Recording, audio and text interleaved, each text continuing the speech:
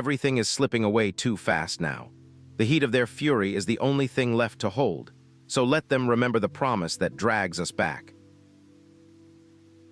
The searing heat wave in the air above the Sea of Death was even scarier than the profound flames released by a normal overlord.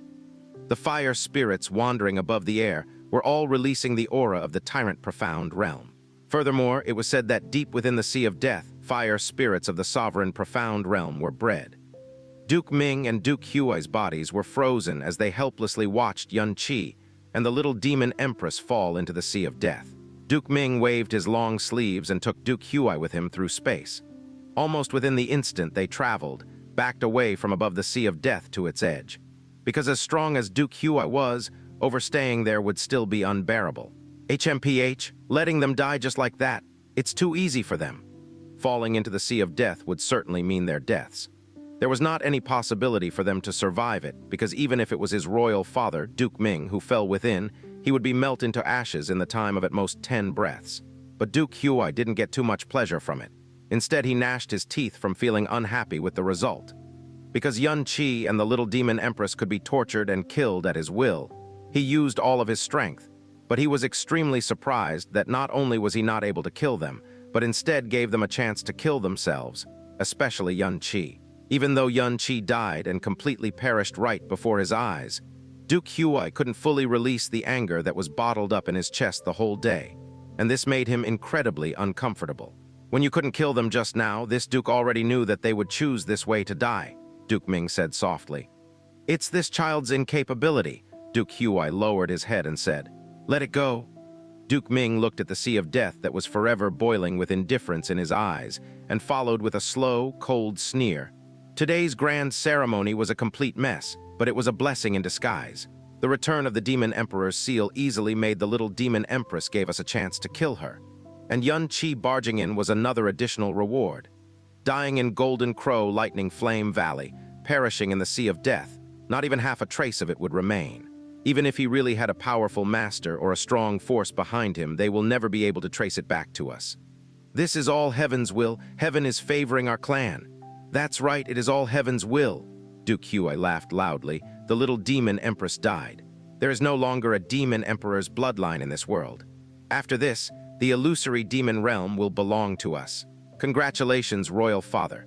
No, I should congratulate our clan finally following the Heaven's will and getting what we wished for, and will control the illusory demon realm from now on. Don't celebrate so early yet, Duke Ming said slowly. The Little Demon Empress' death was only the end of the generations of Demon Emperor's rulings. There are still a lot of obstacles on your path of becoming the Emperor. Those guardian families and Duke palaces that will be loyal to the Demon Emperor's clan till death are all great obstacles. Especially the Yun and Mu families. According to what Xianxia had said earlier, they are already suspecting this Duke's existence. Don't worry, Royal Father, Duke Huai said while seeming confident. When the Little Demon Empress was alive, they were already suppressed to an extent that they didn't even have the guts to do anything. Now that the Little Demon Empress is dead, they lost their backbone and are more like a sheet of loose sand. Perhaps they would even rush to our Duke Huai palace to surrender, talk about an obstacle that's worth considering. HMPH, simply relying on a revived Yun Qinghang still cannot help them thrive in this environment. Duke Ming didn't show any expression and slowly nodded his head. Royal Father still cannot show his face in this short period of time. The path has already been paved successfully. It will be up to you to get rid of the last obstacles. If you can't even do that, I will definitely not disappoint Royal Father, Duke Huai said in an arrogantly definite tone before Duke Ming finished speaking. At this moment, Duke Ming suddenly turned around, looked to the south indifferently, and said in a low voice, "People from the Yun family and the Mu family are here. There are 12 people in total. HMPH, their lineup is enough, but unfortunately it's too late." "Then what should we do now? Avoid them," Duke Huai said. His expression didn't show any surprise or panic. "No need." Duke Ming raised his arm and held up the Demon Emperor's seal. "Do you know why even though I still make the effort to seize this Demon Emperor's seal even when I have the absolute confidence in putting the Little Demon Empress to death?" Duke Huai answered. Royal Father said, "When the people of the Demon Emperor's clan have the Demon Emperor's seal on them, if they are in danger of life, the Demon Emperor's seal will automatically drink the Demon Emperor's blood in order to launch the blood escape. And the power of blood escape can help them escape out of Golden Crow Lightning Flame Valley. Also, if the Little Demon Empress finds the chance to escape to the spot where she first entered Golden Crow Lightning Flame Valley, she could use the Demon Emperor's seal to directly leave Golden Crow Lightning Flame Valley. Having spoken of that, Duke Huai was suddenly enlightened. Royal Father, could it be? That's right. Duke Ming grabbed the Demon Emperor's seal. In order to escape Golden Crow Lightning Flame Valley, it needs the Demon Emperor's blood. But in the memory of the Little Demon Emperor, it clearly recorded that dukes with a thin Demon Emperor's blood can also do so. It would only take more blood. In the entire world, only the two of us know this secret. It is known to the common people that if you want to get out of Golden Crow Lightning Flame Valley, you can only wait until the seal forms itself again, and then be forcefully discharged.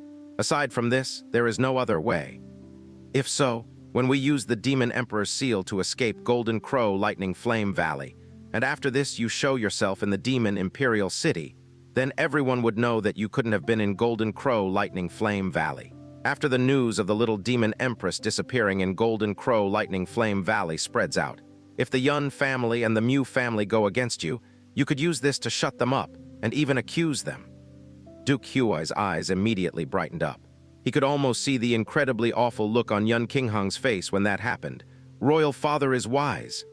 Let us wait temporarily for an hour, Duke Ming said softly as he looked at the Sea of Death once again. Duke Huai stuttered. Could Royal Father be worried that, but falling into the Sea of Death, there is no possibility for them to live? Even if it was Royal Father, you would also. HMPH? Duke Ming scoffed lightly.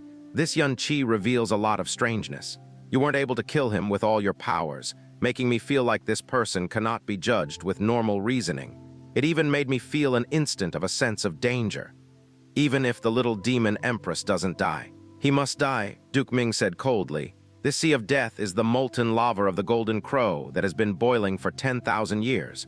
This can count as a reward for him making this Duke feel an instant of the sense of danger. Yes. Even though Duke Huai thought Duke Ming's cautiousness was too exaggerated and even ridiculous, he didn't dare to disobey, and 1 hour was far from enough for the Yun family and the Mu family who had entered Golden Crow Lightning Flame Valley to arrive here in time. The only result of falling into the Sea of Death was becoming ashes, no matter who it was. The Little Demon Empress closed her eyes. Disappearing into the Sea of Death was at least far better than dying in the hands of Duke Ming and Duke Huai. It was just that she was destined to not be able to take revenge and reconcile this hatred higher than the heavens. Even the truth would remain unknown forever. Even the whole illusory demon realm would fall into the hands of Duke Huai Palace. She had an infinite amount of unwillingness, but at this moment she was incredibly calm. She didn't know if it was because death was close within reach, or because of this man by her side who was hugging with her tightly. She felt her entire body sinking into the boiling lava. The sense of burning was flowing everywhere. What was even more scary than the burning feeling was the sense of death. But the time passed by breath. She still didn't feel her life disappearing, didn't lose her senses, but the sensation of sinking was particularly clear. The burning feeling around her still existed, but it didn't become stronger.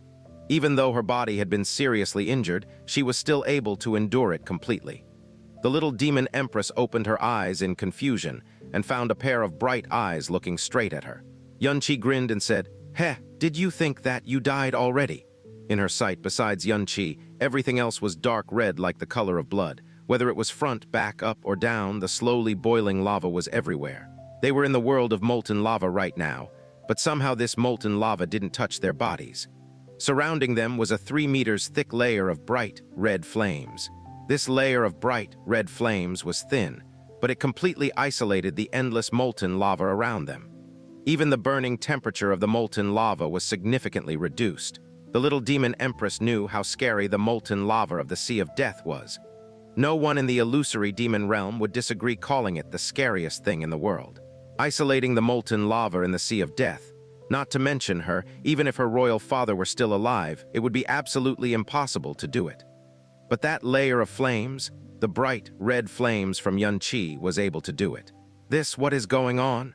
The Little Demon Empress' voice was as if she was in a dream. She still couldn't believe her eyes. Yun Qi clenched his teeth tightly. He had the power of the evil god. Even if the molten lava of the Sea of Death was 10 times scarier, it wouldn't be able to harm him. but he must pour all of his powers into isolating the molten lava and the scary heat to protect the Little Demon Empress. Even though he had an incomparable fire-controlling ability, this was the fire from the Holy Golden Crow after all, and the molten lava surrounding them spread for 1,000 miles endlessly. It wasn't an easy task for him to completely isolate it.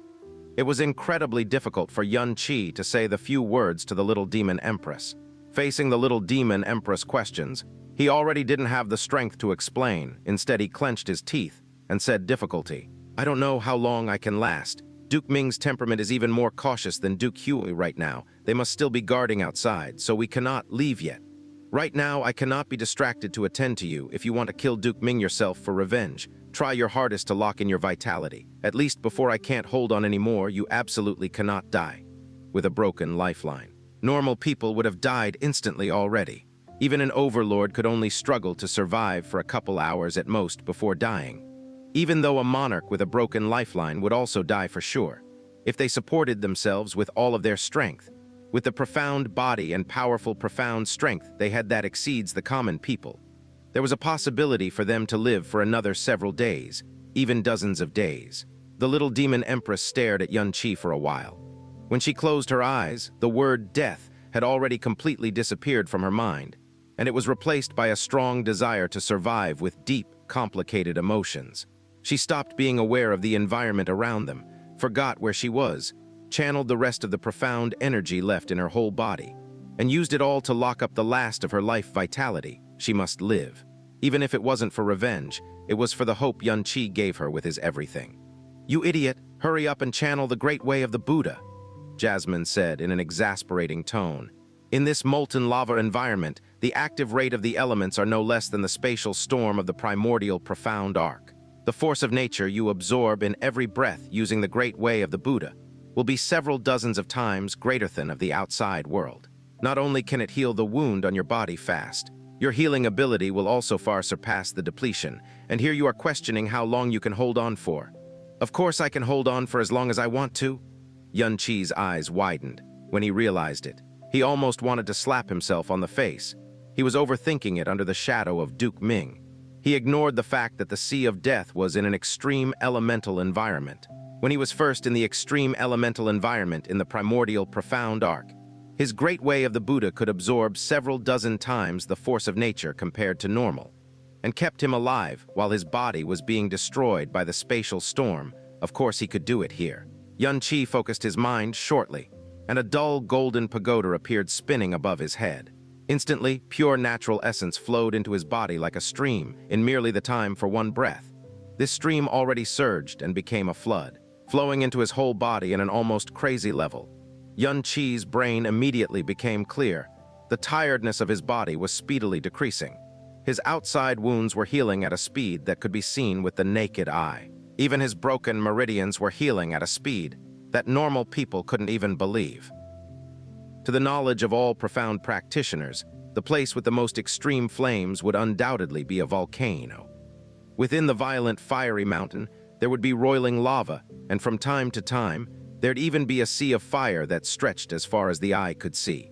A place like this would occasionally yield precious fire attribute spirit treasures, while it was simultaneously acted as a favored cultivation spot for some high-level profound practitioners who specialized in fire elements.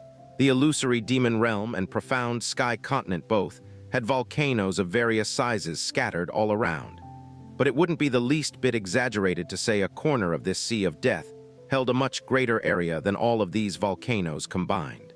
Even an almighty monarch would immediately turn pale when a discussion arose regarding the Sea of Death. It was a place that none dared to approach. The activity of the fire element in this place was far beyond the limit of any profound practitioner's imagination. After Xianxia checked up on the Little Demon Empress condition, he immediately heaved a huge, relieved sigh. Under normal conditions, even if he activated the great way of the Buddha with his full strength, it would still be difficult for him to stop the Little Demon Empress life from slipping away. But right now, since nature energy was 10 times richer in this place, not only could he swiftly heal her injuries, he could also safely ensure she'd preserve her life. Even though her lifeline had been broken, as long as he did not lose access to the energy of heaven and earth, the last remnants of her vital energy would not fade away. Now he no longer worried whether he and the Little Demon Empress could survive. However, they could not leave the Sea of Death for now, as it was extremely likely that Duke Ming and Duke Huai were waiting for them just around the corner. Xianxia began to focus and observed his surroundings. It was as though he had entered a world that consisted solely of flames, because there was nothing else here other than an extreme fire element blazing in his vicinity. As he possessed the evil god's profound veins and the evil god's fire seed, Xianxia had a perfect affinity with the element of fire. No matter the strength of a flame, as long as it was composed of pure flame energy, it would not bring him the slightest bit of harm. Even if he faced an extremely abstruse fire-based profound art, he would be able to handle it easily within a short period of time. However, this was the first time he had come in contact with such an intense environment of fire ever since obtaining the evil god's fire seed. To other people, this was truly the Sea of Death. But to Xianxia, whose inclination with fire nearly reached perfection, this was instead a paradise. Xianxia held out his hand, and it passed through the protective barrier, disappearing within the sea of fire. Immediately, what rushed into his body was not only the energy of heaven and earth, but also an extremely rich and thick fire energy. It responded to the affinity he had with fire, and it quickly rushed into his arm. Before the inducement of the evil god's profound veins themselves, it automatically spread towards his profound veins. This was an extremely wondrous sensation that words could barely describe.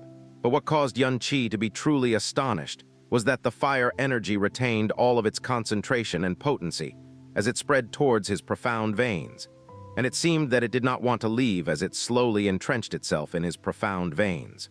As the fire energy slowly merged with his body, it caused his profound strength to undergo a slight but completely noticeable growth.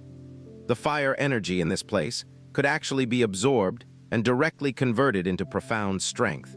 Refining and absorbing a fire spirit could increase one's profound strength.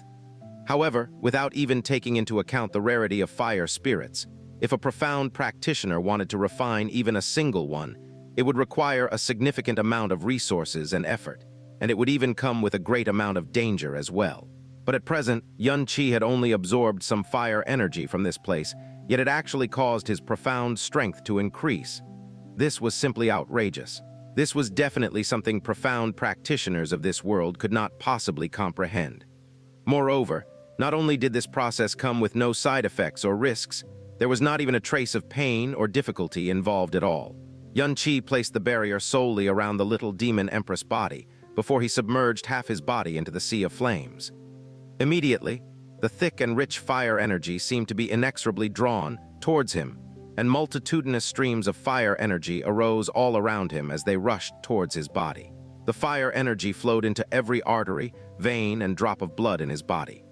He induced the fire energy to circulate through every nook and cranny of his being, and gradually, he felt his whole body and even his soul enveloped in a thick and extremely warm sensation, as if all his blood and cells were starting to burn.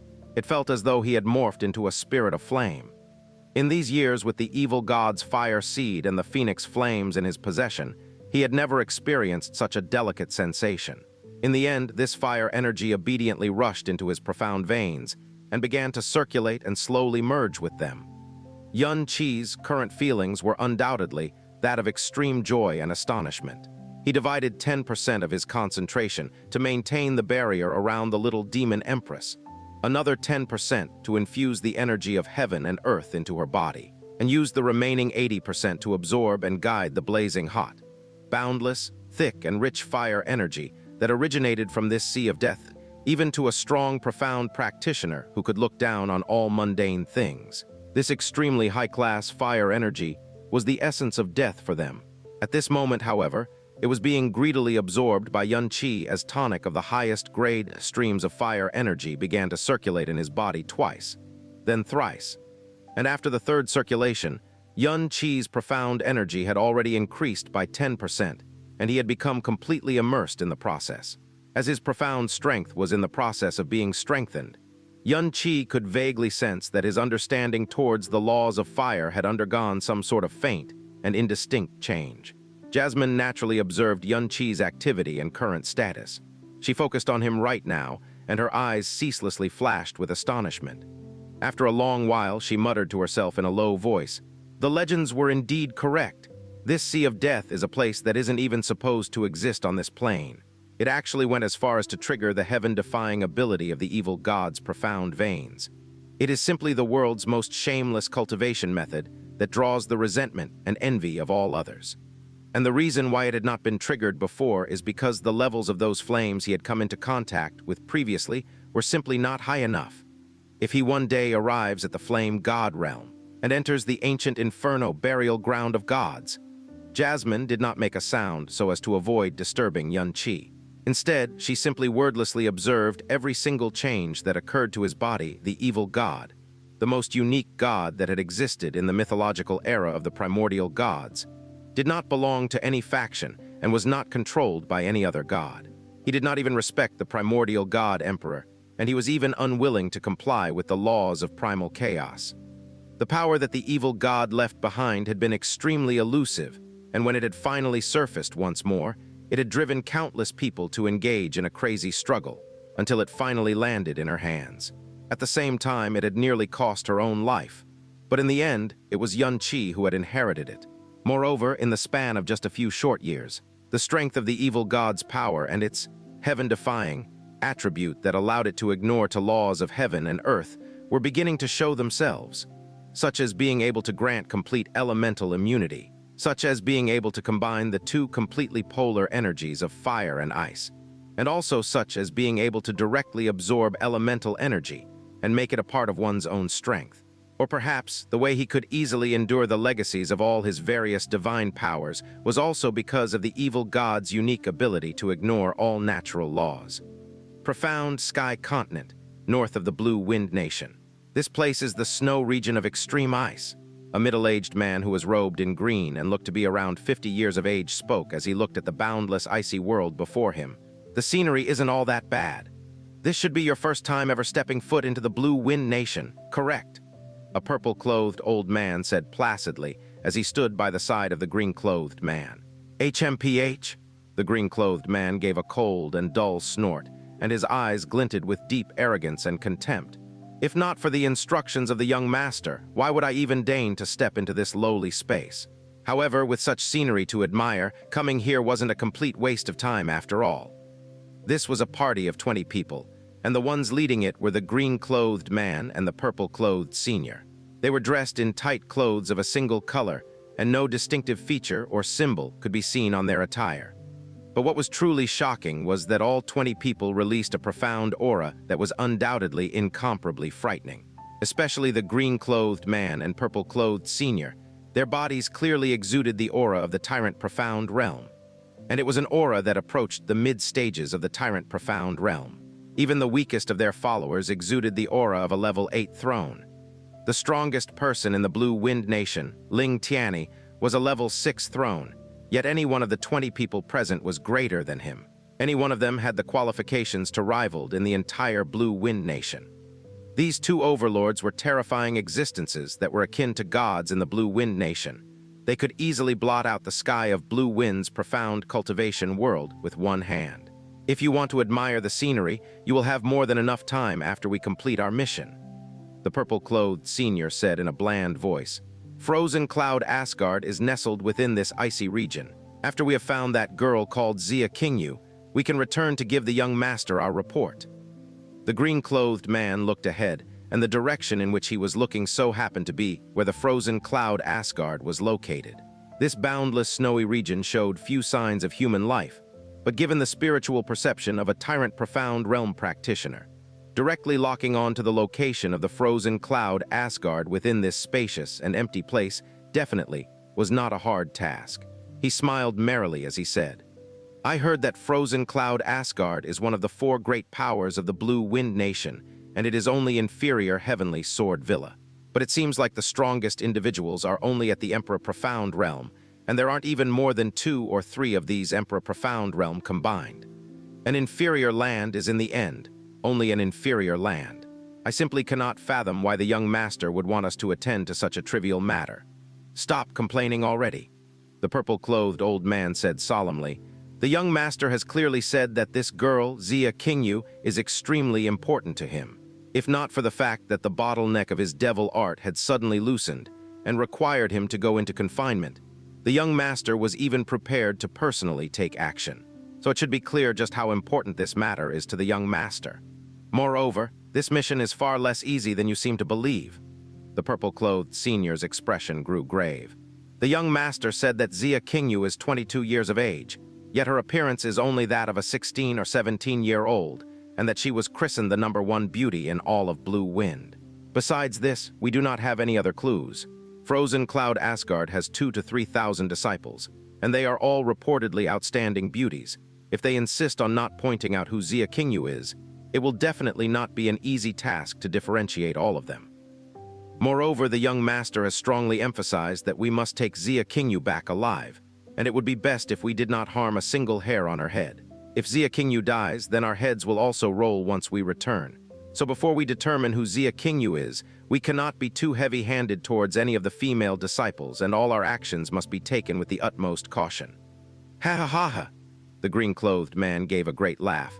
When a savage tiger hunts wolves, there will still be an element of risk. But when a fierce tiger rampages among lambs, can there still be any possibility of us suffering a setback? We cannot lay our hands on any young disciples, so we will start from the ones who are older, and we will slowly kill their sect leader and all their elders, forcing Xianxia to surrender herself. It is that simple.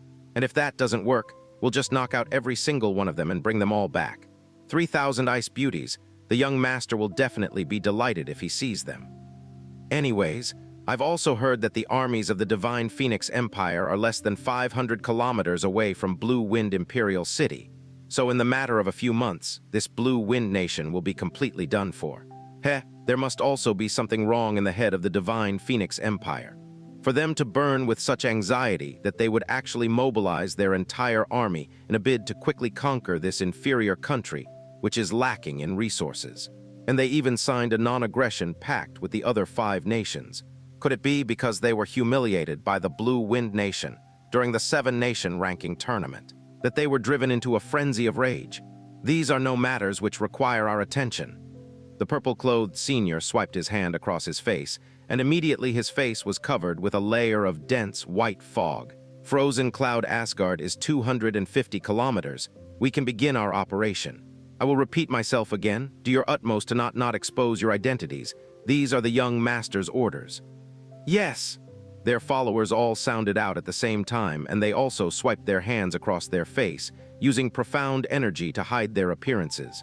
The green-clothed man performed the same actions and said disdainfully, I hope this Frozen Cloud Asgard can bring us some surprises. Maybe they'll even sacrifice some precious treasure and ruffle my clothes a little bit. If not, it'll simply be too boring. Before he had even finished speaking, all 20 of them had taken flight, and they darted towards the direction of Frozen Cloud Asgard, quickly disappearing into the boundless sea of snow. Ping, a deafening shattering sound rang sharply through the air, nearly traversing the entirety of Heavenly Sword Villa. All of the Heavenly Sword disciples who were practicing their sword skills, and even a few elders, involuntarily covered their ears, as they sought desperately to suppress an uncomfortable sensation which seemed to seep into their souls. They also looked towards the origin of that sound with expressions of amazement. Heavenly Sword Ancestral Hall, the most sacred place in Heavenly Sword Villa, located at its very core. Following the sound of urgent footsteps, the Ancestral Hall's great doors were pushed upon, and Ling Yuefeng stepped in. With a glance, he saw Ling Tianyi, who had clearly been in seclusion, standing by the side of the jade platform situated at the right side of the Ancestral Hall. Yuefeng, you've come. Ling Tianyi did not turn around. Instead, he stood there silently, staring at the jade platform in front of him. Father, what's happened? Ling Yuefeng asked as he quickly strode forward. That peculiar ringing sound was definitely not a normal occurrence, and the origin of that sound was from this place. When he saw that his father, who had been in seclusion for over a year, had actually appeared in this place, he knew that this matter was even more complex than he had initially anticipated. As his voice fell, his gaze also fell upon the jade platform that Ling Tianyi faced. From his memory, there had always been a clear, icy blue jade pearl a foot in length placed atop this jade platform. This jade pearl did not emanate any aura, and its only distinguishing feature was its emission of faint, icy blue light when nighttime arrived. He had learned from Ling Tianyi that this jade pearl's name was Jewel of Icy Song, and it was an item gifted to the founder of Heavenly Sword Villa when their sect had just been established 1,000 years ago by the founder of the Frozen Cloud Asgard, Mu Bingyun. As for what it was used for, Ling Tianyi had never told him, and he had also never paid it any mind. But right now, this jewel of icy song was no longer there, and what replaced it was a pile of cluttered fragments shaped like ice crystals on the jade platform. The recent noise was because this jewel of icy song fractured? Ling Yuefeng asked. If a jade pearl had merely broken, even though it was something left behind by their ancestor, it wouldn't be too significant of a matter. However, Ling Tianyi didn't hesitate to break out of his cultivation seclusion to come here. Furthermore, the grave expression on his face told Ling Yuefeng that this matter was definitely not simple. Ling Tianyi heaved a deep sigh and said, "Something has happened to Frozen Cloud Asgard, a calamity great enough to destroy their entire sect." "What?" Ling Yuefeng's eyebrows jumped fiercely. Ling Tianyi slowly replied, "This jewel of icy song was an item gifted to our founding father by the ancestor of Frozen Cloud Asgard, Mu Bingyun. But it was not meant as a gift. Back then, when the Frozen Cloud ancestor Mu Bingyun gifted this to our founder, she said this: 1,000 years from now, Frozen Cloud Asgard will be plunged into a great crisis. The moment this jewel of icy song breaks is the moment the crisis will descend upon Frozen Cloud Asgard. So that is to say, the Frozen Cloud ancestor hoped that when this day came, our Heavenly Sword Villa would lend a helping hand." Ling Yuefeng asked. Ling Tianyi inclined his head and replied, "That is right. This jewel of icy song is linked to the final forbidden protective formation of the Frozen Cloud Asgard, the Snow Goddess Veil. The Snow Goddess Veil is something the Frozen Cloud ancestor had set up by herself all those years ago, and it's a forbidden protective formation that will only open when Frozen Cloud Asgard has been pushed into truly dire straits. Once this jewel of icy song breaks, it will let out a loud ring. This means the Snow Goddess Veil has already been activated. For the next 7 days, Frozen Cloud Asgard will be under the protection of this Snow Goddess Veil. All those years ago, Frozen Cloud Asgard had hoped that Heavenly Sword Villa would be able to help them within 7 days' time when the day of their doom were to arrive. 7 days! Ling Yuefeng had a very complicated expression on his face. To be able to plunge Frozen Cloud Asgard into such a disaster, the other party must be immeasurably strong, or they might even be individuals of the Overlord class. The Frozen Cloud ancestor and our Heavenly Sword ancestor were high-level thrones back in their day. So the protective profound formation that she laid down could only be at the strength of at best, the Emperor Profound. If they truly fought against Overlord-caliber enemies, the formation shouldn't even last a single blow, much less for 7 days. So, even if we do extend our hand to help, it would be days before we'd reach Frozen Cloud Asgard. It's not even possible that we can arrive in time, right? What's more, the current situation in the Blue Wind Nation is... No! Without waiting for Ling Yuefeng to finish, Ling Tianyi interrupted him and said, "If your words were true, why would I still be so hesitant?" Ling Tianyi quieted down, and it was only after a long time that he turned around and faced Ling Yuefeng. "Yuefeng, I was originally only planning to tell you these matters regarding Frozen Cloud Asgard when I approached my twilight years. But the day of calamity for Frozen Cloud Asgard has come, and it also involves a request made by the Frozen Cloud ancestor. As Heavenly Sword's Villa Master, the decision of our next course of action lies with you. So I need to tell you about all of these affairs right now. Could it be that Frozen Cloud Asgard is still hiding a secret that's been hidden from the rest of the world?" Ling Yuefeng asked solemnly as he observed Ling Tianyi's grave expression. "The secret does not lie with the Frozen Cloud Asgard proper, but with its founder, Mu Bingyun." Ling Tianyi slowly said, "For the next 7 days, Frozen Cloud Asgard will definitely be safe from all harm, because once the Snow Goddess Veil has been activated, no one in this world will be able to break it. Even if it is Absolute Monarch Sanctuary, Supreme Ocean Palace, Sun Moon Divine Hall, and Mighty Heavenly Sword Region. Even if all these 4 sacred grounds join hands, there is no possibility that they would break through." "What?" Ling Yuefeng was greatly shocked. How is this possible? Even if the Saint Emperor, the Sovereign of the Seas, the Heavenly Monarch, and the Sword Master acted in concert and used all their might, it would still be impossible for them to erect such a formidable, profound formation. As a high-level throne, how is it possible for the Frozen Cloud ancestor to have such an ability? Could it be power borrowed from some kind of incomparably strong artifact? Ling Tianyi shook his head once more and raised his head slightly.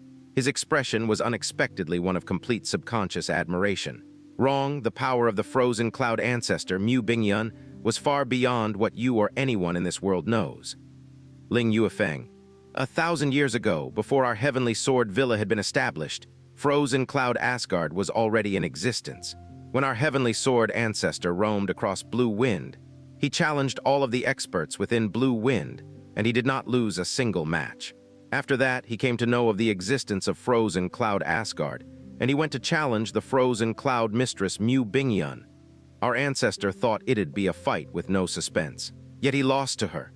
Everyone back then who had heard of this duel knew that our ancestor had only lost after a long fight with Mu Bingyun. But the true story our ancestor left behind for us was that Mu Bingyun had defeated him in one move. Before such shock, Ling Yuefeng's pupils uncontrollably contracted for an instant. The snow region of extreme ice was not always called by that name, because in the past, that place rarely rained or snowed. It was only a vast, bitterly cold land filled with shrubbery that stretched as far as the eye could see. But 1,000 years ago, a great blizzard descended upon the land for 7 days and 7 nights, and ever since then, it's been locked in snow and ice. And after that, the frozen cloud Asgard appeared. What our ancestor left behind was this. The blizzard that lasted for 7 days and 7 nights was caused by Mu Bingyun. Ling Yuefeng. Frozen cloud ancestor Mu Bingyun's true strength was unfathomable. From the description left behind by our ancestor, Mu Bingyun's strength was on an incomprehensible level. Our ancestor swore to frozen cloud ancestor Mu Bingyun that he would keep all of this a secret, and he would not divulge it to anyone else. Because the frozen cloud ancestor established the frozen cloud Asgard with the intention of taking in some ill-fated girls who had nowhere else to go, she was not willing to let the world notice their existence. Ling Yuefeng descended into a stupor. Heavenly Sword Villa was the strongest force that lorded over Blue Wind. 1,000 years ago, the ancestor who established Heavenly Sword Villa dominated all under heaven with his sword, and he was unrivaled. He was the publicly acknowledged strongest in Blue Wind. It was only the direct inheritors of the villa who knew of his defeat to the frozen cloud ancestor, Mu Bingyun, all those years ago, and they had been told that it was a narrow loss. But no one would have imagined that frozen cloud ancestor Mu Bingyun was actually such a terrifying existence. Defeating the Heavenly Sword ancestor in a single move. If she had the ambition, how then could Heavenly Sword Villa lord over the Blue Wind for the past 1,000 years? Just where did that frozen cloud ancestor come from? Could it be that? She was also like our ancestor, and she came from one of the 4 great sacred grounds. Ling Yuefeng asked with a face full of astonishment.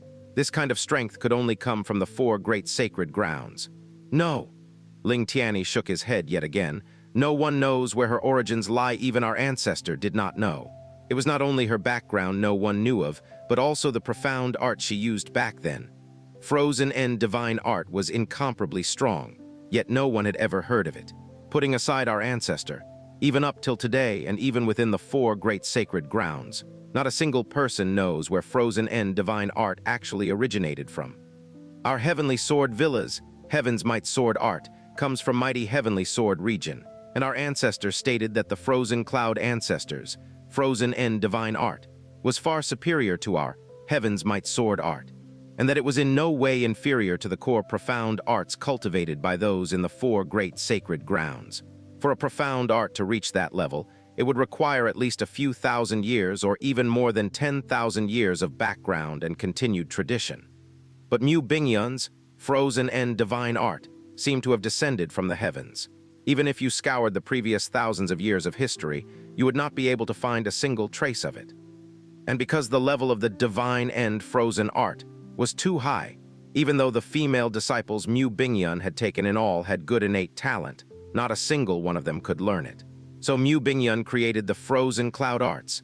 And even though the frozen cloud arts were weaker than the frozen and divine art, within Blue Wind, and even across the entire profound sky continent, it would definitely be considered a profound art of the highest quality. Yet Mu Bingyun had only used 7 days in its creation. Ling Yuefeng remained silent for a long period of time, but following that, he continued in a mystified voice. If the frozen cloud ancestor was truly so strong and even approached the level of an elder of a sacred ground, then why was her lifespan so short? If she had reached that level, shouldn't she have a lifespan of several thousand years? Ling Tianyi closed his eyes and replied, "This is something that no one knows. What is passed down within the frozen cloud Asgard is that their ancestor had passed from this mortal coil in their frozen and divine hall. When our ancestor, who knew the true power of Mu Bingyun, personally went to the frozen cloud Asgard to verify this matter, he found out that Mu Bingyun had scattered into an icy mist which filled the entire frozen and divine hall, whereupon it disappeared. There was no body left behind, and what was left behind were only several words. Because he never saw the body, our ancestor had always suspected that Mu Bingyun had never passed away, however. She did leave the jewel of icy song with him, which indicated that she would not be able to protect the frozen cloud Asgard from then on, indicating the possibility that she would no longer be in this world. So, even to the point of his death, our ancestor could not gain complete closure as to whether Mu Bingyun was alive or dead. But 1,000 years have passed, and there are no longer any traces of Mu Bingyun left in this world, so she should have indeed already passed on. The reason she passed this jewel of icy song likely means that she too felt her life was coming to an end. If not, given her ability, why would she request assistance from our Heavenly Sword Villa on her own accord? After the frozen cloud ancestor passed on, the reason for frozen cloud Asgard's existence also continued to change.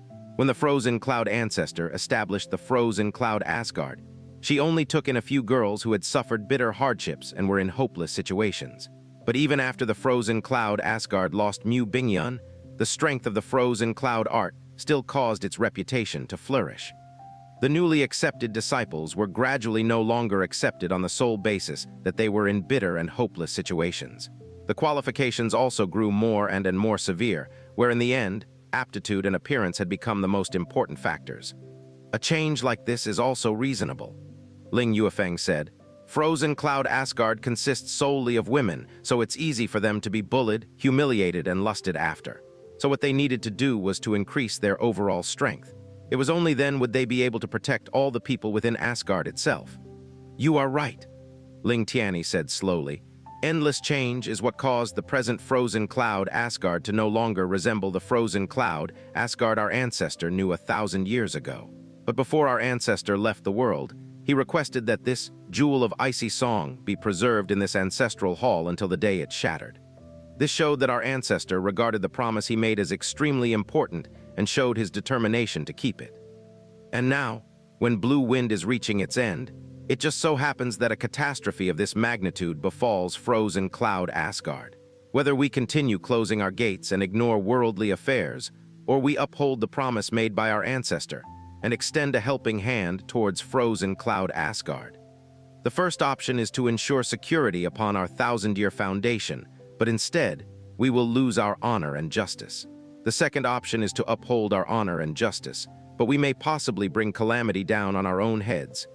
Yuefeng, as Villa Master of Heavenly Sword Villa, what we do next is entirely up to you."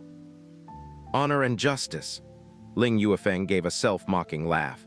"Today, in the eyes of every citizen within Blue Wind Nation, our Heavenly Sword Villa does not even have a shred of honor and justice to speak of. Especially the Blue Wind Imperial family. They already hate us to the bone and see us as their enemy, so what justice and honor do we have left to speak of? Your faithlessness hath earned mine contempt. Your disregard hath aroused mine spite. This empress shall always remember this. If the blue wind doth see the dawn and its gentle breeze chances upon the heavenly sword, there will be no reconciliation, for only hate and enmity remains forevermore." This was the letter personally written by Empress Kang Yue after the Blue Wind Imperial family had requested for help 9 times and had their pleas ignored for 9 times. It was a silk letter that had been thrown at the gates of the Heavenly Sword Mountain. Princess Kang Yue had attended the 2 previous Blue Wind ranking tournaments, so she had personally visited Heavenly Sword Villa twice. The impression that she had given others was that she was as gentle as water, as soft as wind. But now, the words that she had personally written were filled with hate and determination. It was clear that the emotion that she felt towards them after they had repeatedly ignored her 9 times was no longer disappointment, but instead loathing. Heavenly Sword Villa Master Ling Yuefeng had weathered countless storms in his lifetime, but when he had personally held that piece of silk, his face had turned red while his heart was filled with bitter agony. Heavenly Sword Villa and the Blue Wind Imperial family had a shared oath which was laid down by their ancestors. If either one were to meet with a great calamity, the other would give their all to help. Now that the Blue Wind Imperial family was facing the crisis of being exterminated, between preserving the safety of the villa or preserving the honor of the villa, he had chosen to preserve the safety of the villa. Because Heavenly Sword Villa had the backing of mighty Heavenly Sword Region. As long as they did not interfere with the current state of affairs, Divine Phoenix Empire definitely wouldn't provoke them. But if Heavenly Sword Villa did interfere, even though they could cover the entire sky with one hand in Blue Wind Nation, how could they be worth anything in the face of the mighty Divine Phoenix Empire? However, selfishness was selfishness. No matter what reason, this was a characteristic that could not be covered up. So when Ling Tianyi had mentioned honor and justice, Ling Yuefeng's heart was filled with bitter agony. So your decision is to pretend you don't know about it, Ling Tianyi said in a completely tranquil voice without looking at him. To be able to push frozen Cloud Asgard into such dire straits, the other party must have unfathomable strength. Even if our Heavenly Sword Villa fully mobilized, it's extremely likely that we are unable to help the situation. Also, we would incur great losses and draw the ire and hatred of the other party. Ling Yuefeng closed his eyes, and a figure that was more dreamy and ethereal than a fairy flashed through his mind. It took 1,000 years for Heavenly Sword Villa to reach this point. Now, as the Villa Master, I regard the safety of our sect as paramount to all else. Not helping the Blue Wind Imperial family is already a violation of our ancestors' instructions and our own honor. Since it has already come to this, what is one more violation? I believe that our ancestors in heaven would certainly approve of our actions. After all, the current Heavenly Sword Villa is no longer what it was in the beginning, a small faction that only had a few hundred disciples. As the Villa Master now, how can I, for the sake of others, risk the lives of the tens of thousands of people who live in our villa? Ah! Ling Tianyi did not nod or shake his head, and only let out a long and drawn-out sigh. I approve of my husband's decision. The great doors of the ancestral hall were pushed open, and Xianxia Yufeng leisurely strolled in. She made a small curtsy to Ling Tianyi and said, "Father, husband, I have just received a 50,000-kilometer sound transmission from Elder Ling Kun warning us that if we receive any sound transmission from frozen Cloud Asgard requesting for help, we must definitely disregard them." Ling Tianyi inclined his head, while Ling Yuefeng said with furrowed brows, "Could it be that Elder Ling Kun knows which person is attacking frozen Cloud Asgard?" Xianxia Yufeng extended her right arm, and she made a small and soft gesture with her hand. This simple gesture caused Ling Yuefeng's expression to abruptly change, and even caused Ling Tianyi's body to stiffen up for an instant. "What is going on?" Ling Yuefeng said in astonishment. "Frozen Cloud Asgard is situated in the extreme north of Blue Wind, and they have nearly no grudges or gratitude to any powers situated outside of Blue Wind, and they have never even come into contact with these people before. So why would they suddenly take action against frozen Cloud Asgard?" Xianxia Yufeng solemnly declared. "Elder Ling Kun has advised that he does not know the motives behind this action, but he can guarantee that it is that faction. Moreover, it was something personally ordered by their young master. If we truly take action and spoil their party, HMPH, I'm sure you're all aware of the temperament of that particular young master. At that time, even if my father were to personally come forward, he would also not be able to protect Heavenly Sword Villa." Xianxia Yufeng softly ground her teeth. Her voice quietened down a bit, and the depths of her eyes rippled with elation and masked jealous hatred. "That frozen Cloud Asgard is filled with sluts and witches. So where do they get off calling themselves a fairy palace? HMPH, it would be far better if this group of scourges were wiped off the face of this earth." Ling Yuefeng did not utter a word. With a sweep of his sleeve, he gathered up all the fragments of the Jewel of Icy Song, and said with a sigh, "Father, this matter, we shall treat it as if it had never happened before." Ling Tianyi slowly extended his hand, and within his palm was a purple-colored sound transmission jade. Numerous sound transmission imprints could be seen on the surface of this sound transmission jade. He did not need to look at it to know that it was also cries of help from frozen Cloud Asgard. And the only person in the frozen Cloud Asgard who could make sound transmissions to him was their Grand Mistress, Feng Qianhui. Crack! The sound transmission jade immediately shattered in Ling Tiany's hand and was reduced to nothing but fragments. He did not turn around and following a surge of sword wind.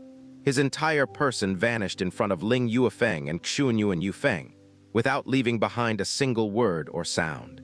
Extreme north of blue wind, snow region of extreme ice. A huge ice-blue barrier covered the entire frozen cloud Asgard, and 12 people were gathered outside that barrier. Amongst them, a green-clothed man surged all the profound energy within him and smashed a palm on the barrier. Bang! Blood scattered in the air, and the green-clothed man stretched open his trembling palm. The web between his thumb and his index finger had been greatly torn, and his entire arm was both in pain and numbed. He fiercely sucked in a breath and said in an enraged and exasperated manner, "What the hell is going on? A mere frozen cloud Asgard, how could they possess a protective barrier of this magnitude? This isn't possible." "Pavilion Master, should we request for an elder to come as well?" asked a black-clothed man behind him. "Shut your mouth," the green-clothed man roared. "We personally made our way to this lowly place, so if we request for aid from an elder, then what shred of dignity will I have left in the future? There is no need to be anxious," the purple-clothed old man advised in a rather calm voice. "While this protective barrier may be extremely unusual, it also will not be able to last for too long, and before long, it should vanish as well. At that time, frozen cloud Asgard will be at our complete mercy." "HMPH," the green-clothed man waved his hand and said with a cold smile, "I had originally thought this would be an extremely boring mission. But who would have thought that this frozen cloud Asgard actually did manage to give us a big surprise? It was said that this place had only 3 thrones at most, but in the end they actually had a whole 9 thrones, and the Xia Qingyu that young master desires is actually already a half-step overlord. She could actually cause one of my fingers to experience frostbite, and now such a protective barrier has actually appeared as well. I have now changed my mind. After this barrier has vanished, besides Xia Qingyu, all the other women must die." These 20 people were completely unaware that in the air 3,000 kilometers above them, there were a pair of clear and cold eyes silently observing them, and the frozen cloud Asgard that had been enshrouded in the protective barrier. This woman was as lithe and graceful as a fairy, and her entire body was enshrouded in cloud and mist. It was impossible to make out her features clearly, and one could only vaguely see a pair of eyes that were as tranquil as an ancient spring. This day had still come in the end. She gave a faint sigh. Her voice was cold but graceful, as if it contained no joy or sorrow. "Master, are you going to take action?"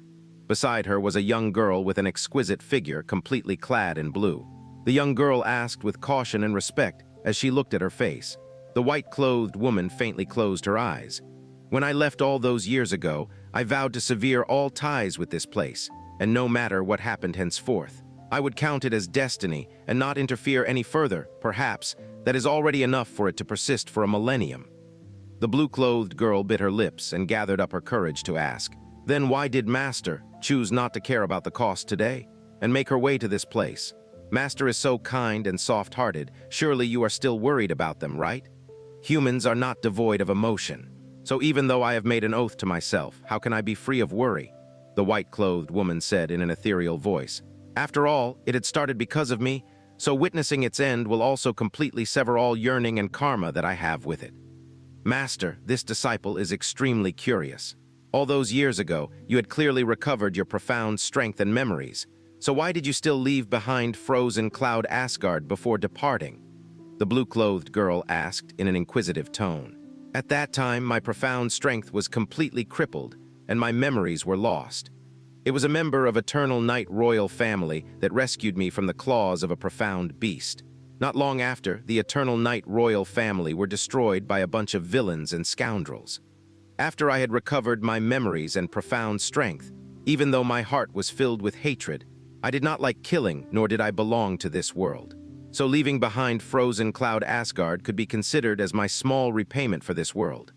After saying that, the white-clothed woman's voice cut off abruptly. The blue-clothed girl was shocked for a while before she tried to sound out the situation. "Did Lord Realm King discover that we have left the Snow Song Realm?" "Amen." The white-clothed woman swept her eyes downward for the last time before turning around and leaving it all behind. "We should return. Don't tell elder sister that we came here. She had always borne a bit of a grudge towards me for leaving the divine end frozen art in such a place." Yes, Master. The blue-clothed girl immediately nodded. If Lord Realm King asks, I'll just say that we went to Cold Star Realm to play. Ooh, Master, are we really going to leave just like this? You clearly only need to lift one finger, and all of these bad guys would completely disappear. The white-clothed woman raised her head slightly, but in the end, she lightly shook it. This is their fate. Even if I were to help them resolve the current calamity, what follows will only be a bigger one. Whether they live or die depends entirely on their own fortune right now. Star God Realm and Moon God Realm are engaged in a long and fierce struggle. Brahma Emperor Realm is acting strangely, and Flame God Realm is looking at our Snow Song Realm with ravenous and greedy eyes. A great chaos is descending upon us, and even though I have the heart, I cannot cause any more trouble. Let us return then. Oh, the blue-clothed girl voiced her obedience and followed behind the white-clothed lady. Illusory clouds waft past their bodies, as though it was a scene from paradise. Master, yesterday I heard rumors that Star God Realm's Princess Jasmine is still alive. It seems like some universe-devouring beast saw her in between dimension cracks. Do you think it's really true? The Star God Realm King's ritual is only lacking Princess Jasmine. If Princess Jasmine is truly still alive, then the Star God Realm King will be able to. Don't believe whatever rumors and empty words you hear.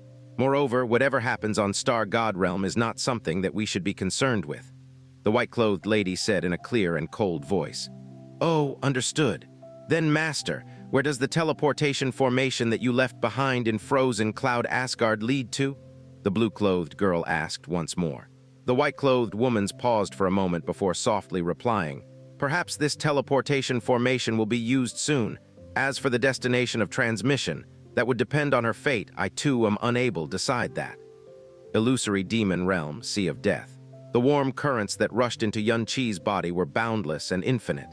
They seemed to surge up more and more majestically as time went by. They swam through the entirety of Xianxia's body before finally settling in his profound veins. A whole 100 cycles later, Xianxia practically did not feel the existence of the sea of fire around him. It was as if his entire body had morphed into that of a pure fire spirit, and he had completely become immersed in this world of fire. After these 100 cycles, the profound energy in his profound veins had thickened by 3 times. This increase in profound strength did not have any unstable elements, and during the entire process, he did not even have to put in any effort. He only had to concentrate on guiding the flame energy which rushed into his body. Right now, if he was willing, he could achieve a breakthrough and step directly into the Emperor Profound Realm at any time. This kind of cultivation method was entirely dreamlike even to Xianxia. After these 100 cycles, Xianxia regained his consciousness. He felt that only 6 to 8 hours had passed since he had fallen into the Sea of Death, and by this time, Duke Ming and Duke Huai should have already confirmed his and the Little Demon Empress death, so they should have left the shores of the Sea of Death by now. Thus, it was time for him and the Little Demon Empress to leave this place. When he had regained his consciousness, Jasmine's voice rang out at the same time. HMPH, so you finally decided to wake up. And here I was, thinking that you never wanted to wake up from your daze. How many hours has it been since then? Are Duke Ming and Duke Huai's auras still in the vicinity? Xianxia asked in his mind. How many hours? Jasmine gave a cold laugh. You have already been in this Sea of Death for an entire month. What? Xianxia's eyes flared open, and he immediately exploded with a shout. 1 month. In this 1 month, besides the 2 portions of will you use to keep the Little Demon Empress safe, the rest of your consciousness had sunk into a complete trance as you entered the state of deep cultivation, so it was impossible for you to clearly keep track of the flow of time. Jasmine's bland voice carried just that slightest bit of schadenfreude. So what you felt was just a few hours was in actuality an entire 30 days. If not for those worries within your subconscious mind, it would not be strange for you to maintain that state of immersion for a few years, or even a few decades. Number yen%, then why didn't you wake me up? Xianxia nearly blew his top. Why would I want to wake you up? Jasmine asked disdainfully. For such a rare state of cultivation, I would rather you have continued to be in this state perpetually. If not for the fact that he simply could not win against Jasmine, Xianxia truly felt like grabbing her and giving her a good spanking. He hurriedly looked towards the Little Demon Empress. Even though it had been more than a month, the energy he used to obstruct the flames had never disappeared. So there was not a single scorch mark on the Little Demon Empress body. It was also at this time that the Little Demon Empress suddenly opened her eyes and looked directly at him. "You have finally come to your senses," the Little Demon Empress said in a cold and dull voice. Even though her tone was not kind, but her voice and her face did not show a single sign of weakness. This led Xianxia to let out a huge sigh of relief. He replied in a rather embarrassed tone, "Such a long period of time has passed. Why didn't you wake me up? You had clearly slipped into an enlightened state of cultivation where you entered the state of nothingness. This state is something that is rare for a profound practitioner to encounter even once in his life. Unless I reach the stage where I can no longer go on, I will definitely not disturb you." The Little Demon Empress gave Xianxia a deep look. "The profound energy you infused into my body actually ensured that my life's vital energy did not dissipate in the slightest for a whole 30 days. And within this sea of death, you could still actually reach a state of enlightenment. You are simply an unimaginable, freakish monster." "Little Demon Empress, I thank you for your praises," Xianxia replied without much strength. "But now you should believe that as long as we can leave this place, I will definitely have a method to restore your lifeline." The two people did not continue to speak, but they eyed each other with complex looks on their faces, as they each knew what the other was thinking about.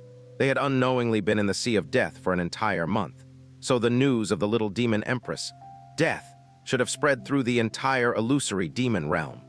Demon Imperial City must have been plunged into a sea of chaos, and because it had just so happened to be the Little Demon Empress grand ceremony, all the heroes of the realm would still be gathered in Demon Imperial City. Right now, the scenario in Demon Imperial City had definitely undergone a drastic change. Even though Duke Huai Palace would not be able to take the throne in such a short period of time, given the power that he held in his hands, he would definitely be able to dominate the proceedings. Moreover, there would be an implosive increase the number of factions aligned with Duke Huai Palace now. And those who were steadfastly loyal to the Demon Emperor's clan, especially the Yun family and Mu family who knew the true reason behind the Little Demon Empress' death, would definitely be completely suppressed by Duke Huai Palace. Furthermore, there was still the terrifying Duke Ming who was lurking behind the scenes.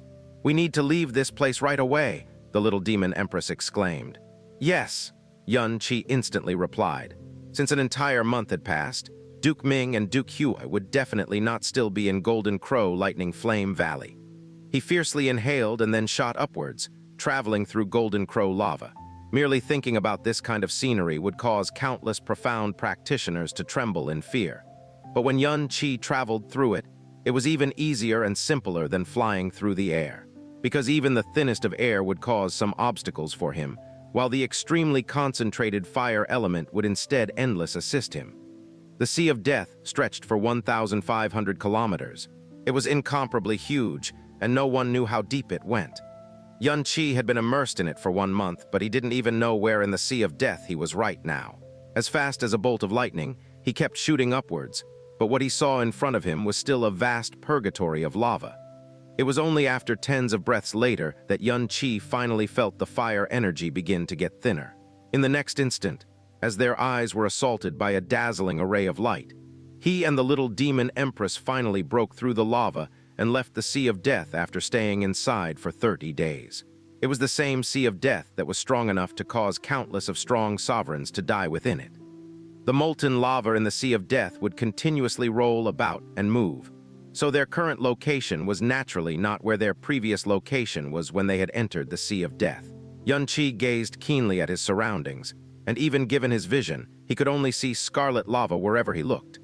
There was nothing else he could see besides the lava, and even the sky was not the deep purple of Golden Crow Lightning Flame Valley. It was the scarlet red of fire. It was impossible to orientate oneself within the boundless Sea of Death.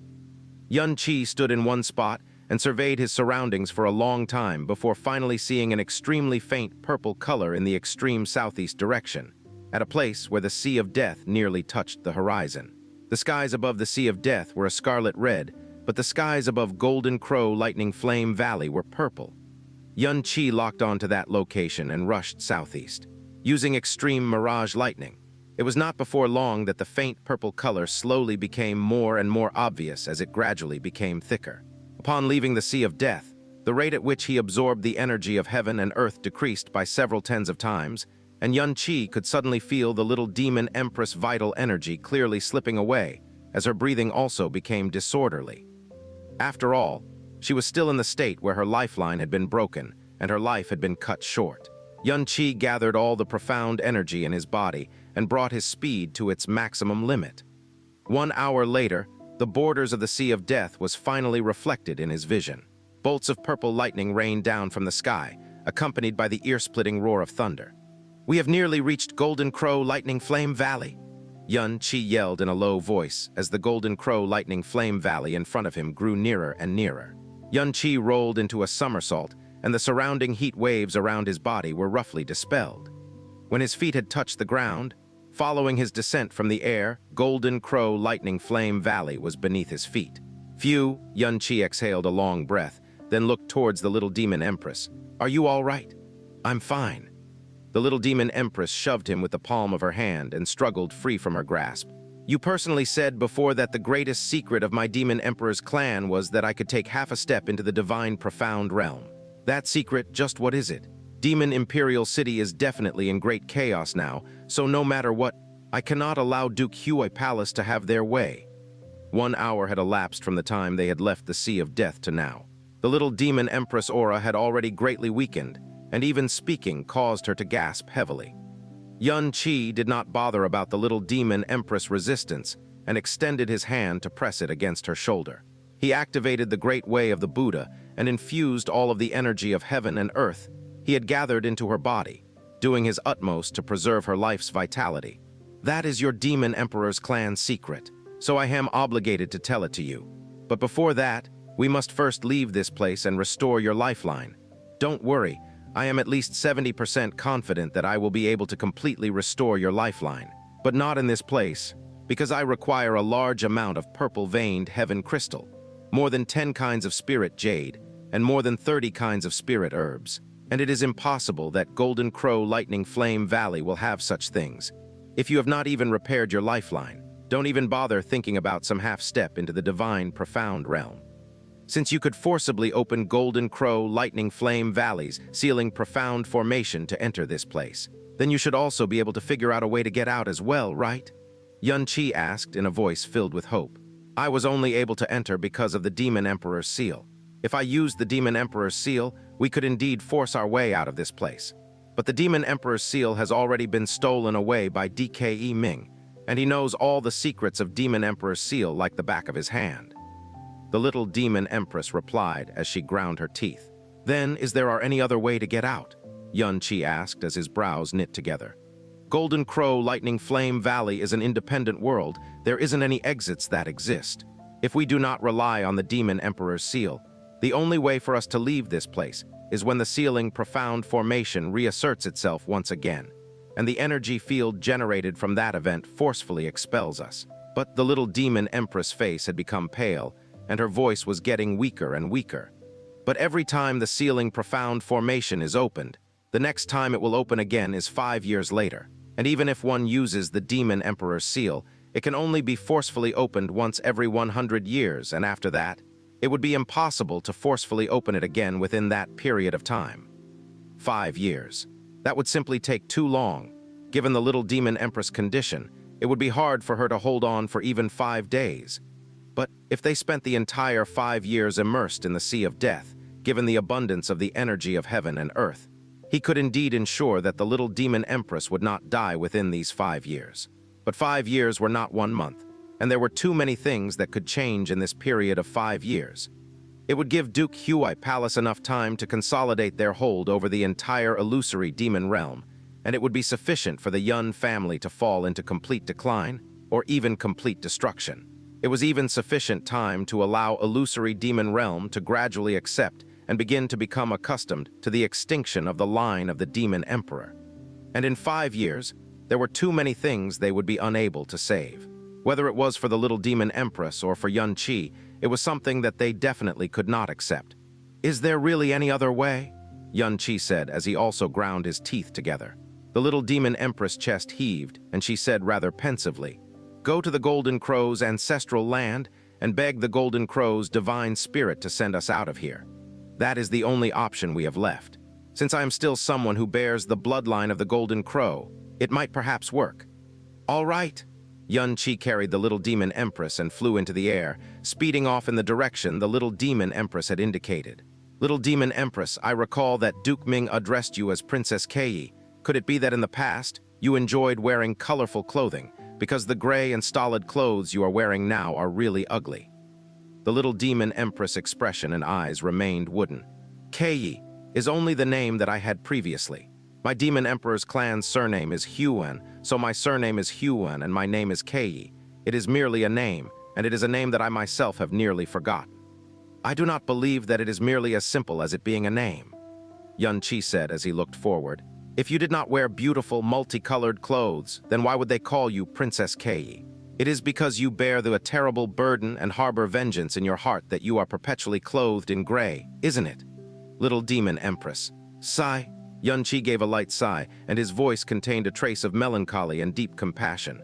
After all, you are only a woman. There is no need to treat yourself in such a manner, to change your previously colorful life into an overcast and silent world of loneliness. For you to treat yourself in such a manner, that is far too cruel. I have heard from several people that long ago, you were the publicly acknowledged #1 beauty in the entire illusory demon realm. And even if you are covered in gray, your beauty is something that cannot be hidden. I really wish to know just how beautiful you would be if you were to wear a set of luxurious, multi-hued clothes. That would truly be the #1 beauty in the illusory demon realm, so splendorous that it would dazzle the eyes. The Little Demon Empress' icy-cold palm was pressed against Xianxia's chest.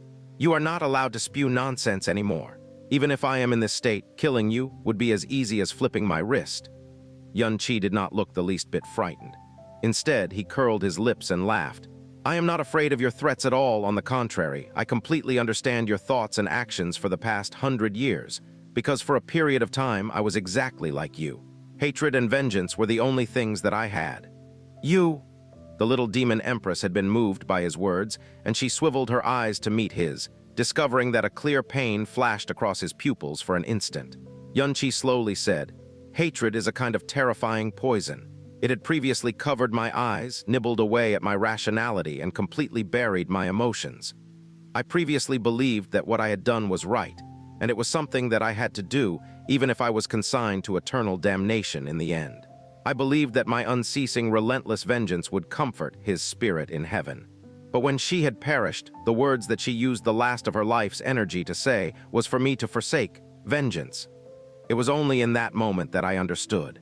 Their spirits in heaven did not desire me take revenge on their behalf. They only desired that I lived a good life. The better my life was, the more comforted they would be. If I buried myself in the deep abyss of pain and hatred, it would only cause them even more pain. It would also cause pain to those who were still alive and by my side. At the very end, I had reached an outcome which I could never ever recover from. The Little Demon Empress' hand slowly moved away from Xianxia's chest, and her eyes had turned misty. After that, she slowly said, We have arrived. In front of them was a mountain wall, and in front of this wall was a slowly revolving profound formation which burned with golden fire. This was the end of Golden Crow Lightning Flame Valley, the place where the Golden Crow's ancestral lands were. Xianxia landed with the Little Demon Empress before Golden Crow's ancestral land's sealing profound formation. There was only a mountain wall behind this sealing profound formation, evident that the Golden Crow's ancestral land should be another independent world, and even could be the Golden Crow soul's own little world. This flame profound formation was merely a teleportation entrance. How should we get in? Facing this place that retained the Golden Crow legacy and the Golden Crow's soul, Xianxia's heart still only felt unsettled. Because Jasmine said that among the 3 supreme fire attribute beasts, the Golden Crow was the most incomparably fierce and explosive existence. The Golden Crow's soul came from the Golden Crow's divine soul, inherited the Golden Crow's will, and its temperament was also supposed to be extremely irascible and hot-tempered. On top of that, the vermilion bird, the phoenix, and the Golden Crow were incompatible, and they repulsed each other. If he really met with Golden Crow soul, there was a great possibility he would be repugnant due to the phoenix bloodline within him. Sure enough, you two have come. A woman's voice suddenly sounded in the air above him. A divine voice, but of course, this wasn't the first time Xianxia had heard one. The phoenix spirit's voice was calm and prestigious. The evil god's voice was faint and deep, as if it was from the ancients. The dragon god's voice was vast and boundless, making people unable to help it but want to kneel and worship on the ground. But the voice that sounded above the air at this moment made Xianxia's body shiver. The blood in his whole body instantly turned violently. At that instant, Xianxia even felt like his own body almost exploded. That was the voice of the Golden Crow soul. This voice was even more explosive than the Sea of Death's molten lava. The Demon Emperor's seal was needed in order to enter the Golden Crow's ancestral land. The Little Demon Empress was originally worried about it, but when she heard the Golden Crow spirit's voice, she slowly kneeled down on the ground. Golden Crow Divine God, your powers are boundless. Everything that happened in the valley couldn't escape your spiritual senses. I am the Demon Emperor clan's Golden Crow's descendant, but I was plotted against by traitors, and now I am the only one remaining. This vengeance and hatred is absolutely irreconcilable. Now I no longer seek to awaken my bloodline's power. I only ask for Golden Crow Divine God to help the two of us leave Golden Crow Lightning Flame Valley in order to take revenge for the blood of our clan's people. Revenge. You don't have much time left of your life and are only supporting the last of your life's vitality with your profound energy. What are you going to rely on to exact revenge? At that instant, a pair of reddish-gold eyes suddenly opened up in the deep purple sky and shed down a fire-like burning brightness. Under the illumination of the pair of eyes, all of the fire spirits stopped wandering, as if the space was sealed and they did not dare to move at all. Even the falling lightning that were everywhere had all disappeared in an instant, and within the 100 miles, not even the sound of thunder clapping could be heard. Even if you can survive, the strength of your nemesis is far stronger than you, so just what are you going to rely on to exact revenge then? Relying on the so-called Demon Emperor's secret that fellow beside you told you. Obviously, the Golden Crow soul clearly knew of whatever had happened in Golden Crow Lightning Flame Valley and even knew what they had said. After all, this was an independent world formed by the Golden Crow's power. The greatest secret of your Demon Emperor's clan can indeed let the direct descendant of the Demon Emperor's bloodline achieve half a step into the divine profound realm in a short amount of time. But do you know why he kept finding excuses and didn't tell you exactly how it could be achieved? Because once you reached half step into the divine profound, you would die for sure 3 years later. By that time, even if the ancient Emperor of Gods was alive, he still wouldn't be able to save you. Each word spoken by the Golden Crow soul shocked their souls. The Little Demon Empress slightly lifted her head, her pale face not showing any signs of surprise, but instead was calm like the grayness of death. I know. Stepping into half-step divine profound from being a monarch is almost an action that defies the heaven's way. If it really can be achieved, then there must be an extremely tragic punishment and consequence. Otherwise, my Demon Emperor's clan wouldn't keep this secret from its direct descendants so tightly until their death. But now all of my close family had passed away, and I am the only one left from the Demon Emperor's clan that had inherited for 10,000 of years. Even our clan's honor of being emperor for the past 10,000 years is on the verge of being seized by traitors. I am alone in this world, and there is no more going back. All that is left in my life is only an absolute irreconcilable blood vengeance that is deep as the sea. For revenge, I would do anything at any costs. If I can obtain the power of half-step divine profound, not mentioning 3 years, even if my life perishes and my soul disperses 10 days later, I would be willing to do so without regrets, and absolutely would not hesitate. Xianxia opened his mouth, as his heart was immediately filled with a complicated emotion. He had been struggling on how he should describe that secret to the Little Demon Empress, and even unconsciously wished that the Little Demon Empress would not put herself in the position where she would only have 3 years of life, before dying for the sake of revenge. Facing the Demon Emperor's secret that Xianxia had revealed, even though the Little Demon Empress showed extremely deep desire, she did not question him closely. It turned out that she had already predicted the possible ending. Is there really no way to have it both ways? Xianxia probed. However, the Golden Crow's soul completely ignored him and spoke with a voice that was like burning flames towards the Little Demon Empress. Even though you are a woman, your intelligence is worthy of praise, and you are indeed worthy of being a descendant of the Golden Crow. Your hidden secret of the Demon Emperor's clan is actually a promise that I gave to your ancestors back then. Back then, this noble one told them, if your clan were to be on the verge of desperation and seek for the power for a comeback, then I will allow one request and will grant 9 drops of the Golden Crow's blood. At the same time, with the guidance of that person's life vitality, burn all of the power from their golden crow's bloodline, and allow them to receive a strength that is as strong as half-step into the divine profound realm. But 3 years later, the bloodline's power and life vitality would burn out at the same time. By that time, there would only be death, and there would not be any remedy for it in the world. Unfortunately, your clan was still too late after all. You are the only one left from the Demon Emperor's bloodline. Even if you receive this power, although it will help you exact revenge, eventually, it would extinct your clan even more quickly. The Little Demon Empress knelt and bowed deeply. There was only determination and desire on the face of the pale girl, but not any trace of hesitation and fear. May the Golden Crow Divine God please grant my wish. Because you are a woman, I rejected awakening your bloodline before. Originally, it would be the same today, as this method can only be used on men, and using it on a woman would cause her to instantly perish. But maybe the heavens took compassion on your Demon Emperor's clan, and let a twist of fate appear for this event and your life for the next 3 years. A twist of fate? The Little Demon Empress was confused. It's that person by your side. Do you remember that last time I told you that the only way you, a woman, can awaken the Golden Crow's bloodline safely is by receiving the vital yang nourishment of a man with the vermilion bird or the phoenix's bloodline? If you want to achieve the half-step divine profound that is required for your revenge, that is the only way as well. And that man standing beside you is someone who possessed the bloodline of the phoenix. The Little Demon Empress turned her head and looked at Xianxia in shock. Xianxia's mouth opened widely and his heart was a mess. Receiving the vital yang nourishment from a man with the vermilion bird or the phoenix's bloodline, vital yang nourishment. What the hell is this? Xianxia, the Golden Crow spirit's voice seemed like a fierce ball of fire, shocking through Xianxia's heart and soul from his ears. Nothing in Golden Crow Lightning Flame Valley could escape her spiritual senses. She naturally also knew Xianxia's name clearly. Did you inherit the phoenix's bloodline from profound Sky Continent? Yes, Xianxia nodded stiffly, as he kept repeating what the Golden Crow soul had said in his heart. HMPH, no wonder the faint scent of the phoenix kept coming from the north. It was indeed not an illusion. There was suddenly a faint sense of disdain in teethed Golden Crow soul's voice. You were gifted by the heavens, received the inheritance of the evil god, and achieved the fire spirit evil body. You can control primordial flames and are fear none of the myriad flames in the world. However, you happen to choose the phoenix's flames, which can only be called an inferior divine flame in front of the Golden Crow's divine flame. It is simply a throwaway. Ah, damn, it was exactly as Jasmine had said.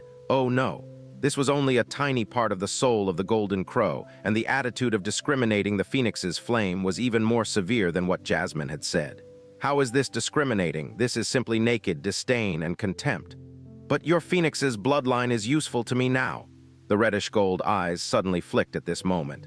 SSSS, Xianxia's brocade clothes and the Little Demon Empress gray clothing instantly became tiny pieces of scraps with a soft ripping sound, left their body, and was swept away by a searing storm. Number $%? What are you doing? Xianxia was surprised as he backed away in panic. The Little Demon Empress' tender back, which was even more delicate than white snow and even more smooth than porcelain, appeared right before his eyes. The Little Demon Empress covered her chest with her arms as panic flashed across her face. What is it? You have such strong will for revenge and the sense of giving your all, yet you don't have the courage to face a man's ugly body. Only by getting his phoenix vital yang can you receive the power of half-step divine profound for 3 years. Otherwise, you would only perish instantly. Also, not only does he possess the phoenix's bloodline, he also possesses the extremely rich dragon god's bloodline. The dragon god sent in his vital yang could not only refine your body, it could allow your broken lifeline to be restored within a short amount of time. What reason do you have to be afraid? Xianxia was furious by what the Golden Crow soul had said and nearly couldn't resist jumping up and yelling. Who are you calling ugly? You're ugly, your whole family's ugly. All 8 generations of your ancestors were all ugly.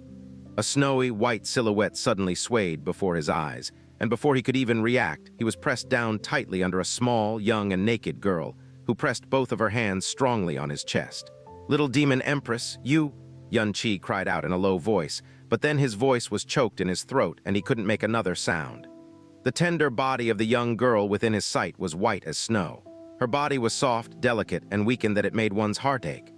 Her snowy shoulders were narrow, her slim waist was supple, and her two snowy bosoms with two delicate red, jade beads were right before his eyes. Even his nose could smell a scent that could intoxicate his heart and make him lose his soul. However, the young girl's face was incredibly indifferent. There was no sadness, no tears, no joy, no embarrassment, no panic, nor any trace of emotions. The only emotion was a hollow desire for power and the desire for revenge. It was as though at that moment she had ice-sealed all of her emotions and became a doll without a soul. "I have a wife." Xianxia looked straight at the Little Demon Empress and protested weakly. The Little Demon Empress' hands that were on his chest pushed down with more strength, and her long, snowy, dazzling legs also slowly split, until it became an M shape before she sat onto him. She would not know that her indecent action was enough for the purest soul to be willing to be doomed into the sinful abyssal. Clang! A ball of reddish-gold flames fell from the sky, forming an enormous flame barrier, and shrouded the place where Xianxia and the Little Demon Empress were. "Ha ha ha ha!" The Golden Crow's soul laughed loudly. "If you want to repair your lifeline and let your body become strong enough to receive my power, you at least need to take his vital yang 500 times. Since his noble one has decided to help you, then I'll help you until the end. I will give you 2 months, and when you've completed it within these 2 months, this barrier will naturally disappear. If you cannot complete it, this barrier will exist forever, and you two should not even think of getting out. Ha ha ha ha." Profound Sky Continent, Blue Wind Nation. Your Majesty, the reason why the 5 nations had been unwilling to send out troops to help us has been ascertained. It was just as rumored. Before Divine Phoenix Empire invaded Blue Wind Nation, Navy Tide Nation, Black Fiend Nation, Sunflower Dew Nation, Divine Incense Nation, and Grand Usura Nation all signed the same peace treaty. And this treaty will last 300 years. The contents of the treaty stated that when the Divine Phoenix Empire invades our Blue Wind Nation, as long as the 5 nations stay out of it and do not send help, then Divine Phoenix Empire promises that at least within the next 300 years, they would absolutely not invade these 5 nations. A gracious-looking woman in luxurious clothing was looking at a portrait silently for a long time. The portrait illustrated a young man, and every hook and line was all drawn with her own hands. Before receiving her response, the general in golden armor remained kneeling with his head down, unwilling to disturb her. After a long time, she turned around and spoke in a slow voice. "The teeth and jaw relies on one another, and the teeth turns cold without the lips. Such an intrinsic law of living, they completely abandoned it just for 300 years of tranquility, huh? General Feng, then did you find out the actual reason for why Divine Phoenix Empire is invading of our Blue Wind Nation?" General Feng cupped his hands and said seriously, "Divine Phoenix Nation had signed a treaty with the 5 nations just so they could invade our Blue Wind Nation. This must mean they are plotting something, but this general hasn't been able to find out the reason yet. There have been rumors spreading that Divine Phoenix Nation is invading us now, because our Blue Wind Nation had embarrassed them at the 7-nation ranking tournament, and they want to take revenge out of anger, but this general doesn't think that it is believable." "Revenge?" Kang Yue Empress's snowy face showed fury. "Our husband, our Blue Wind Nation's prince consort, saved their Divine Phoenix Nation's Princess Snow, and perished in the primordial profound arc himself. Not only did their Divine Phoenix Nation not say a word of thanks, they massively invaded us, violated our land, killed our father, and tormented our Blue Wind's tens of thousands of citizens. What face and qualification does he have to talk about the word revenge?" "Your Majesty, calm down." General Feng's expression was determined. "This general lives as a citizen of Blue Wind, dies as a ghost of Blue Wind, and swears to live and die with Blue Wind. As long as I am still alive, I will kill all Divine Phoenix dogs." A light wave of profound energy made Empress Kang Yue turn her gaze. "Are there any combat information from the front line? Go check it out immediately." "Yes." General Feng took out the sound transmission jade with haste and listened to the sound imprint that was just received. His expression changed slightly, and he reported to Empress Kang Yue, "Your Majesty, the reconnaissance from the front line sent a sound transmission saying that the Divine Phoenix Army is suddenly making abnormal movements." Abnormal. What do they mean by abnormal? The Divine Phoenix Army is currently only 850 kilometers from our imperial city. But just today, the Divine Phoenix main army suddenly sent a third of their forces straight to the east. According to the information acquired, their target is the floating cloud city in the east, and their troops are moving with great speed and would arrive at Floating Cloud City in less than 20 days. What? Floating Cloud City? Why are they dispersing their military force to Floating Cloud City? Empress Kang Yue's voice immediately became frantic. The 3 words, Floating Cloud City, shook her heart and soul violently, because that was the hometown of Xianxia, and was also where Xiao Lai and Xiao Lingxi were currently living to avoid the chaos caused by wars.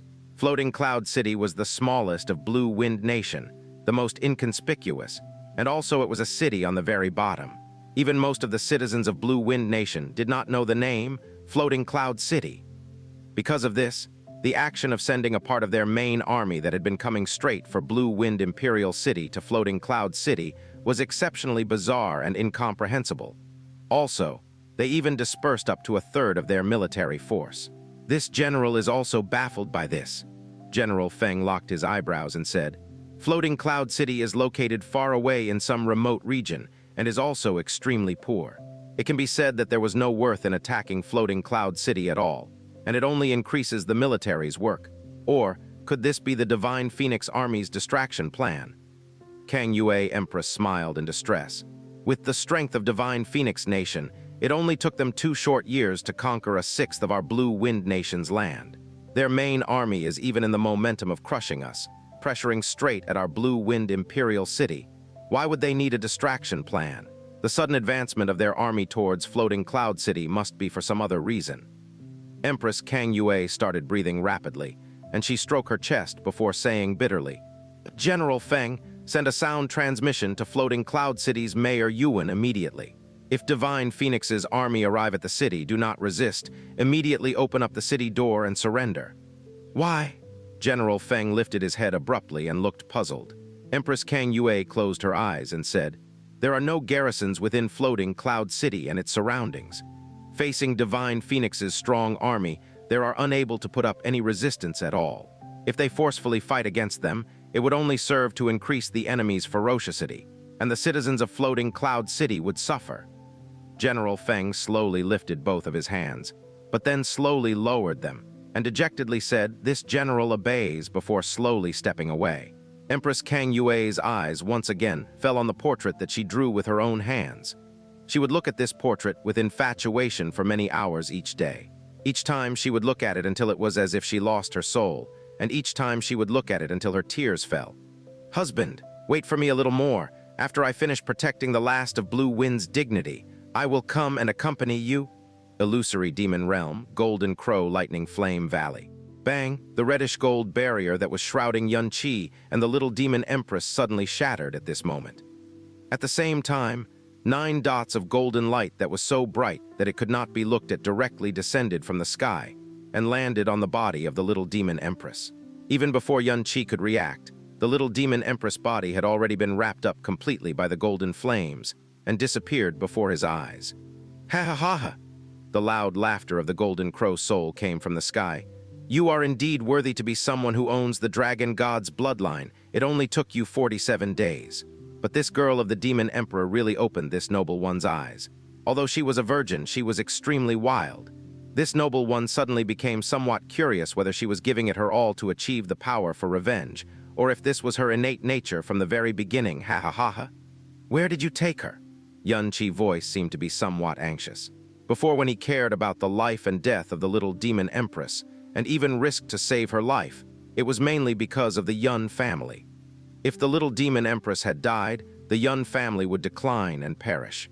But now it was already different. To him, she was no longer just a Little Demon Empress, but was also his, Xianxia's woman, even though the process had been a little bit strange. She has already lost her virgin yin, and her body was also nourished adequately by your vital yang. Whether it was her body or her life's vitality, it wouldn't be burnt or destroyed by the Golden Crow's flame power. Even her lifeline had been repaired completely. Things were even smoother than what this noble one had expected. Just now, this noble one has already endowed 9 drops of the most original Golden Crow's blood into her bloodline.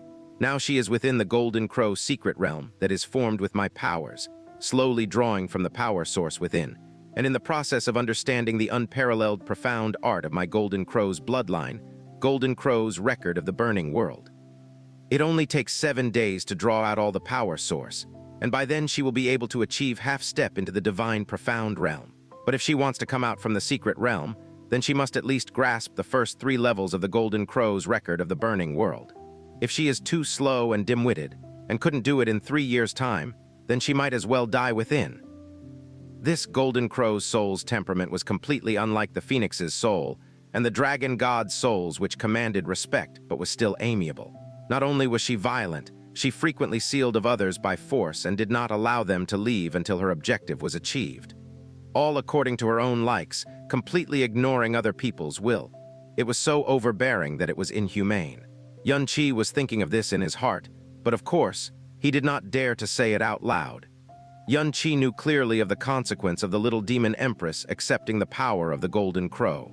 At this moment, even though he felt incredibly strongly that he wanted to stop it, he knew even more clearly that he could not stop the Little Demon Empress at all. Forcefully stopping her would in turn cause him to be hated by the Little Demon Empress for his whole life. Xianxia, do you know why I helped her? The reddish gold eyes opened above the sky, shrouding Xianxia with infinite overbearing gaze. She is a successor of the Golden Crow's bloodline. You helping her is only something natural, right? Xianxia said. This noble one helping her is only something natural. Ha ha ha ha, ridiculous. Her ancestors received this noble one's bloodline legacy and used it to dominate the illusory demon realm. This noble one's grace towards them is already boundless and has never owed their clan anything. How could you say that this noble one helping her is something that is only natural? If this noble one wanted to help her, when she was forced into a hopeless situation that day, this noble one would have already helped. The reason that this noble one is helping her now has nothing to do with her bloodline and race. It was only because of you. Because of me? Xianxia pointed at himself and was stunned for a moment. You are only an ordinary mortal, and yet you possess the evil god's legacy that can make your profound energy go berserk, thereby releasing a divine might several times, and even several dozen times greater than usual. You also received the evil god's fire seed, and own the one and only fire spirit evil body in the world. So in this world, you are the most suitable living being to inherit the Golden Crow's bloodline and control the Golden Crow's flame. This noble one bears the Golden Crow's will and guarded this place for countless of years now. I finally found the most perfect successor. Golden Crow Soul's speech relaxed Xianxia's tense mind. What you mean is, you want me to inherit the Golden Crow's bloodline? That's right. Your qualification is 10,000 times better than those of the Demon Emperor's clan. In this world, it's impossible for anyone more suitable than you to inherit the Golden Crow's bloodline. In your hands, the Golden Crow flame released would be of infinite heat. Xianxia, are you willing to accept this noble one endowing you the Golden Crow's legacy? From Jasmine's description, the power of the Golden Crow's flame was the strongest divine flame that was even stronger than the Phoenix's flame. When he had initially heard Xiao Yun talking about the existence of the Golden Crow's legacy, he immediately gained the desire of obtaining the power of the Golden Crow's flame, but was instantly discouraged by Jasmine. However, at this moment, the Golden Crow's soul before his eyes was actually offering to endow him with the Golden Crow's bloodline. Obviously, there was no reason for Xianxia to reject it, and he immediately said, obtaining a divine power's legacy is naturally every profound practitioner's dream. I thank the Golden Crow divine god for fulfilling it. Right after Xianxia finished yelling, Jasmine's sneer came from within his heart and soul. You're celebrating too early? Very good. There was finally a tinge of geniality in the voice of the Golden Crow soul. You did not disappoint me indeed. If so, then let me erase the Phoenix bloodline in your body first. Erase the Phoenix's bloodline? Xianxia was surprised, and following that he realized something. What do you mean? The Golden Crow's bloodline is 100 times more honorable than the Phoenix's bloodline, and the power of the Golden Crow's flames is far superior to the Phoenix's flames. If you inherit the Golden Crow's bloodline, then there is naturally no need for the Phoenix's bloodline to remain. The voice of the Golden Crow soul was filled with arrogance. Xianxia said loudly, but you also know that I have the evil god's fire seed, which gives me control over any flame. Thus I am able to completely control the Phoenix's flames and the Golden Crow's flames at the same time. Since the Dragon God's bloodline and the Phoenix's bloodline can coexist in my body, the Golden Crow's bloodline and the Phoenix's bloodline must be able to do so as well. HMPH, naive. You actually want my golden crow's bloodline to coexist with that undignified phoenix's bloodline in the same body. What a huge joke. Where the golden crow is, there is be no room for the phoenix. Upon receiving my golden crow's powers, your bloodline will be even more noble, and the power of your flames would also increase several of times. There is no reason you would still need the phoenix's bloodline. Coexisting with it is simply an insult to my golden crow's powers. This noble one will never let that happen. If you wish to receive this noble one's endowment of the golden crow's powers, the phoenix's bloodline within your body must first be completely erased. The voice of the golden crow soul was arrogant, determined, indisputable, and even contained an extreme disdain towards the phoenix's bloodline. When Jasmine first mentioned that the vermilion bird, the phoenix, and the golden crow were incompatible, Xianxia originally thought that it was only because they were each protecting their own bloodline, power, and dignity, and wanted to become the sole supreme fire attribute beast. That was why they suddenly fought against each other, and none of them were willing to yield to the others. But now, he saw the golden crow's attitude, which simply viewed the existence of the phoenix as a nemesis. No, Xianxia's voice was even more determined. Even if the one he was facing was the golden crow's soul. I can inherit the golden crow's bloodline, but I absolutely cannot allow my phoenix's bloodline to be erased. If the prerequisite for inheriting the golden crow's bloodline is to erase my phoenix's bloodline, then the power of the golden crow is not worth having. Presumptuous! Xianxia's words undoubtedly infuriated the golden crow's soul greatly. In your eyes, is the power of my golden crow not comparable to the mere power of the phoenix? Xianxia's personality had always been unyielding, and even if he faced the soul of a god, he would not back down on an issue of principle. He replied without giving in, I don't know whether the phoenix flames are stronger or the golden crow flames are stronger, but the phoenix's legacy within me is now part of my own bloodline and power. It is also a part of my life, and only I can choose what I want to do with it. Even if you are the soul of God, I will not allow you to interfere. When the phoenix divine spirit endowed me with the phoenix's bloodline, it was a sign of its approval of me and its grace. How could I throw this gift away completely for another bloodline and power? If I did so, it would not only disappoint the phoenix divine spirit who had given me grace, but it would also be extremely disrespectful. If what I received first was the golden crow's legacy, and the phoenix divine spirit also wanted to forcefully erase the golden crow's bloodline in me before granting me the phoenix's legacy, then I would reject it the same way. This has nothing to do with whether the golden crow's power or the phoenix's power is stronger, but as a human, it is the most basic principle and bottom line. You cannot endure coexisting with the phoenix's bloodline, and I also cannot endure my own strength being forcefully erased. Then, even though I yearn for the power of the golden crow, looks like it is not meant to be after all. Xianxia didn't hesitate to say these words. After saying the final sentence, there was not any sign of unwillingness or lingering. Ha ha ha ha! The golden crow soul laughed loudly, shaking the sky, but there was no anger in this laughter anymore. What stubborn morals you have!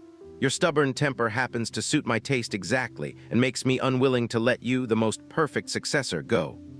Even though you have a stubborn temper, real stubbornness always relies on powerful strengths. You don't have the right to choose in front of me. Rejecting my golden crow's inheritance just to keep that inferior phoenix's bloodline, I will not allow that. The scarlet gold eyes in the sky widened, and the golden light that was blazing down suddenly intensified by several times. It was so bright that Xianxia was not able to look at it directly. At the same time, scarlet gold flames also fell from the sky like a storm, and became an endless sea of flames drowning Xianxia within. Xianxia's body would not be harmed even with flames that were even more scorching. But he couldn't open his eyes because of the terrifying golden crow flames, the most terrifying in the world. He unconsciously placed his arms in front of his body and roared deeply. What are you going to do? Just as he made a sound, his whole body suddenly shook violently. A loud bang went off in his brain, and his consciousness quickly collapsed. He saw the endless golden sea of flames, but these golden flames were not within his sight, but they were burning deep in his heart, his mind. Slowly, the golden flames spread endlessly and burned his profound veins. The brightness of the flames changed the original red and blue colors of the profound veins into the color of pure gold, and then it spread to each of his tendons, each drop of his blood, until the cells of his whole body were burning. What is going on? All of the parts of his body and all of his organs were burning. But he did not feel anything at all. His consciousness already could not feel the existence of his body. These flames had started to spread towards his soul, burning towards the depth of his soul. What are you doing?" Xianxia roared with all of his strength, but he couldn't hear his own voice at all, and at this moment, his remaining consciousness had a surprising, sudden realization. The golden crow flames that was burning all over his body were not only going to completely destroy the existence of the phoenix's bloodline.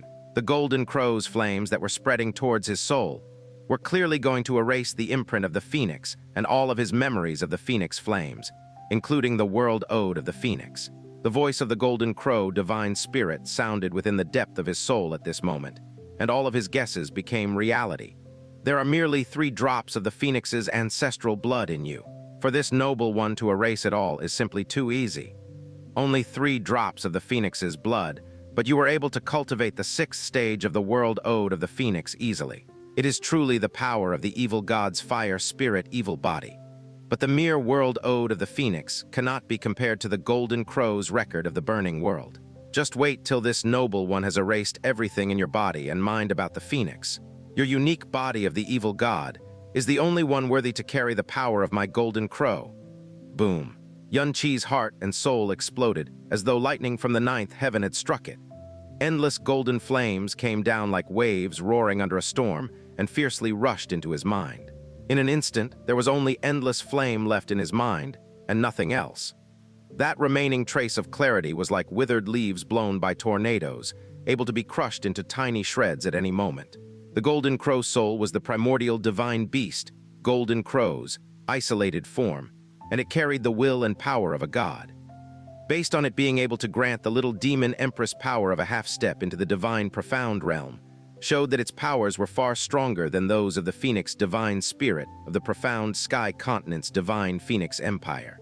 Facing such power, even a high-level monarch would only kneel down in fear and wouldn't be able to resist at all. But Xianxia, even if he only had some wandering consciousness left, he would be determined to struggle at all costs.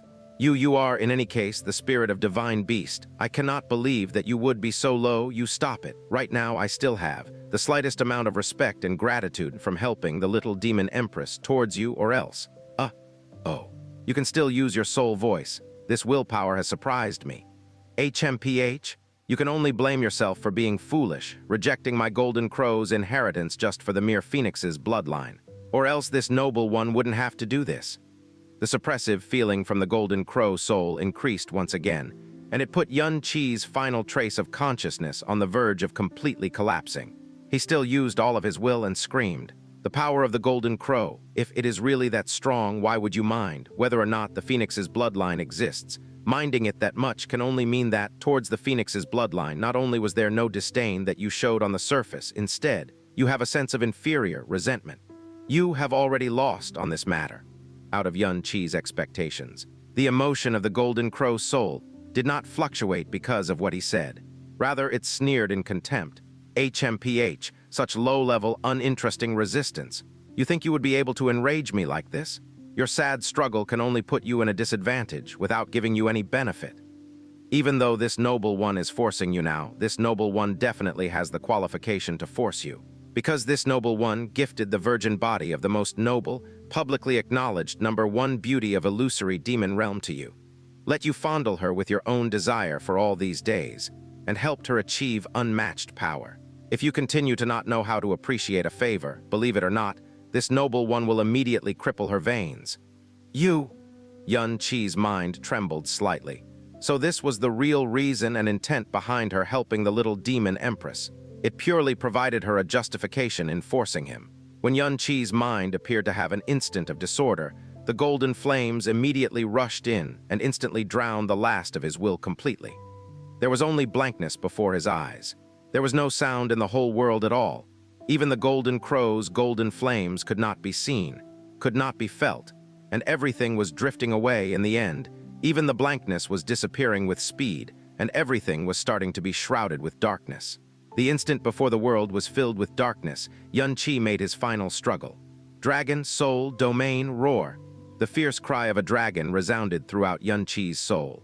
As they were taking over Xianxia's soul, the golden crow's flames that were searching for the phoenix's imprint suddenly started shaking in chaos. Following that, an enormous azure dragon tore apart the flames with a loud roar and flew up in the sky. The divine spirit pressure from the primordial azure dragon made the raging golden crow flames instantly stop spreading and even tremble slightly in unsettlement. What, the dragon god's soul? The golden crow soul was so shocked at that instant that it lost its voice. What is going on? It was already unusual for the primordial azure dragon to have endowed him with such rich dragon god's bloodline. Why did it even give him the origin of its soul? Bloodline can be spread by inheritance, but the origin of the soul is the last will and trace of a divine spirit in this world.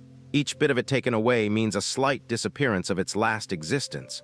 Moreover, it is the primordial azure dragon, the head of the primordial divine beasts. What is worthy about this human that it would go to such an extent? Is that so? Then all the more reason for him to inherit my power of the golden crow. How could a person who has gained the acknowledgement of the dragon god's soul be ordinary? He really is the person who deserves the legacy of the golden crow the most in this world. If faced with the complete might of the dragon god, the golden crow would naturally not be a match. However, Xianxia's strength was too weak. How could the amount of the dragon god's might that he could muster compare to the willpower of the golden crow soul? In the next moment, the flames of the golden crow, which were retreating under the pressure of the dragon gods, might suddenly fill Xianxia's entire soul domain like an erupting volcano. However, the dragon god soul was still the dragon god soul. Although it only existed within the body of a sky-profound realm human, the golden crow soul had to use the whole span of 100 breaths. Only then was it able to fully keep it under control. It could be said that in the entire illusory demon realm and profound sky continent, apart from Xianxia, there was nobody else who could possibly last this long under the golden crow soul's pressure. This kid is really making this noble one feel even more interested. Suppressing the dragon god soul, the flames of the golden crow had already occupied the entirety of Xianxia's soul domain. Before erasing the phoenix bloodline in his body, it was necessary to erase the phoenix imprint on his soul first. This way, the phoenix blood within his body would lose its roots, and thus could be easily obliterated in a fraction of a second.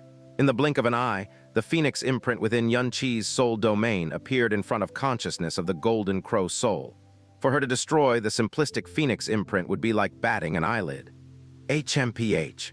This noble one unexpectedly had to take the initiative and go through such great pains in order to pass on her bloodline. This is all because of you, an eyesore of a phoenix, stole him first. Get out of here. Following her thoughts, a column of golden flame shot from the sea of flames and rushed towards the phoenix imprint. Boom, a dull rumbling sounded from within Xianxia's soul, and golden flames violently exploded. However, within the flames which lit up the entire soul domain, the phoenix imprint was not destroyed.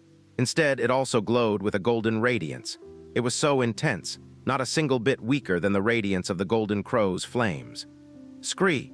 An extremely resonant and sharp phoenix cry sounded imposingly, and a golden phoenix silhouette dragging along long phoenix feathers flew towards the sky. The surrounding golden crow flames, seemingly engulfed by violent winds, were all forced into a corner of the soul, incapable of approaching it. What? Phoenix, soul origin. At this moment, the flames of the golden crow no longer approached it, and the consciousness of the golden crow soul was in total shock. Why, even the phoenix has given him its soul origin. This human, what's going on could it be just because he carries the strength of the evil god? Why on earth? The silhouette of the phoenix soul floated in the middle of Xianxia's soul, staring arrogantly at the golden crow's flames which surrounded it. The two extremely luminous golden radiances reflected upon each other.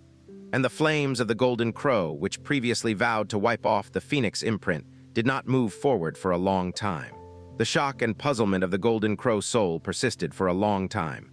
When her emotions finally stabilized, she did not choose to suppress the soul of the phoenix, but looked away and started to look through all of Xianxia's memories. In a short 30 breaths, all of Xianxia's memories emerged within the consciousness of the golden crow soul. The sea of Xianxia's soul was still bombarded by the golden crow's flames, but the golden flames did not have any movement for a long time, and the golden crow soul did not make a sound for a long while either. It was as if within the silence, she was making a tough decision. Xianxia's consciousness gradually returned to him. When he awoke, the scene of him losing consciousness floated into his mind. He sat up violently, opened his eyes, and saw the pair of pure gold pupils gazing attentively at him from the skies. Xianxia said in shock, You! After only saying the word you, Xianxi's voice suddenly stopped because he could clearly feel within his body the power of the phoenix.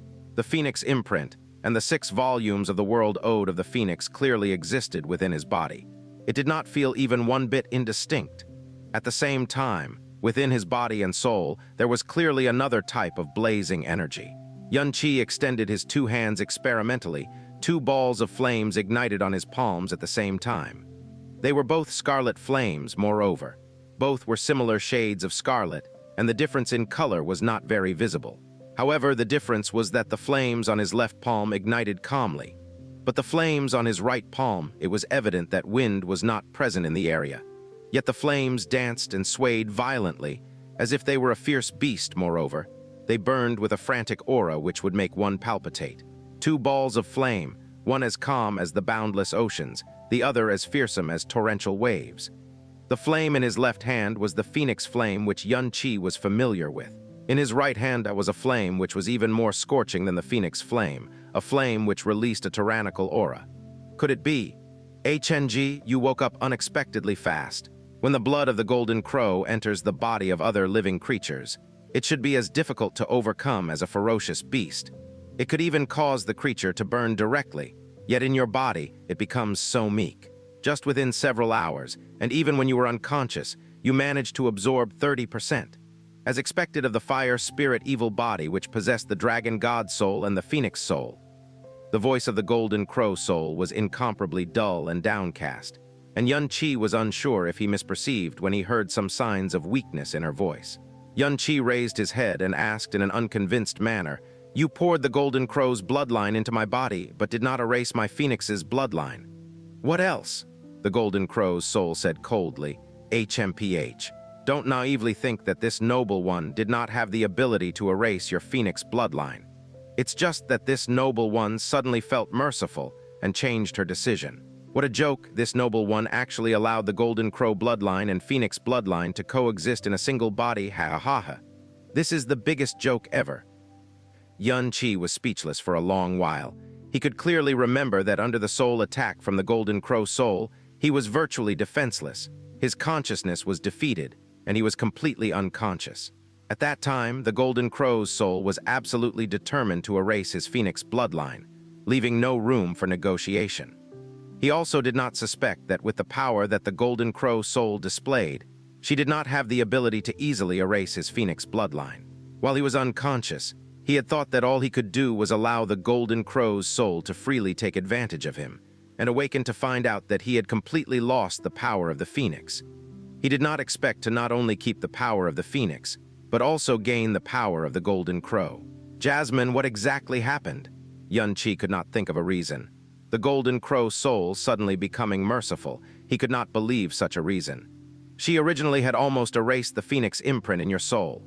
However, at the last moment, she changed her mind. As for the reason why she changed her mind, Jasmine laughed strangely, it should have been because your experiences scared her. Lucky for her that she changed her mind at the last moment, or else she would have been obliterated by this princess. This was from the depth of Jasmine's heart. Scared by my experiences, Xianxi was baffled. This golden crow soul character is so fickle. Who knows what she's thinking? You can just get an idea about why she changed her mind. You don't need to know the reason.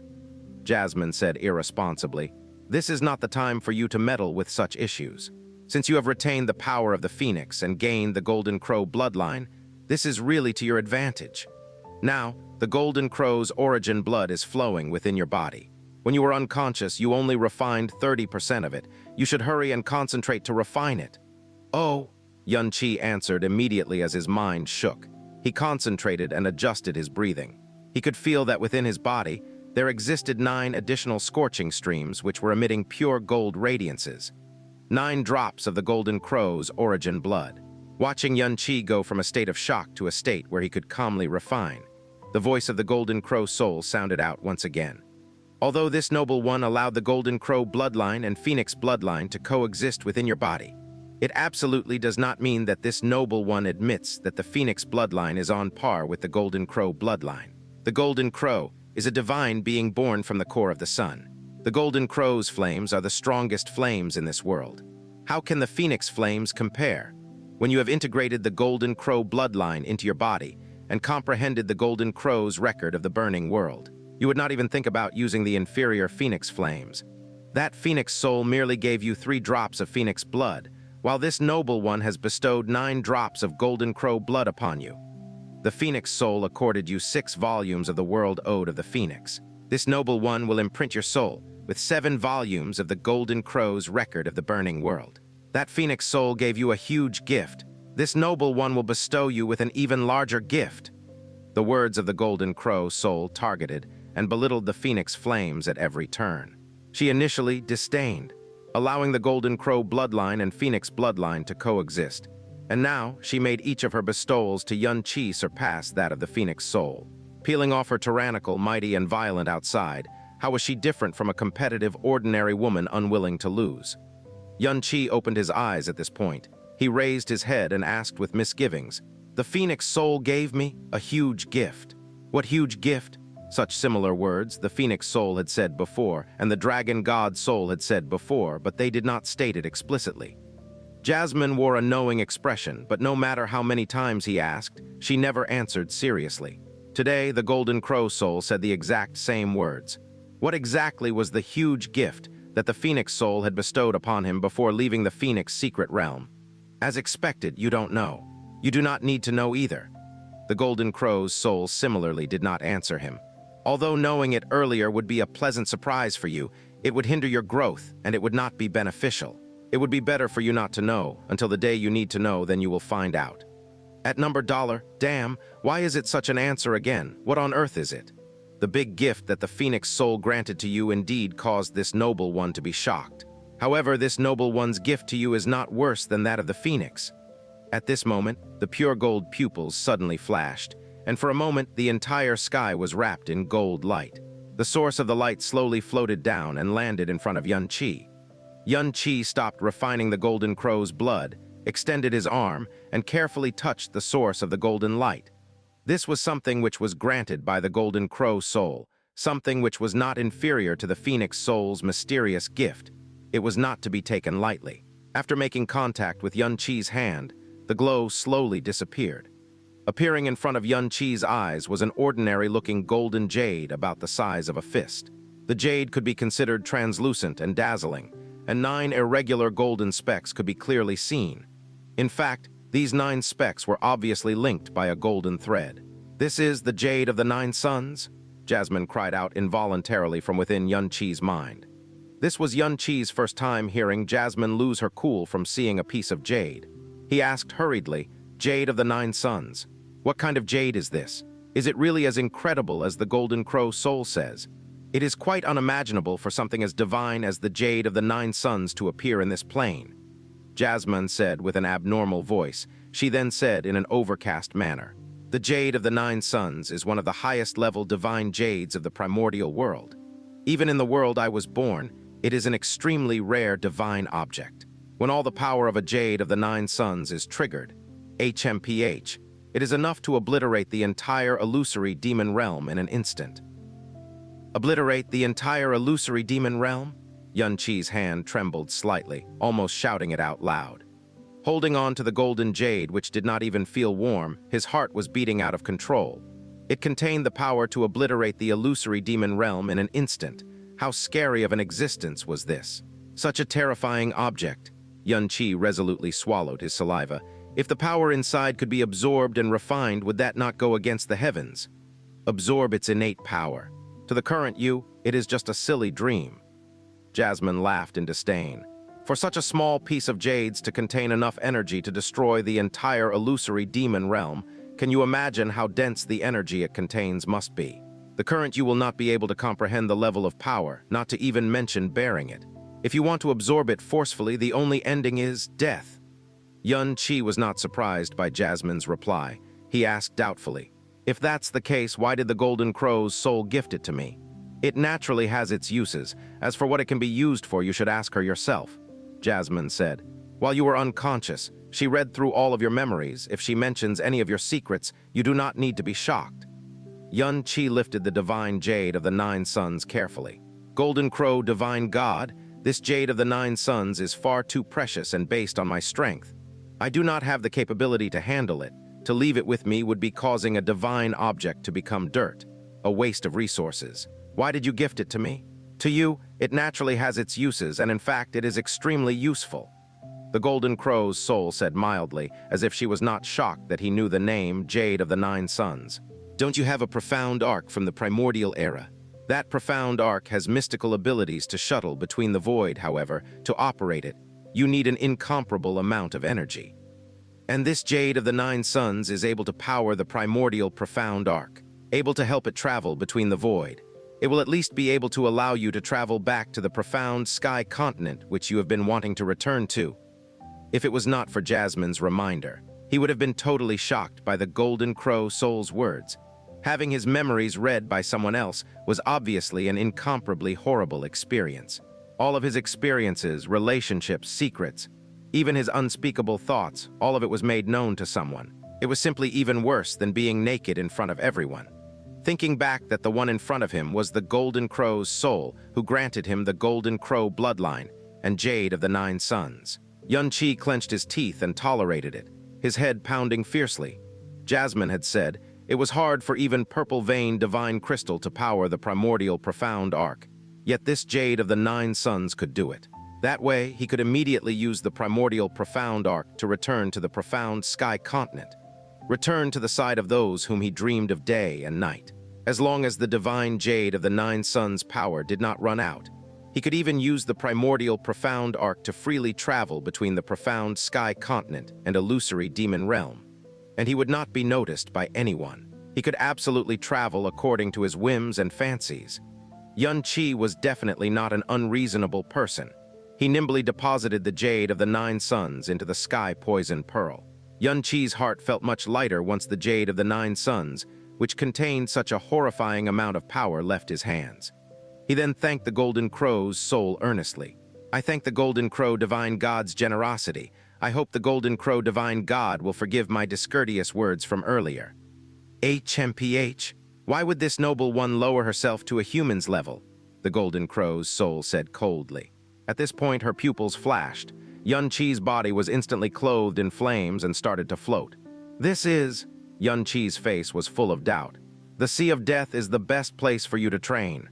For the subsequent period, you will concentrate on refining the Golden Crow's blood within the Sea of Death, and comprehend the Golden Crow's record of the burning world that this noble one has bestowed upon you.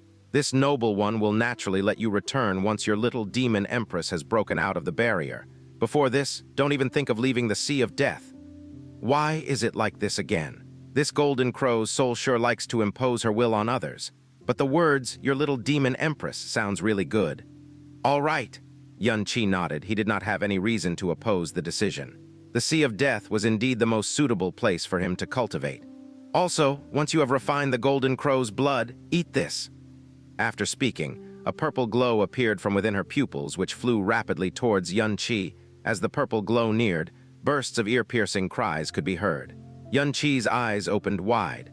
The purple glow within his line of sight grew closer and closer. Its original form was small, but the purple glow surrounding it was extremely deep, twisting like a violent beast, and wherever it went, the space around it was distorted.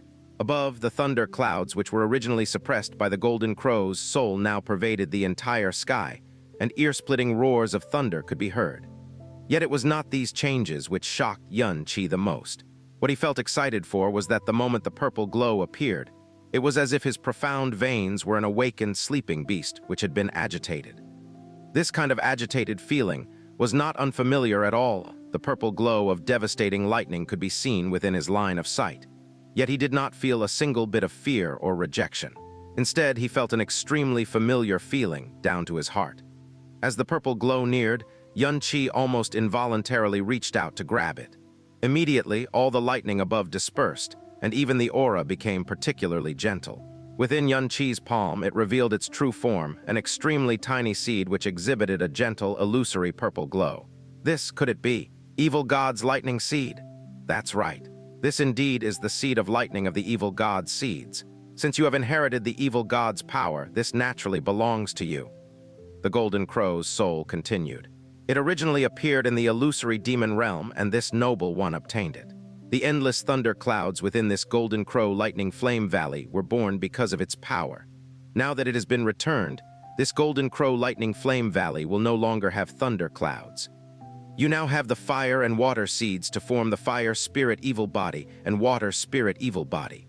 When you have fused it into your evil god's profound veins, you will have formed the lightning spirit evil body.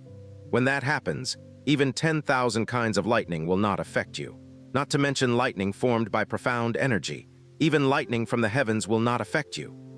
Without waiting for Xianxia to say another word, the pure gold pupils both flashed, and Xianxia disappeared from the air, directly thrown by the Golden Crow's soul into the boundless sea of death. Although Xianxia had left, the pair of pure gold pupils belonging to the Golden Crow's soul did not vanish, and slowly, in front of the golden pupils, an exquisite body of a young lady wearing the smoky red fairy dress appeared. She crossed her arms against her chest, appearing to be a young girl, yet her expression and attitude was incomparably arrogant. Even though she was facing the Golden Crow's soul, she narrowed slightly her eyes and said expressionlessly, "This princess is quite curious. You suddenly retreated and even benefited him so. Is it because you realized about this princess' existence and became fearful, or did you do it on your own accord?" The Golden Crow's soul said apathetically, "You do indeed have the power to destroy this noble one. However, this noble one possesses the willpower of the Golden Crow.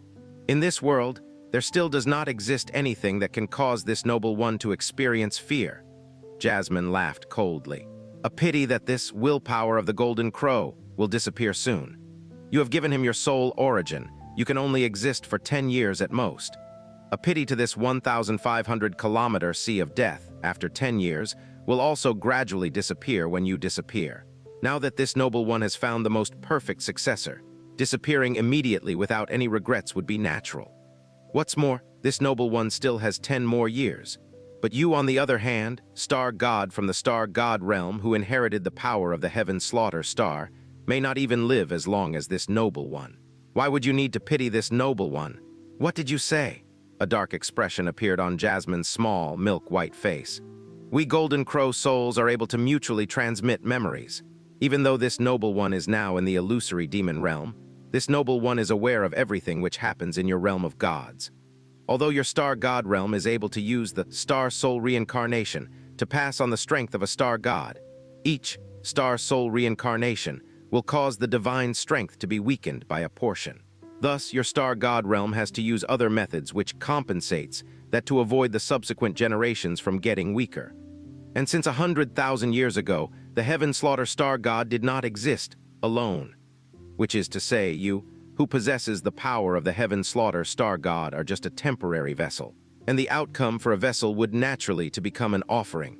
For you to appear in this world would not simply just be due to being chaste for obtaining the evil god's indestructible blood. The greater reason would be because you are fleeing from the star god realm. If not, why did you, who is being chased, flee in this direction, which is opposite from that of the star god realm? Or perhaps you went through such great dangers, putting aside all considerations to obtain the evil god's indestructible blood, just to obtain enough strength to escape the fate of being an offering." "Shut up!" This space around Jasmine ruptured immediately. A cold and incomparably terrifying murderous intent was released uncontrollably, causing innumerable cracks to appear in the surrounding space. "Ha ha ha ha!" The Golden Crow's soul laughed. "Seems like what this noble one has said was spot on. In this world, there is no one who can decide this princess' fate. Even that person cannot." Jasmine's face was filled with terrifying indifference. She pointed at the pair of pure gold pupils in front of her. A scarlet ray flashed on her fingertip. "If you dare to continue babbling such nonsense, this princess will cause to disappear forever immediately. Even if you were really angry, you would not dare to kill this noble one. This place is not a spatial tunnel. If you really release energy on the level which is enough to kill this noble one, it will cause the star god realm to notice your presence. When that happens, you of all people should be aware of the consequences." Jasmine's hand paused in the air. After a long time, she slowly lowered her arm.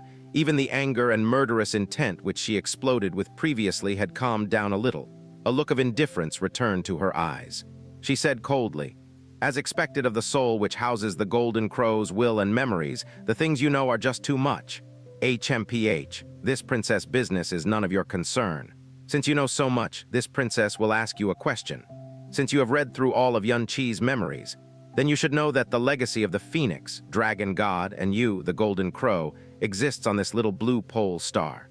Even the evil god's seeds have appeared on this world. In this boundless universe with countless stars, to have an inheritor of a divine legacy is 1 in 100 billion. Yet on this little blue pole star, there exists so many, from the primordial era. What exactly happened on this star to have the vestiges of so many divine beings? Jasmine's sudden question caused the Golden Crow's soul to become silent. The pair of pure gold pupils stopped moving for a long while. Then she said with an intense voice, "Since you wish to know, this noble one will answer you. The reason why this star is called the Blue Pole Star is because it is divided into 1% of land and 99% water. From the outside, this star is azure. However, it was not called Blue Pole Star previously. Back then, it was 40% land and 60% water. The reason is because during the calamity of the primordial gods, a large portion of the land was destroyed into nothingness, leaving the current 1%. What's more, this star was located at the other end of the spatial chaos previously, not even 100 star realms apart from the world in which you were born." "What?" Jasmine scrunched her eyebrows. "What you are saying is that back then this star traveled across half of the spatial chaos." "That's right. It continued to exist after experiencing such a force, and to just have 90% of its land to be destroyed, even in the realm of gods, this is an irreplicable miracle. The one who preserved this star was precisely the evil god, because this blue pole star was the first star that he created." Jasmine: "After the evil god's death, the only ones who knew of this world's existence were the few divine beings who were on good terms with the evil god. The Dragon God, Phoenix, and Golden Crow were the three amongst them. That was the only reason why they would leave their legacies on this star with such inferior strength. At least your star realm would not be aware of the existence of this star which traveled across half of the spatial chaos. In other words, the reason why the Phoenix, Dragon God, and you gave him your bloodline legacies and even soul origins would be because he possesses the evil god's strength?" Jasmine squinted. "Of course not," the Golden Crow's soul denied, and at this point her voice became incomparably overcast. "Although we are just souls which have left a divine being's body, and our strength are countless times weaker than that, the realm which we souls are in is that of a divine being. We are able to roughly detect auras, which only those at a divine being's level are able to." "What does that mean?" "It is an aura which should have become extinct with all the gods back in the primordial era. Although it is incomparably faint and indistinct, it is clearly becoming stronger year by year, being souls which have left the body. We have to forever be loyal to the divine being's will, never able to leave this world. But that terrifying aura keeps on getting closer to reality. The largest contribution we can make would be to give our all, including our soul origins, to the most suitable person."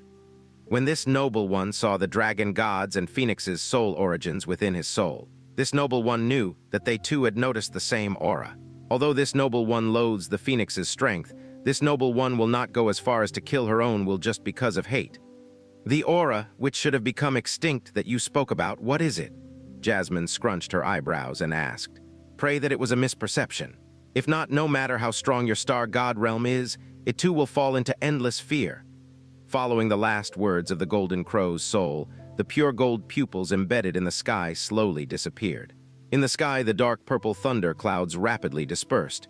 Bit by bit, the color of the sky transformed from a deep purple to scarlet. Good Guy Dientun's note: with reference to chapter 603, you will realize that a lot of new realms are popping up all over the place. But these realms are either referring to different planets/stars or different planes of existence. Example: when Jasmine talked about how certain things shouldn't exist on Yun Chi's world/plane, but do exist on other higher planes. So a sort of cosmology is slowly being introduced in the ATG verse.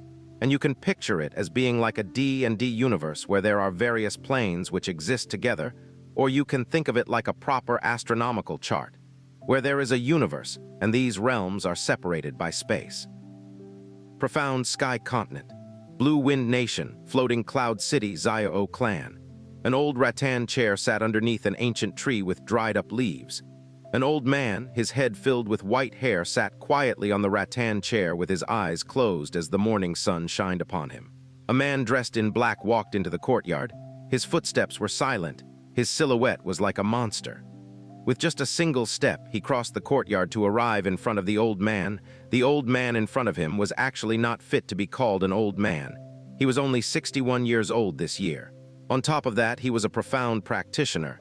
Signs of aging would not leave a huge mark on his body. However, in the past few years he had aged very quickly. His hair rapidly became white. The man dressed in black stood in front of him. What he felt was not a kind of peacefulness, but rather a type of loneliness and apathy. As if he was apathetic even to death. As if he had detected that someone had neared, the old man opened his eyes. He glanced at the youth dressed in black silently, then shut his eyes. "Zir is not here." The youth in black did not say a word. He turned around as though intending to leave quietly. At that point, a tall figure walked through the entrance of the courtyard. It was Xiao clan's clan master Xiao Yunhai. The Xiao Yunhai who walked and glanced at the youth in black who stood there. His entire body trembled violently. His bones shuddered and went limp. His eyes were filled with fear, as if the one he saw was not a person but a devil that was baring its terrifying fangs. Xiao Yunhai did not have the guts to leave. He summoned the courage to move forward. After taking several steps, he nearly fell because both his legs were shuddering and had become limp. Greetings, young Master Fen. What are you doing here?" The youth in black spoke. His voice was cold and indifferent with absolutely no emotions, as if the words were not spoken by a human but a cold, dead body. Your humble servant, specially came to pay respects to the fifth elder." Xiao Yunhai took such a long time stuttering over such a simple sentence, and the sound of his teeth chattering could be heard. "HMPH?" The youth in black snorted coldly. He didn't make any visible movements, but his body suddenly disappeared without a sound or breath, leaving no traces behind. Xiao Yunhai's entire body loosened. Like a pile of mud, he fell paralyzed onto the ground. He sighed a huge breath of relief. His robes were entirely drenched in cold sweat. In the past few years, his fate and that of the entire Xiao clans went up and down like the lone boat in a huge wave. 6 years ago, Xiao sect granted enormous favors upon the Xiao clan. Xiao Yunhai was wild with joy, thinking that they could transform from an earthworm in the soil to a dragon soaring in the clouds. In order to curry favor with Xiao Quanjian and let his son Xiao Yulong enter Xiao sect, he did not hesitate to use devious schemes to offer up Xia Qingyu and Xiao Lingxi to Xiao Quanjian. He did not think that Xia Qingyu would be a frozen cloud Asgard disciple. Instead, the outcome of his devious scheme was to force Yun Qi to leave in bitterness.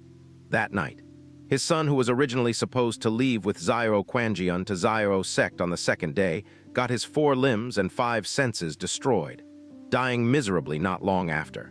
3 years ago, Yun Qi returned to take revenge, causing them to experience a horrible nightmare.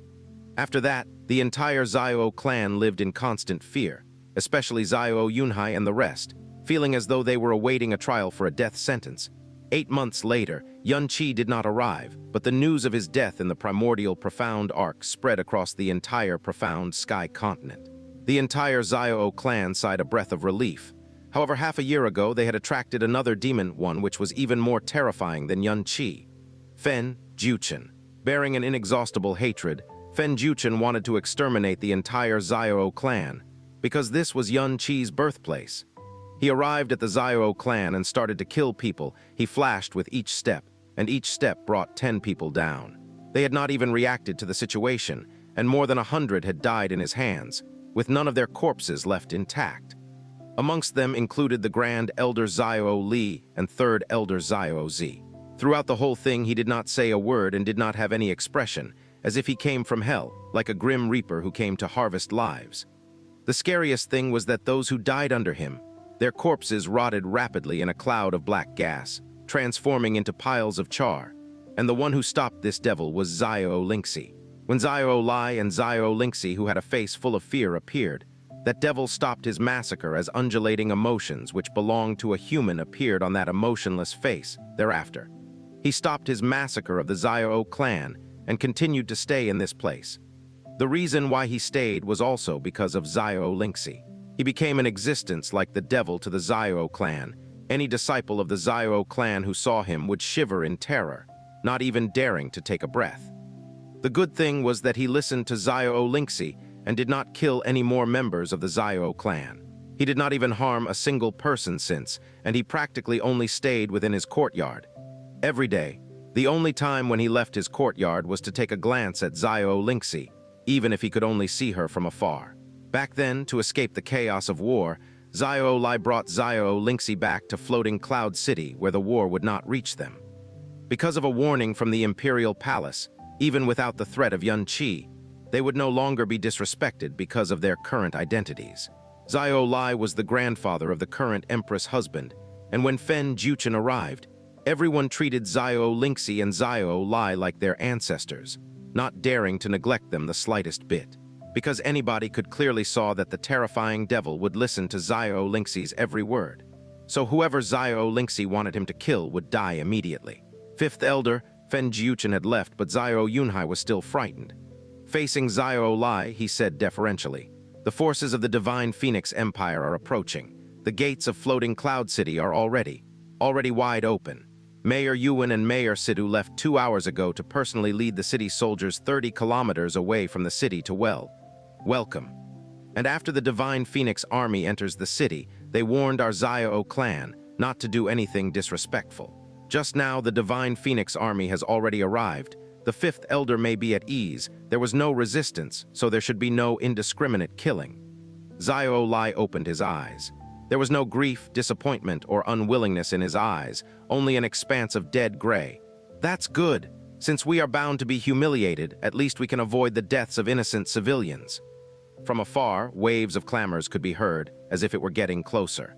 Xianxia hurriedly took out a sound transmission jade and took a glance at it, then carefully said to Xianxia, "Fifth Elder, the Divine Phoenix Army did not enter the city, but instead garrisoned outside the city, encircling the city tightly. I'm not sure what they want to do. I will immediately notify the clan disciples that they have to be well-behaved during these days.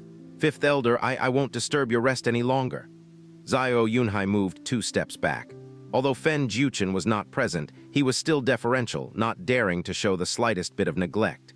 That was because in his eyes, Fen Juchen was several hundred thousands of times scarier than the Divine Phoenix Army. After all, facing the Divine Phoenix Army, one just had to obediently surrender and listen. They would not massacre the entire city. However, with Fen Juchen, just the slightest bit of inattentiveness could cause one to die without his corpse intact. At this moment, a flustered voice came from outside. "Big trouble. Fifth Elder, big trouble." A young Xiao clan disciple staggered in a hurry.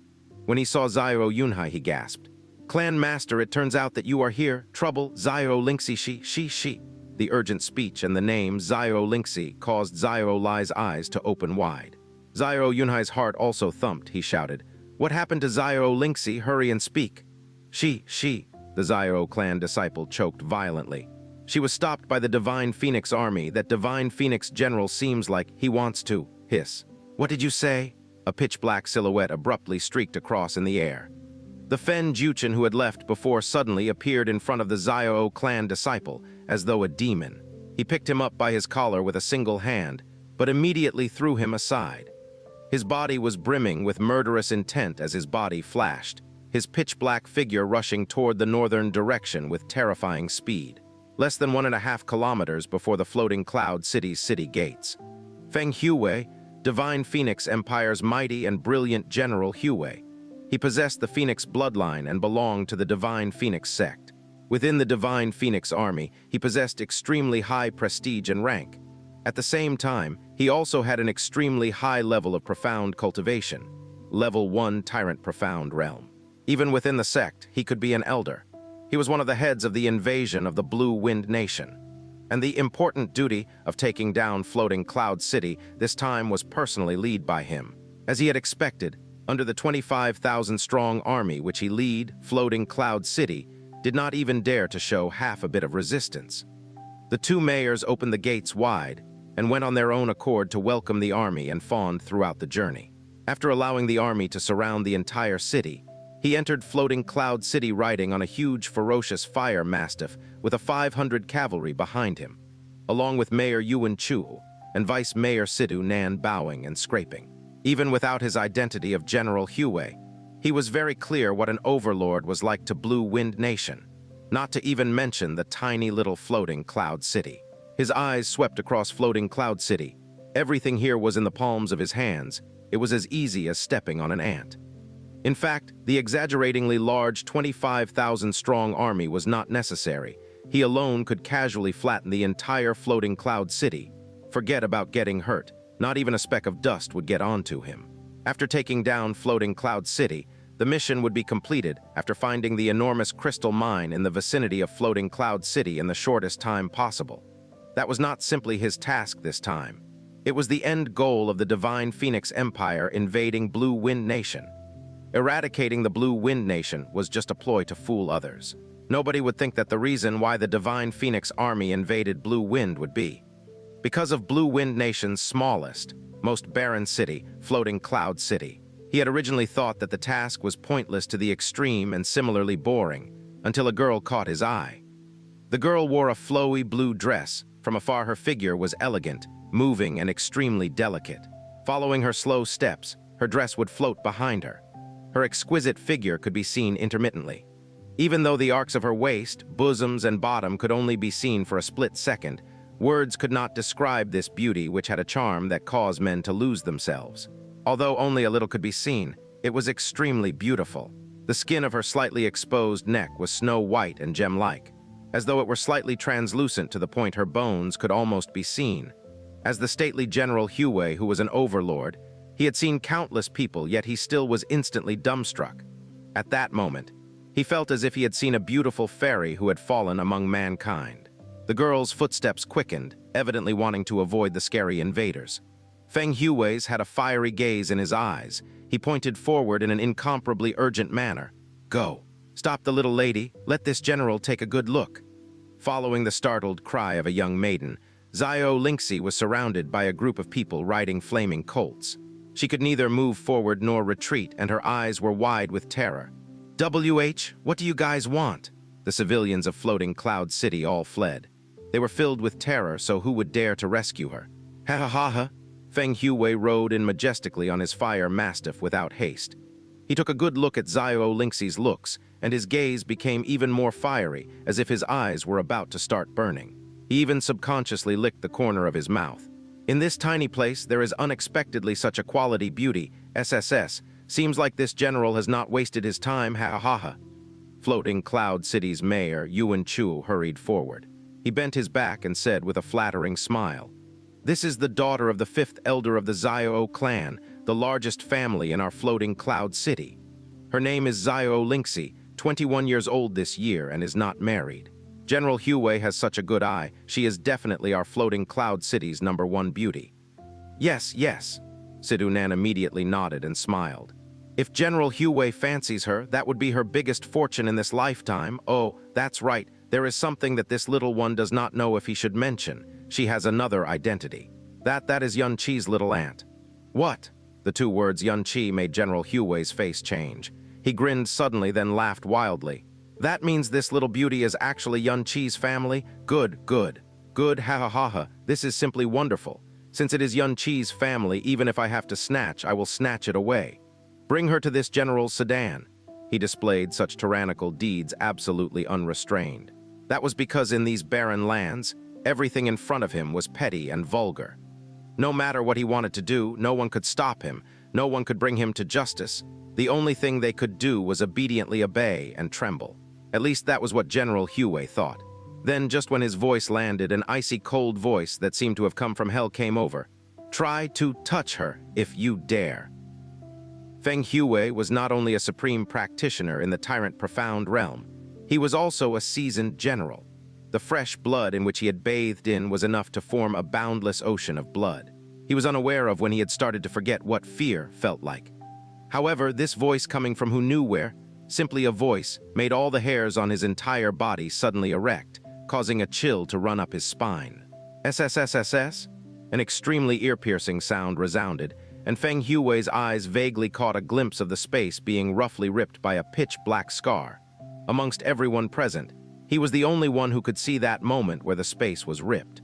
A young man clothed entirely in black, whose face was cold and hard like a corpse, appeared in front of the girl like a demon. His lifeless eyes gazed indifferently at Feng Huai, who was mounted on the fire mastiff. It was as if the whole world had completely congealed at this moment. Under the gaze of this young man, The emotion of fear, which had not surfaced for the past 100 years, suddenly awoke, like a devil breeding within General Huai's soul. It inflated till he could feel his chest being pressured by an extremely tall mountain. His heart completely stopped beating, even his blood stopped flowing.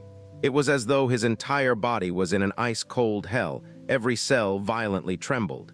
That kind of fear even affected his five senses. He was clearly looking at the young man in front of him, but what he saw was instead just a misty blur. He could not take a good look at his face. Beneath his body, a wave of intense shuddering could be felt. It was the fire mastiff shuddering. His fire mastiff mount was an incomparably huge and powerful emperor-profound beast which had followed him for a full 100 years. It had charged into wars countless of times, treaded upon countless of corpse-ridden fields. More than hundreds of thousands of men and beasts died under its claws. It had never known fear. Even encountering tyrant-profound beasts which it had no way to beat, it charged in without hesitation. It had never retreated a single bit. However, at this point, it was actually shuddering violently. As an overlord, and also the Divine Phoenix Empire's famous General Huai, Feng Huai was obviously not a fool. Even though this area was the lowliest of places which could not have anyone who had the qualifications to rebel against him, to the point where there was no one who had the qualifications for him to even look at. He clearly knew that to cause fear in his fire mastiff with simply aura, and the look in one's eyes was quite the concept. Even the pressure of the Divine Phoenix Empire's Emperor Feng Henkang had never made him tremble before. Ayo! This little floating cloud city unexpectedly has a blue-wind scum who doesn't know what's good for him. To dare stop our general, it seems like you don't want to live anymore. While Feng Huai's mind was trembling, a voice full of contempt sounded out. The one who said that was not some other person, but instead was the first vice-general under him, Feng Qianjun, who also belonged to the Divine Phoenix sect. Feng Huai was greatly alarmed. Just when he wanted to say something to stop him, he instead saw the black-clothed young man's silhouette flash past, abruptly moving forward. The palm, which was unnaturally deathly pale and seemingly shrouded in a black mist, clawed towards Feng Qianjun's neck. No matter what kind of movement, including his hand movement, to an ordinary person, it would be extremely quick. However, to a strong practitioner, especially to Feng Qianjun, who was at the 8th level of the Emperor Profound Realm, it was particularly slow to the point that he was too lazy to dodge, and allowed his palm to grab his own neck when the black-clothed young man's hand grabbed his neck, apart from traces of iciness, not to mention suffocation or pain. Not even a bit of uncomfort could be felt. Soon after, even that icy feeling could not be felt anymore. And to him, this was extremely normal, because amongst the lowly profound cultivators within Floating Cloud City, even if they used 100% of their strength to strangle him, it would not cause a single bit of unease to a level 8 throne of the Divine Phoenix sect. Ha ha ha ha! Feng Qianjun laughed wildly. His laughter was full of contempt and despise. He looked at the expression in Fen Juchen's eyes and felt pity, as if he were looking at an ant overestimating itself. There sure enough isn't a lack of ignorant and laughable wretches in this world. This general was originally feeling merciful and did not plan to kill anybody today, but an insignificant blue-wind scum would actually dare to make a move against this general, ha ha ha ha. Come, come, come, show me all of your strength. Quick, strangle this general to death. This general will simply stand here. You can use your hands, a blade, a spear. If you can kill this general will call you granddaddy in hell. Come, come, come, you have to use a little more strength, ha ha ha ha. While Feng Qianjun was laughing wildly with disdain, nobody around him was laughing at all. No matter if it was the Divine Phoenix Army or citizens of Floating Cloud City, all of their eyes were wide till they almost burst, as endless terror filled their faces. Feng Qianjun's neck, which was locked onto by Fen Juchen's hand, started to emit a faint black mist. Under the black mist, the flesh on Feng Qianjun's neck started to rapidly rot and wither. In the blink of an eye, the white and dense larynx bone could be seen, and in the next moment, the white larynx bone had already turned black. It became as black as coal. Yet Feng Qianjun was completely unaware and continued to laugh wildly in disdain. The rotting of flesh was rapidly spreading downwards, and within 3 short breaths, most of his upper body did not a single bit of flesh. From his sternum to his ribs, all of it was fully presented to everybody present. Such a terrifying scene contrasted with his wild and wanton laugh. It was terrifying to the point that not a single person even dared to breathe a word. A gust of wind blew past, and Qianjun's thrown body caved in like a pyramid made of sand, dispersing powerlessly. The Feng Qianjun, who was in the midst of laughing, suddenly realized that his vision was suddenly moving downwards without control. He stopped laughing, then he saw himself entirely rotted. Only his pitch-black bones were left, and the pitch-black bones were currently dispersing, scattering into bits and pieces of powder. Aarrrrggghh? Feng Qianjun let out a heart-tearing, lung-bursting scream of fear. It sounded like a blood-curdling scream from hell. It barely lasted for a moment, then it ended.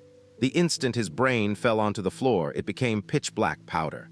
The entire world was silent. Endless fear pervaded the air within Floating Cloud City. The air had completely stopped moving. Some citizens of Floating Cloud City shuddered, and their bodies became limp, losing the ability to stand.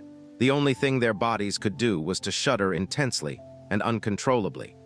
The fire mastiff beneath Feng Huai let out a hoarse roar that even Feng Huai had never heard before. Thereafter, the fire mastiff, which had never known fear, started to retreat. Only after 2 steps, it immediately went limp and fell as its massive body shuddering like a sieve. All of the fear that General Huai experienced in his life added up could not even compare to 1,000th of what he felt today.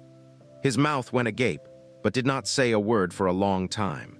He had killed countless of people in his life. Even if he killed 100,000 people a day, his face would still not show an expression. But in front of him just now, only a single person died, yet his entire soul was shuddering violently. And the one who died under the hands of the young man clothed in black was not an ordinary divine phoenix general. It was a level 8 throne who was supposed to be unrivaled in blue wind.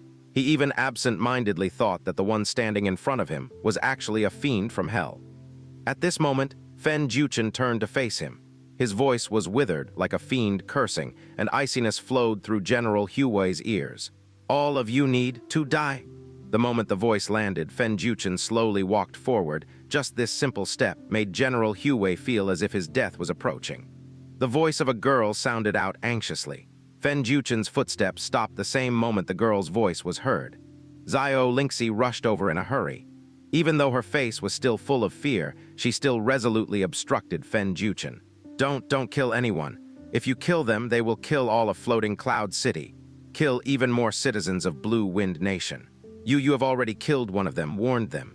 It's enough. Don't kill any more. Floating Cloud City has already fallen into the hands of the enemy. However, the Divine Phoenix Army has already said they will not kill recklessly. I don't want to see the fallen Floating Cloud City filled with blood. When Xianxia's voice fell, Fen Juchen's hand, which was originally raised, slowly fell at the same time. Feng Huai felt the shadow of death which he was shrouded in disappear just like that. He stared blankly at Xianxia. This girl who made the fiend's killing intent fill the skies had also ended his killing intent immediately. Fen Juchen slowly turned around. "I will not kill you today, but if you dare to kill one person from Floating Cloud City, I will kill 10,000 of you. If you kill 10 people of Floating Cloud City, I will kill 100,000 of you." He looked towards Xianxia. "If you dare to touch a single hair on her head, I will let all of you die in place." Fen Juchen suddenly raised his arm and attacked. Boom! The entire Floating Cloud City trembled, and an extremely oppressive explosion could be heard, causing everyone present to lose their hearing momentarily. Everyone subconsciously looked upwards, and were alarmed to see that in the distance, there was an enormous pitch-black whirlpool. But in the next moment, the pitch-black whirlpool disappeared. Feng Huai, however, was alarmed to the point that his heart almost shattered. He cried out involuntarily, Monarch!" It was just that his voice was warped under his fear, so not a single person could clearly hear what he had shouted. To use profound strength that could cause a crack in space, the Emperor Profound Realm could do that. Yet to casually cause such an enormous spatial black hole, this was clearly the strength of the Sovereign Profound Realm. Within their powerful Divine Phoenix sect, there were only a few tens of people in the Sovereign Profound Realm. Yet these monarchs were the cornerstones of the Divine Phoenix sect. They were people whom even the Divine Phoenix sect master Feng Henkang had to be respectful to. And in the 7 nations of Profound Sky, only their Divine Phoenix Empire had monarchs. He did not even dare to dream that a monarch actually existed in this rural city of Blue Wind Nation. Moreover, he seemed to be only a little over 20. He was indeed a strong overlord, however, in front of a monarch. He was no different than an ant which could be killed with just a pinch. We only came to occupy Floating Cloud City. We will absolutely not kill a single innocent citizen." Although Feng Huai was trying with all his might to calm his voice to protect his reputation as the great General Huai, even he himself could hear the shuddering in his voice, which he could not suppress. "Get lost?" Fen Juchen's reply was simply those two words with absolutely no emotion. Looking at General Huai's entire life, who would dare to say those two words to him? However, today, forget about anger. Feng Huai didn't even dare to say another word. He retreated several steps, then directly dragged his fire mastiff, which was limp on the ground, and ran as fast as he could in the opposite direction. And his pace quickened by the second. The Divine Phoenix army, which was following, as if receiving a great pardon, ran as fast as they could, until they ran out of the city gates of Floating Cloud City. After they stopped, only then could they feel that they were drenched in cold sweat. "Who in the world is he?" Feng Huai violently breathed. Both his hands were balled up, shuddering. Just now, he did not even dare to ask what the opposite party's name was. Floating Cloud City's mayors Yuan Chuo and Sidunen also hurriedly left with their tails between their legs. The surrounding Floating Cloud City citizens also did not dare to stay, as they frantically scrambled to flee. With her hand on her chest, Xianxia said toward Fen Juchen, "Big brother Fen, thank you. You don't ever need to thank me," Fen Juchen said. Although his voice was cold, he was trying his best to make his tone warm. "If it wasn't for you, I would have died 3 years ago. Anything you want me to do, I will not refuse. If you ever want me to die, wait until I kill everyone from the 4 sacred grounds. I'll give you my life then." "No," Xianxia shook her head. In this half-year, Fen Juchen had said such similar words to her many times. "You don't need to be like that to me. Your life is your own. It does not belong to anyone else. The life of others are the same too. If you really want to do something for my sake, then don't kill innocents willfully. Once people die, they can never come back to life when they cannot be seen again. It will make those who care for them hurt for their whole life." Yun Qi's figure appeared in front of Xianxia's eyes, causing tears to well up in her eyes as she sobbed without sound. Upon seeing Xianxia's tears, Fen Juchen also knew why she had suddenly started to cry. He sighed deeply, then turned around. "In this half a year, I did not kill a single person. That person just now, he was trying to take advantage of you. He died for his crime. When I have enough strength and have killed everyone I need to kill, then I will listen to whatever you say." Black mist gathered, and Fen Juchen disappeared without a breath or sound from that place. The air was still without a single person in sight. Xianxia covered her face with her hands, her lips letting out a sound which would cause hearts to shatter. "Little Qi." Blue Wind Nation, Frozen Cloud Asgard. What a bunch of naive women. Do you think that mere heavenly firm jade is enough to stop us? Obediently open the door right now and hand Xia King you over to us, and I will still be able to spare your lives. After all, if our young master finds out we have killed so many beautiful women, his heart would surely ache. But if all of you remain stubborn and pig-headed and wait until I have blasted this great door apart, then all of you will have to die." Bang. The green-clothed man viciously smashed his fist into the great door in front of him, and a huge, ear-splitting ring followed his attack. The explosive, profound energy caused the space around him to violently tremble, but the great door that he had attacked was left without a blemish. "Damn it!"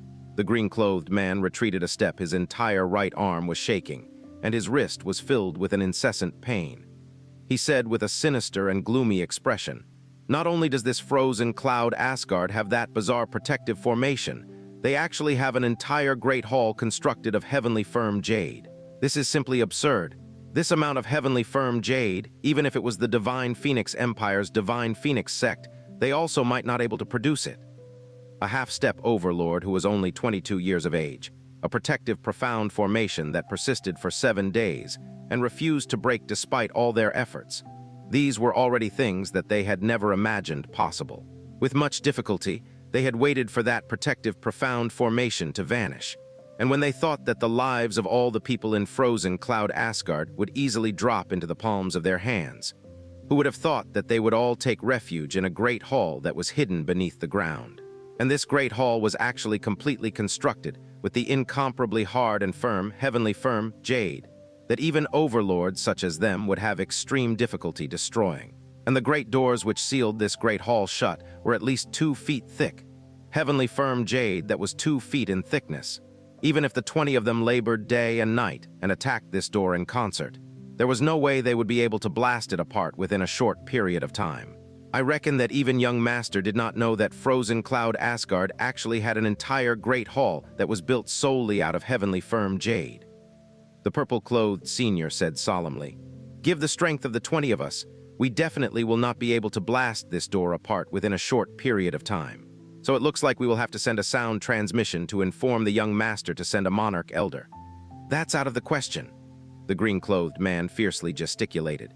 "If we, 2 overlords along with 10 other thrones, cannot go to this tiny blue wind nation and accomplish our mission of catching one girl and instead request for the help of an elder, what face will we have left to go back? HMPH, those people who normally dislike us will mock us until we become dogs. The young Master's current confinement will still last for at least half a year. Within that half a year's time, I don't believe that I am unable to blast apart this heavenly firm jade."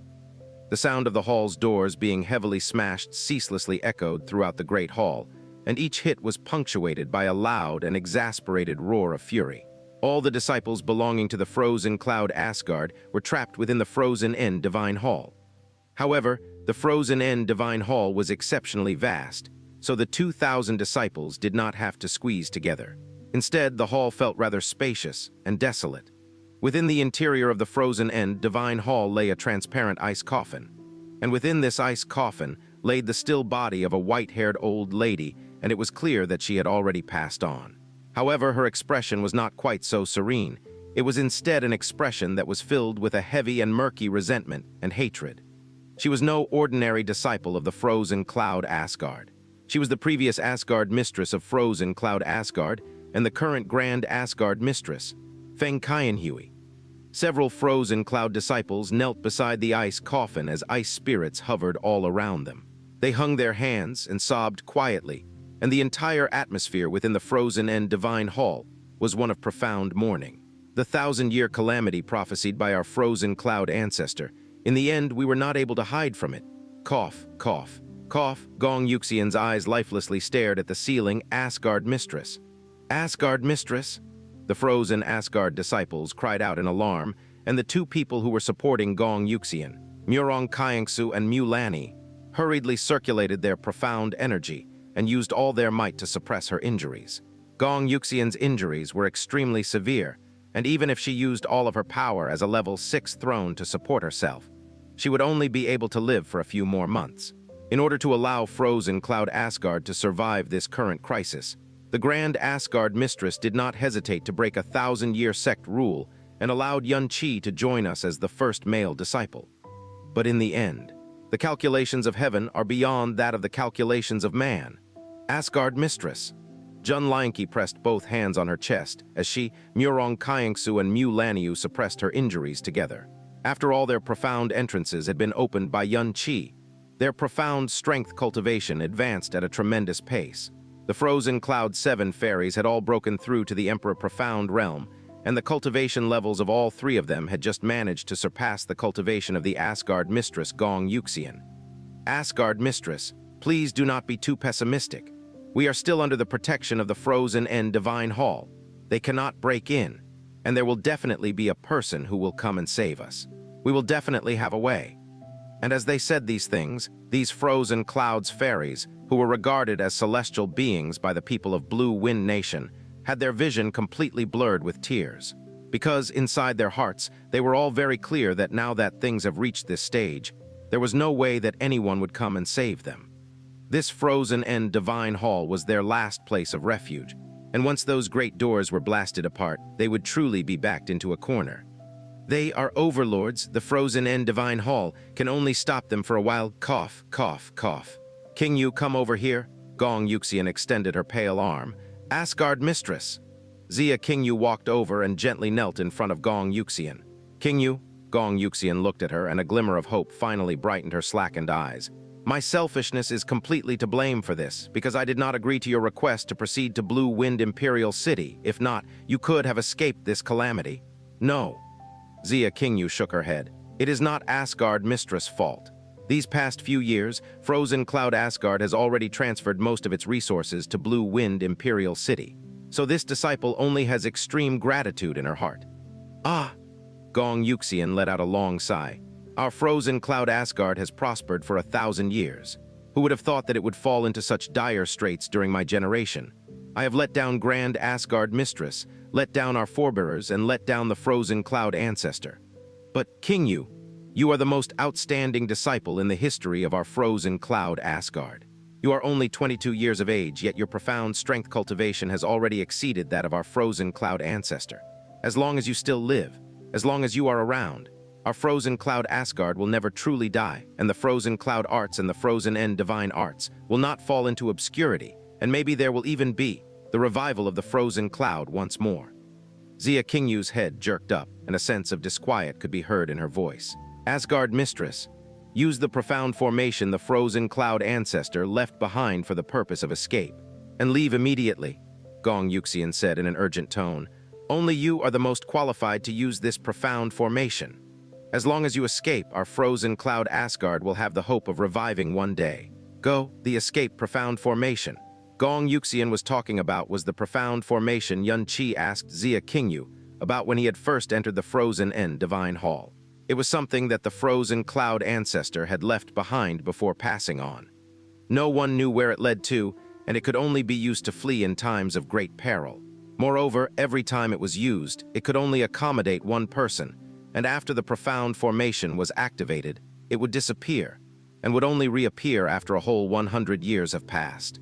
So only one person amongst the 2,000 frozen cloud disciples, trapped in the frozen end divine hall, could use this escape profound formation to leave this place. All eyes fell on Xia Qingyu, but not a single one of the women were envious or dissatisfied. This was because if only one person could escape from this place, no matter who it was in their hearts, everyone felt that Xia Qingyu was the only choice, because she was frozen cloud Asgard's brightest hope.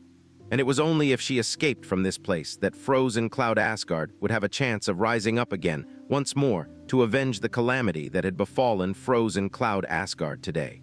No, Xia Qingyu vigorously shook her head. I am a disciple of frozen cloud, and I should live and die with frozen cloud Asgard.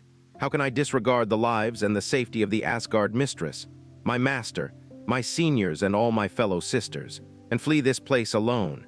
Now is not the time to let your emotions affect your decisions, Gong Yuxian yelled in a loud voice. If you still regard yourself as a disciple of frozen cloud Asgard, then you will immediately leave this place and allow yourself to become the last hope of our frozen cloud Asgard. Your life will be the last hope of our frozen cloud Asgard. But there are no buts, Gong Yuxian's voice quavered as she spoke. This is the Asgard Mistress order, and you, as a frozen cloud disciple, are not allowed to disobey. If you do not go, do you want the grand Asgard Mistress to die in vain? Do you want to personally destroy the last hope of our frozen cloud Asgard? Qingyu. Chu Yueli strode over to support Xia Qingyu's shoulders. Use the escape profound formation to leave this place. This is not only the order of the Asgard Mistress, it is also the desire of everyone here. She closed her eyes and her voice gradually became softer. As your master, what I hope for even more is that you do not let yourself be burdened with the task of rebuilding the frozen cloud and avenging us. As long as you live a good life and continue to pass on frozen cloud arts and frozen end divine arts, that will be all that I would want for you. Qingyu, listen to the words of the Asgard Mistress and your master. Activate the profound formation left behind by our ancestor. Murong Kaiengsu said gently. Qingyu, you must live a good life. You definitely must not return. Just think of us every now and then, okay? Feng Hanyu and Feng Hangsu said with tears dancing in their eyes. Junior sister Xia, leave this place and never come back. Senior sister Xia, please take care of yourself. We will all pray for you. A bunch of crystal and diamond-like gazes focused on Xia Qingyu, heavily vibrating the chord of her emotions. She bit her lips and still shook her head. No, their objective is me. As long as I stride out those doors, I can save Yo. Silence! Gong Yuxian's voice fiercely quavered and her face became red due to agitation. Qingyu, given your exceptional intelligence, how can you believe the words of those villains? Moreover, even if what they said is true, even if the rest of our frozen cloud Asgard gets exterminated, you definitely must not die. Quick, leave. If you still do not leave, I will sever my lifeline and die right in front of you. Asgard Mistress. Xia Qingyu paled in shock. Why are you still here? Gong Yuxian's voice began to grow hoarse. Those villains are only separated from us by one wall, and they can break it and charge into this place at any time, by that time. Even if you wanted to leave, you would no longer be able to. Every second you delay only adds to your danger and reduces the hope of our frozen cloud Asgard. Since you still have not left, is it that you want to witness my death before your very eyes? Bang. Gong Yuxian vigorously rose up and sent a palm exploding outwards. It landed on Xia Qingyu's chest and sent her flying, and she just happened to land on the escape profound formation, which was flashing with a weak profound light. Xia Qingyu stood up and her eyes were filled with tears. She knew that she no longer had any leeway to choose for herself. If she still refused to depart, Gong Yuxian would really sever her own lifeline. She turned her face, and her faintly trembling eyes drank in all of these familiar faces as she carved the appearance of every single person in the depths of her heart. After a long while, she softly said, "Asgard mistress, master, seniors, and my fellow sisters, all of you must definitely take care of yourselves. I frozen cloud disciple Xia Qingyu will definitely not disappoint you." "Qingyu, go." Chu Yueli turned around and looked away from her to not let Qingyu see the tears that streamed down her face. No one knows where the escape profound formation leads, whether it is still within Blue Wind Nation or some faraway place. The further the better. Do not let those villains find you. You are your master's pride and joy and also the smartest girl in the world, so you should know the consequences of impulsiveness. Promise your master this, that before your power breaks through to the sovereign profound realm. Never return here. The sovereign profound realm was truly a mythological realm of power within this Blue Wind Nation. But for Xia Qingyu, it was definitely not something that could be ruled out. Because she was only 22 this year, yet she was already a half-step overlord. The people who forced frozen Cloud Asgard into such desperate straits had the terrifying power of the tyrant profound realm.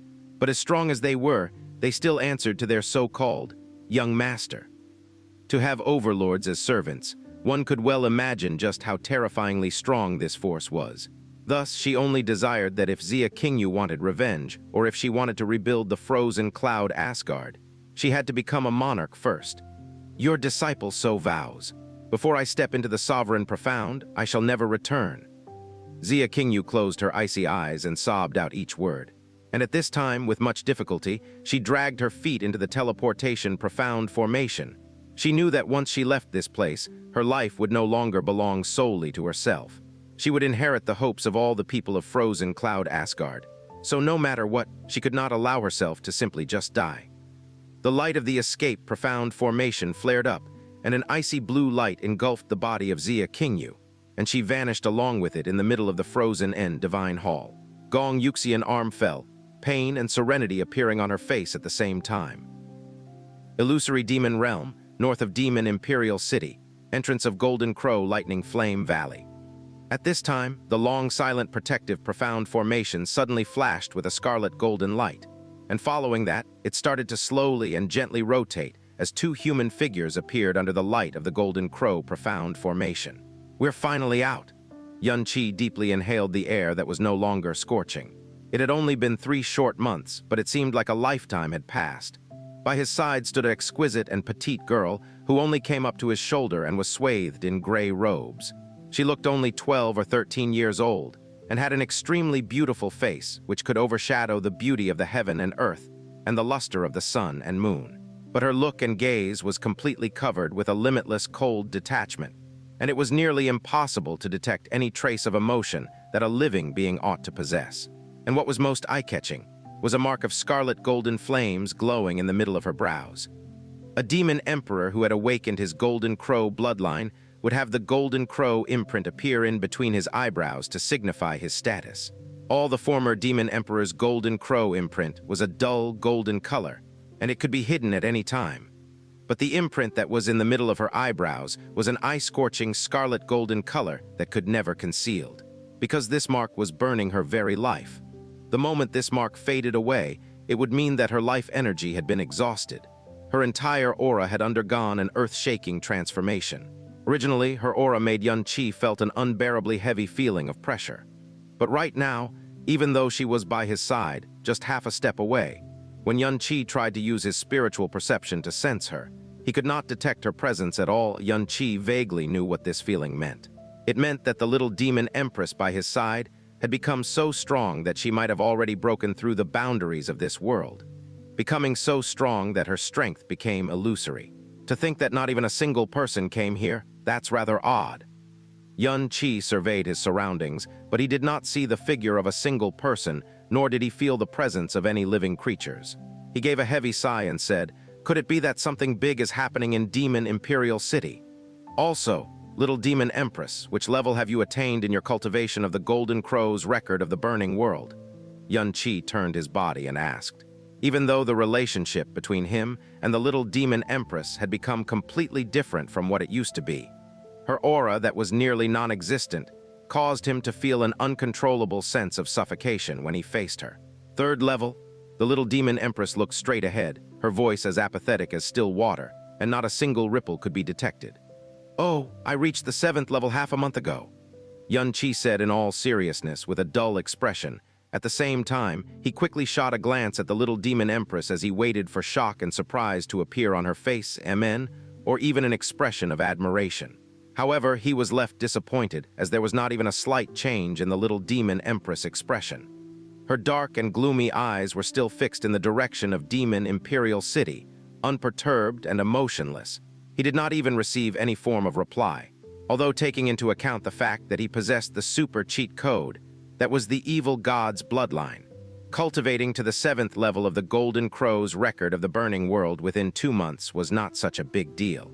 After the Little Demon Empress bloodline had been completely awakened, and they had exited the Golden Crow's secret realm, he felt her aura undergo a huge change. No, this change might have come even earlier than that. Perhaps it was during the moment she forcefully pushed him to the ground. For the sake of achieving her vengeance and her desire for power, she seemed to have annihilated herself completely, including her own feelings and life. The power that she had desired had been attained, however, her emotions had also been sealed, and even her life was quickly slipping away. She silently stood there, without making a single sound or taking a single breath, as though she was the most beautiful and lifelike doll in the world. Just as Xianxia was about to make a desperate attempt to provoke her, he saw a gray figure flash by in the corner of his eyes. In an instant, the Little Demon Empress had traveled 350 meters from their location. "Ah, wait for me." Xianxia hurriedly activated extreme mirage lightning and desperately chased after her. After obtaining the Golden Crow's bloodline, the evil god's lightning seed, cultivating the Golden Crow's record of the burning world, and absorbing the powerful flame energy from the Sea of Death continuously for several months, Xianxia's current profound strength had undergone a tremendous change from what it was 4 months ago. He opened the gate of purgatory at this instant, and the aura of the Emperor Profound Realm surged and roiled as his maximum speed increased by several times. But he was still trailing further and further behind the Little Demon Empress. Fortunately for him, after a short while, the Little Demon Empress slowed down, and Xianxia finally managed to catch up to her. Looking at her delicate back, Xianxia silently sighed in his heart. From the moment he had entered Golden Crow Lightning Flame Valley till now, 4 months had passed. Too many things could have happened in the span of these 4 months, so she was definitely incomparably worried about what the situation was like in Demon Imperial City right now. Just like how he had been constantly worried about whether his parents, Xiao Yun, the entire Yun family, and the Mu family were still safe and sound. She had only 3 years left to live. 3 years. Just as Xianxia had guessed, there was indeed something big happening today in Demon Imperial City, because today was the day that Duke Huai would ascend the Emperor's throne. 4 months ago, the heroes of the realm who had gathered in Demon Imperial City to attend the Demon Empress Grand Ceremony were all still in the city and had yet to depart, because after the Demon Empress Grand Ceremony was abruptly stopped, before they received news that the ceremony was going to reconvene, they received the world-shaking news that the Little Demon Empress had died within Golden Crow Lightning Flame Valley. They bitterly waited for a month, but there was still no further news of the Little Demon Empress, and this had extinguished the last embers of hope within the hearts of those who were simply unwilling to believe it. For a period, the entire imperial city was greatly shaken, and everyone descended into mourning. Even though they had not yet seen the Little Demon Empress body, but for the Demon Emperor, the very last monarch of illusory demon realm, the funeral processions had to go on. The Little Demon Empress funeral lasted for an entire month, but after that, one question hung in the air. after the Little Demon Empress, who would take up the reins and become the emperor of the illusory demon realm. After all, if there was no emperor, then the land would definitely descend into chaos before long. But following the Little Demon Empress, death, there was no one from the Demon Emperor's bloodline in the world. There was only the illusory demon royal family whose bloodline was the closest to the Demon Emperor's. Amongst the illusory demon royal family, the one who held the most prestige, power, and qualifications was undoubtedly Duke Huai of Duke Huai Palace. Moreover, in the months after the Little Demon Empress' death, Duke Huai Palace had taken charge of all the major and minor events within Demon Imperial City. Even the Little Demon Empress' entire funeral proceedings had been arranged by Duke Huai Palace.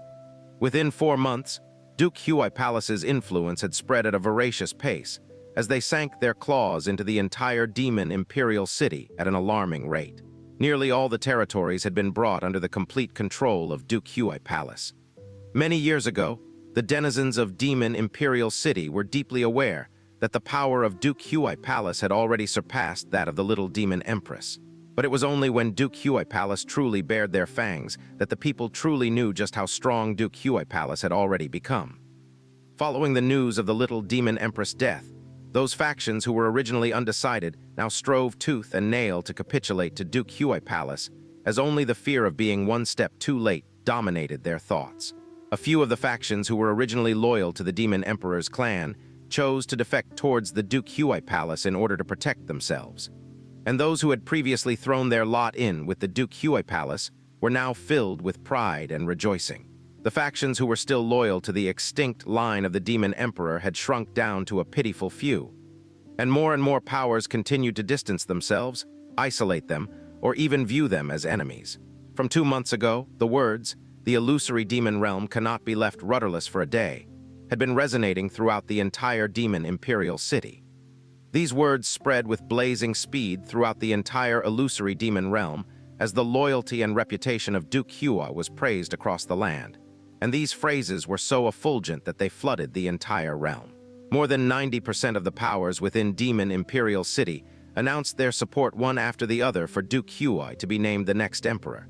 And for a time, all praise for Duke Huai spread across all 4 corners of the illusory demon realm. The praise was so extravagant that he had not only been named the most eminent sage within the realm, but was also the only choice for the title of the illusory demon realm's new sovereign. Furthermore, he was praised as a great sovereign who could usher in a period of prosperity that would exceed that of the Demon Emperor, while at the same time, he was still the person who had the closest blood relation, the line of the Demon Emperor. Now that it had reached this point, if anyone still objected to Duke Huai being made emperor, that person was practically begging for universal condemnation. Presently, the Demon Imperial Hall was at maximum capacity, and the splendor of the occasion even eclipsed that of the Demon Empress Grand Ceremony. All the various mayors, regional lords, sect masters, and various other heroes of the realm had never in their wildest dreams imagined that, after merely having come to participate in the Demon Empress Grand Ceremony, that they would still stay here for 4 more months and bear witness to these momentous events, from the passing of the Little Demon Empress to the ascension of the new emperor. All the heroes of the realm were squeezed together in the Demon Imperial Hall, and every single one of them were cornerstones of the realm, well qualified to represent the entire illusory demon realm.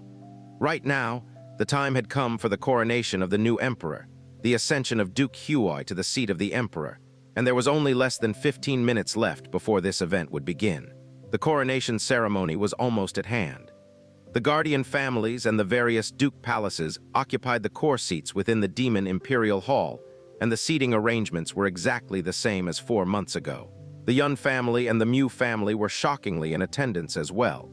Yun Qinghong was seated in the seat designated for the head of the Yun family, and his face was fixed with an unnatural calm. Mu Yuru sat by his side, and both of them tightly held each other's hands without loosening their grip. In contrast to the enduring and ceaseless noise within the Demon Imperial Hall, the place where the Yun family and the neighboring Mu family were seated was filled with a lifeless and heavy atmosphere. For a full hour, no one spoke. "Duke Huai Palace has arrived." Following the sharp and long proclamation, the Demon Imperial Hall instantly descended into silence as all eyes turned towards the doors of the Great Hall. The great scarlet golden doors were slowly pushed apart. Duke Huai, dressed in golden finery, as the members of Duke Huai Palace orbited him like stars orbiting the sun, slowly stepped into the Demon Imperial Hall. His expression was calm, and he wore an easy smile as his clearly smoothed-out brows seemed to be filled with a formless dignity. He was astonishingly already exuding an emperor's majesty from every pore of his body. Without the Little Demon Empress around, he had impressively assumed the role of the illusory demon realm's emperor. "We respectfully welcome Emperor Huai." A resoundingly loud yell rang out from the location of the core seats as the Hellion family's patriarch. Hellion Quang left his seat and knelt down on the ground. He prostrated himself completely on the ground, and his posture was deferential and humble in the extreme. Even when the previous Demon Emperor and Little Demon Empress were in power, he had never completely prostrated himself like this before. This loud yell had roused the audience from their slumber, and in the next instant, they were scrambling to leave their seats and kneel on the ground, to welcome and pay their respects to Duke Huai. "We respectfully welcome Emperor Huai." Nearly 100,000 of the top-notch powerhouses of the illusory demon realm yelled these words out in unison, and the sound was so loud that it caused the entire Demon Imperial Hall to shake for a long period of time. Duke Huai unhurriedly swept his gaze across the Great Hall, and he committed to memory those people and forces who had not knelt to welcome him. After that, he slowly raised his head and said in a polite and modest manner, "Everyone, please rise. Even though this Duke has received your undeserved kindness and has been elected to be the new sovereign of the illusory demon realm, the coronation ceremony has not yet taken place, so I am still undeserving of the appellation Emperor Huai, and this manner of obeisance is something that I cannot accept as well. Allow this humble Duke to be so bold as to say this, Emperor Huai. Your words are in error." Duke Zhang loudly said as he cupped his hands. "Emperor Huai, you assuming the seat of the emperor is something approved by all those present and something desired by all under heaven. So how can you label it as undeserving kindness?" After the demise of the Little Demon Empress, Emperor Huai has held the realm together, pacified the chaos within the realm, and ensured peace reigned in the heart of all its citizens. If not for the sagacious wisdom and high virtues of Emperor Huai, Demon Imperial City, and even the entire illusory demon realm would definitely still be in chaos. So in our hearts, even though the coronation ceremony has yet to begin, you have long ago become the emperor that we will follow and pledge our loyalty to till the end of our days. Today's coronation, pardon this humble duke for speaking nonsense, is merely a formality to announce your exaltation to the rest of the world." That is right. Duke Zhang's words are simply spot on. What Duke Zhang just expressed were the thoughts that this humble duke harbored in his heart all along. Emperor Huai unifies the illusory demon realm. May he reign for as long as heaven stands. We pledge our lives and loyalty to Emperor Huai. The coronation ceremony for the new emperor had yet to begin, and Duke Huai had merely made his appearance. Yet pledges of loyalty flooded the entire Demon Imperial Hall as everyone strove to outdo one another. This was undoubtedly a manifestation of how astonishing the power and coercion displayed by Duke Huai after the demise of the Little Demon Empress really was. Not a single person suspected that there was nothing in the illusory demon realm that could impede Duke Huai from taking the throne. The wisest decision that one could take would be to declare loyalty to Duke Huai. Some may even argue that it was actually the only option left. If not, it was no different from digging your own grave. Ha ha ha ha. Duke Huai let his arm drop, and a great smile was plastered on his face. He did not need to say anything else, so he boldly strode towards the seat of the emperor that was at the end of the great hall. And as he passed by the area where the Yun family was seated, he carelessly swept his eyes over Yun Qinghang, the corner of his mouth faintly curving upwards. In these past 4 months, before he officially became emperor, it was naturally not good to extend his wicked hands towards the Yun family, as they were one of the guardian families. But from today onwards, anyone could come to the conclusion that Duke Huai would deal with the Yun family first. When the time came, the best outcome for the Yun family would be that they would once more fall into great decline, and the worst outcome was complete and total destruction. Yun Qinghang did not pay his respects to Duke Huai, and neither did the entire Yun family. He coldly observed the events in the great hall unfold. His expression and gaze were so cold and detached that not a single ripple could be seen. From the moment Duke Huai entered to the moment he took the emperor's seat, the only action he took was to tighten his grip on Mu Yuru's hand. Mu Yuru's hand also tightened around his, The hearts and minds of this couple had long ago become tightly entangled together. It was now impossible to stop Duke Huai from ascending the throne, even if they bet the lives of all the members of the Yun family in one desperate gamble. They still would not be able to prevent it. But the one who had killed the Little Demon Empress and who had killed their son stood before their very eyes. So how could they let him do as he pleased? The married couple had not attended today for the Demon Emperor's clan, nor was it for the dignity and determination of the Yun family. It was his parents, for they prepared to use their own lives to recover what had previously been lost. To allow the son that filled them with love, pride, gratitude, joy, and sorrow recover the debt of blood that was owed.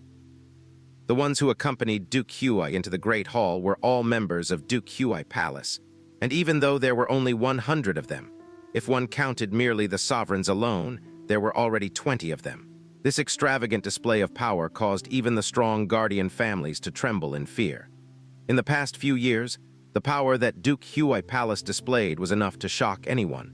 But only in the recent months did everyone realize that the power Duke Huai Palace had displayed before was only the tip of the iceberg. Moreover, in these recent months, even more powers and strong individuals had thrown their lot in with Duke Huai Palace, so no one could truly imagine just how great their power was this day. Following Duke Huai's ascension to Emperor Huai, Duke Huai Palace had naturally become to the Emperor Palace, and the aura of every single member of Duke Huai Palace underwent a massive change. Hui ran and Hui followed along as well. Their gazes were as arrogant as those of lone eagles who considered themselves above all others, because their current status was a world apart from what it had been before. From today onwards, they would be royal princes of the illusory demon realm. The entire illusory demon realm would come under the subordination of their clan. Duke Huai stood in front of the emperor's throne, and under the gazes of the gathered guardian families, duke palaces, and heroes of the realm, he slowly sat down. Though he had already predicted that this day would eventually come 100 years ago, at this moment, when he had finally ascended to the seat of the emperor, he received the attention of all who were gathered and witnessed the heroes of the realm crawling at his feet. He could decide the life and death of everyone gathered here, and beyond this great hall, the fate of the entire illusory demon realm was firmly within his grasp. So he could not help but breath a little heavily as blood rushed through his entire body. The time of the Demon Emperor's clan had come to an end. From today onwards, this illusory demon realm would be ruled by my Duke Huai clan. By his side, 4 luxuriously dressed royal maids carried a set of golden clothes and a golden crown as they leisurely drew near, taking their place at his sides. The royal family's supreme master of ceremonies slowly strode out, holding his head up high as he announced in a loud voice. The first demon emperor united all under heaven and led the illusory demon realm to 10,000 years of peace and prosperity. However, a calamity descended from the heavens. The late demon emperor passed away, and the demon emperor and demon empress met with calamity as well. So the line of the demon emperor will henceforth be consigned to the 5 elements, leaving behind no will, having no successor to take up the mantle, causing great sorrow throughout the realm. If the heroes of the realm remain leaderless, then chaos is sure to follow. But fortunately, Duke Huai had a heart for the people, displaying talent that is as high as the heavens and as broad as the earth, possessing the ability to pull out mountains and exceed the oceans, pacifying the chaos, settling the hearts of the people, causing the panic which covered the sky to vanish into thin air, convincing the people, and turning all their hearts to him. He has the disposition of a ruler, and he is unmatched under heaven. For him to be the new sovereign, the 4 seas bow in agreement. All the dukes work together with a singleness of purpose and unity, supporting the new sovereign together. Thanks to support and protection of all the clans, he received the mandate of heaven. All the officials put their heart and soul into assisting the new ruler, supporting the illusory demon realm. Boom. The timely and drawn-out drumbeat rang out from outside the hall. The master of ceremonies abruptly broke off his speech, and as he leaned to one side, his voice rose by several octaves. The time has come for the coronation of our new sovereign. The time had come for the coronation, which would be followed by a ceremony to honor the gods and the heavens. And after this process, Duke Huai would officially become the new ruler of the illusory demon realm. Duke Huai rose to his feet in a lofty manner and spread both his arms wide, taking in the sights and sounds. The maids beside him took off his embroidered clothes, which signified his status as a duke. draping over his shoulders the pure golden royal robes which were embroidered with the images of the sacred and divine golden crow, clothes which were a token of the illusory demon emperor. The time had come for the coronation, which would then be followed by a ceremony to honor the gods and the heavens. And after this process, Duke Huai would officially become the new ruler of the illusory demon realm. All the people gathered in the Demon Imperial Hall left their seats and knelt down. "We greet Emperor Huai. May Emperor Huai live as long as the heavens and the earth, shining as bright as the sun and moon." The ones who had the privilege to be present in the Demon Imperial Hall were all without a doubt members of the highest echelon of society in illusory demon realm. Looking at them bowing their heads and pledging their allegiance was the same as having the entire illusory demon realm at one's feet. Duke Huai, who had waited for this day for a whole 100 years, faintly raised his head as he drank in the moment, enjoying his current status as emperor. As his gaze leisurely wandered, he saw the only place that was disharmonious with the rest of the Great Hall. In the entire Demon Imperial Hall, only two groups of people did not kneel down. One was the Yun family and the other was the Mu family. "How dare you, Mu Feiyin and Yun Qinghang?" The master of ceremonies' angry rebuke rang out at this time. "The new emperor is about to be crowned. What are you waiting for? Kneel." Even though this master of ceremonies also belonged to the illusory demon royal family, under normal circumstances, even if you gave him 100 times the guts he had, he still would not dare to raise his voice against Yun Qinghang or Mu Feiyin. But today, the circumstances were completely different from what it had been. The Yun family and Mu family had always been at ends with Duke Huai Palace, and in the few months after the burial of the Little Demon Empress, the Yun family and the Mu family had slandered Duke Huai by claiming that he had killed the Little Demon Empress.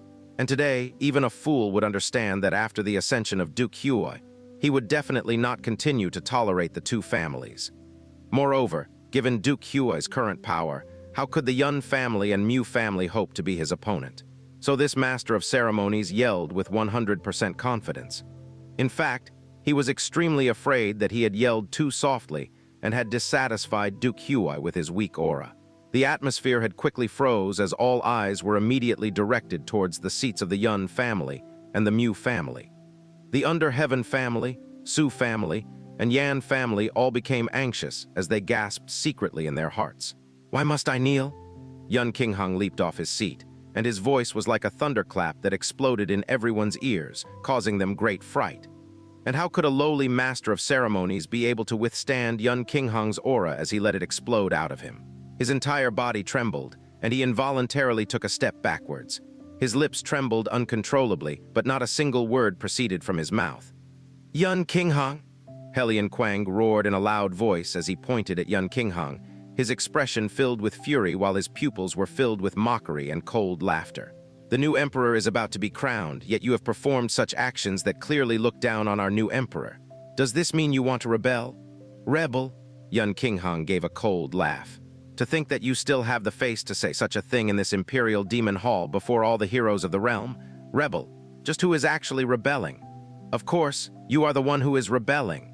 Jiufang Kui roared as he rose from his seat and pointed accusingly at Yun Qinghang. After the burial of the Little Demon Empress and the ascension of Duke Huai, it would be Emperor Huai's world from now on. The Yun family had originally gained the upper hand at the Demon Empress Grand Ceremony 4 months ago, but today, they were nothing to worry about at all, and indeed, they had always been courting their own destruction. So right now, it was naturally the time to kick a man when he was down while at the same time expressing loyalty to Emperor Huai. Yun Qinghang, as the patriarch of the Guardian family's Yun family, your sacred duty is to protect the illusory demon emperor. But on the day that the new emperor is about to ascend to the throne, in this great hall, you are actually... Shut up! Before Jiufang Kui could finish what he was saying, he was furiously cut off by Yun Qinghang. "I, Yun Qinghang, am not yet someone a shameless traitor like you can lecture. My Yun family followed the first demon emperor from the very beginning and unified the illusory demon realm together with him. If the first demon emperor did not exist, then there would be no Yun family who has flourished for 10,000 years. My Yun family, from the start to end, has treated the protection of the demon emperor's clan as our duty, and we have treated it as our glory as well. And during these 10,000 years, we have never shown the slightest moment of infidelity. HMPH, what does this Duke Huai amount to?" What qualifications does he have to demand the loyal guardianship of my Yun family? All of you are fellow guardian families, yet you have elevated this bandit who has murdered the Little Demon Empress to the highest seat of power. You have simply caused all your blessed ancestors and forefathers in the afterlife to be filled with the greatest shame. Yun Qinghang, what nerve you have! Duke Zhang leapt out of his seat, his face twisted in grief and indignation as his entire body trembled. After the Little Demon Empress met with calamity, you have continuously slandered our new emperor by claiming that he was the one who murdered the Little Demon Empress. But the Little Demon Empress had clearly met with misfortune in Golden Crow Lightning Flame Valley. And when Golden Crow Lightning Flame Valley's seal opened, the new emperor was clearly in the Demon Imperial City. That was a fact witnessed by countless people. And all the people of the realm know that once you enter Golden Crow Lightning Flame Valley, there is definitely no method of getting out except for sealing and closing it once more. This slander of yours discredits itself, and it is laughable in the extreme. The new emperor has been extremely magnanimous. He has chosen not to enter into a dispute with you, and even wanted to cover up the matter of how the shameless slander of your Yun family took root in Demon Imperial City. Yet you, Yun Qinghang, fail to recognize this great kindness that has been shown to you and still remain recalcitrant and obstinate, not knowing what is good for you. And during this sacred and solemn divine imperial ascension ceremony, not only did you hurl abuse at the new emperor, you actually dared to spit out such laughable and unbelievable slander in front of all those present. This is not only the great crime of rebelling against your ruler, but it also clear that you are making light of the rest of us. As Duke Zhang continued to speak, he had become so furious that his face turned deathly pale. He cupped his hands towards Duke Huai and said, Emperor Huai, you have been extremely lenient towards the Yun family, but to no avail, as there are still those who would take advantage of your kindness. As your subject, this humble duke cannot bear to witness this any longer.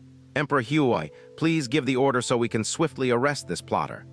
Instead, Duke Huai slowly raised his hand and shook his head. He gave a brief sigh and displayed a rather helpless look on his face. Patriarch Yun, you have many prejudices against and misunderstandings with this emperor, and this emperor is well aware of it. You have also slandered this emperor with the crime of murdering the Little Demon Empress, and that is the world's biggest joke in and of itself. I didn't mind. But today is the day of this emperor's ascension, and normally I should be granting a general amnesty to all under heaven, not being so easily angered. I, of course, still did not want to quarrel with you. But after this emperor has finished honoring the heavens and the gods and is officially declared emperor, if you dare to say such offensive things again, even if you are the Yun family patriarch, covered in achievements and glory, and the son of Demon King Yun Qinghai, this emperor will still definitely not let you off lightly. Yun Qinghang refused to kneel, hurled vituperation at the new emperor, and even slandered him as the person who murdered the Little Demon Empress. Every offense was one that was enough to get the person executed. Yet Duke Huai handled it with extreme magnanimity and generosity. This was of course not because he was really this magnanimous, nor was it because he did not wish to put Yun Qinghang and the entire Yun family to death. But the Yun family had just restored their reputation 4 months ago due to Yun Qi, while also winning the hearts of the people. Not only that, but the Yun family's reputation was now flourishing in the illusory demon realm like never before, and it far exceeded any other period during the 10,000-year history of the Yun family. He had just risen to the seat of the throne, so before he had completely stabilized his power, it would be extremely unwise to take any overt actions against the Yun family, even if the Yun family took the initiative to be offensive.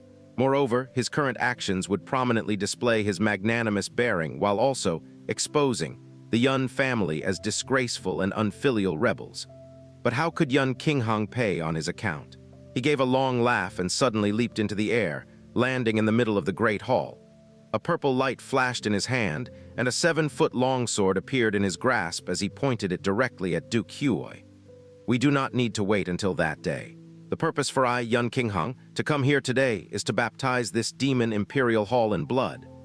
Yun Qinghang's actions caused the color to drain from everyone's face, as the entire demon imperial hall immediately broke out into a state of panic. With Duke Huai among them, no one have even dreamt that the always calm, extremely wise and farsighted Yun Qinghang would actually do such a thing. Hellion Quang and his flunkies roared in unison. Yun Qinghang, what do you plan on doing? Patriarch Yun, do not be impulsive, Su Xiangnan and Yan Zijing yelled out in a fluster. Su Xiangnan quickly sent a profound energy sound conversion to Yun Qinghong as he persistently advised him, Patriarch Yun, sheath your sword. Even if the Little Demon Empress and your son were truly harmed by Duke Hua, you must preserve your life in order to witness the day of your vengeance. This kind of unwise action is not something that you, Yun Qinghong, should do. Yun Qinghong turned a deaf ear to Su Xiangnan's sound transmission and did not display any reaction. By his side, Mu Yuru already stood shoulder to shoulder with him as cold air surged along her entire body. The coldness of her gaze was even more chilling and bone-piercing, her voice filled with the deepest, soul-boring hatred she had ever experienced in her lifetime. Duke Huai, it is you who murdered my son. Even if my husband and I lay down our lives today, we will still take your blood to repay his. Patriarch Yun, put down the sword in your hand. You cannot be rash. The Sky Demon Region Lord Qin Zheng rushed forward and yelled at the same time. Anybody could tell from the words the Yun Qinghong couple had just said not only harbored anger and resentment, they also clearly harbored a decisive will to die. Today, they wanted their lives and blood to stain the Demon Imperial Hall. Rash! Yun Qinghong pointed his sword towards Duke Hua. His face was cold and composed. I, Yun Qinghong, have never been this calm in my entire life. My Yun clan started 10,000 years ago, and we existed to protect the Demon Emperor. However, in a short 100 years, the former Demon Emperor and Little Demon Emperor were, one after another, harmed by a traitorous bastard. And today, even the Little Demon Empress has fallen to evil schemes. We are one of the guardian families, yet we have been unable to fulfill our protective duty, allowing the bloodline of the Demon Emperor completely end. Not only that, but today I have to watch with my own 2 eyes as the traitorous dog who harmed the Demon Emperor and my own son become emperor. As the patriarch of the Yun family, I, Yun Qinghong, what face do I have to continue drifting through life? Duke Huai, if you wish to become emperor today, you have to cross my, Yun Qinghong's blood and corpse. Patriarch Yun. Within the hall, a voice rang out. No one would have expected that such a scene would actually occur in the succession hall. Yun Qinghong, you are seeking your own death, Chiang Bailey yelled. The patriarchs of the large families had already left their seats and formed a circle surrounding the Yun Qinghong couple.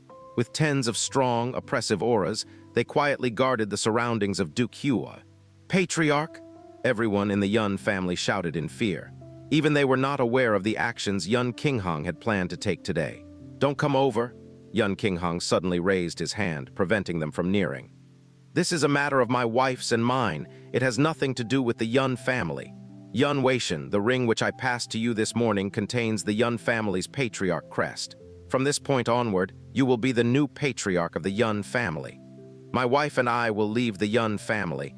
Everything we do has nothing to do with the Yun family. My only wish is from this day on, the Yun family will keep far away from Demon Imperial City, will entirely retreat from current affairs, and will never pledge allegiance to this traitorous dog.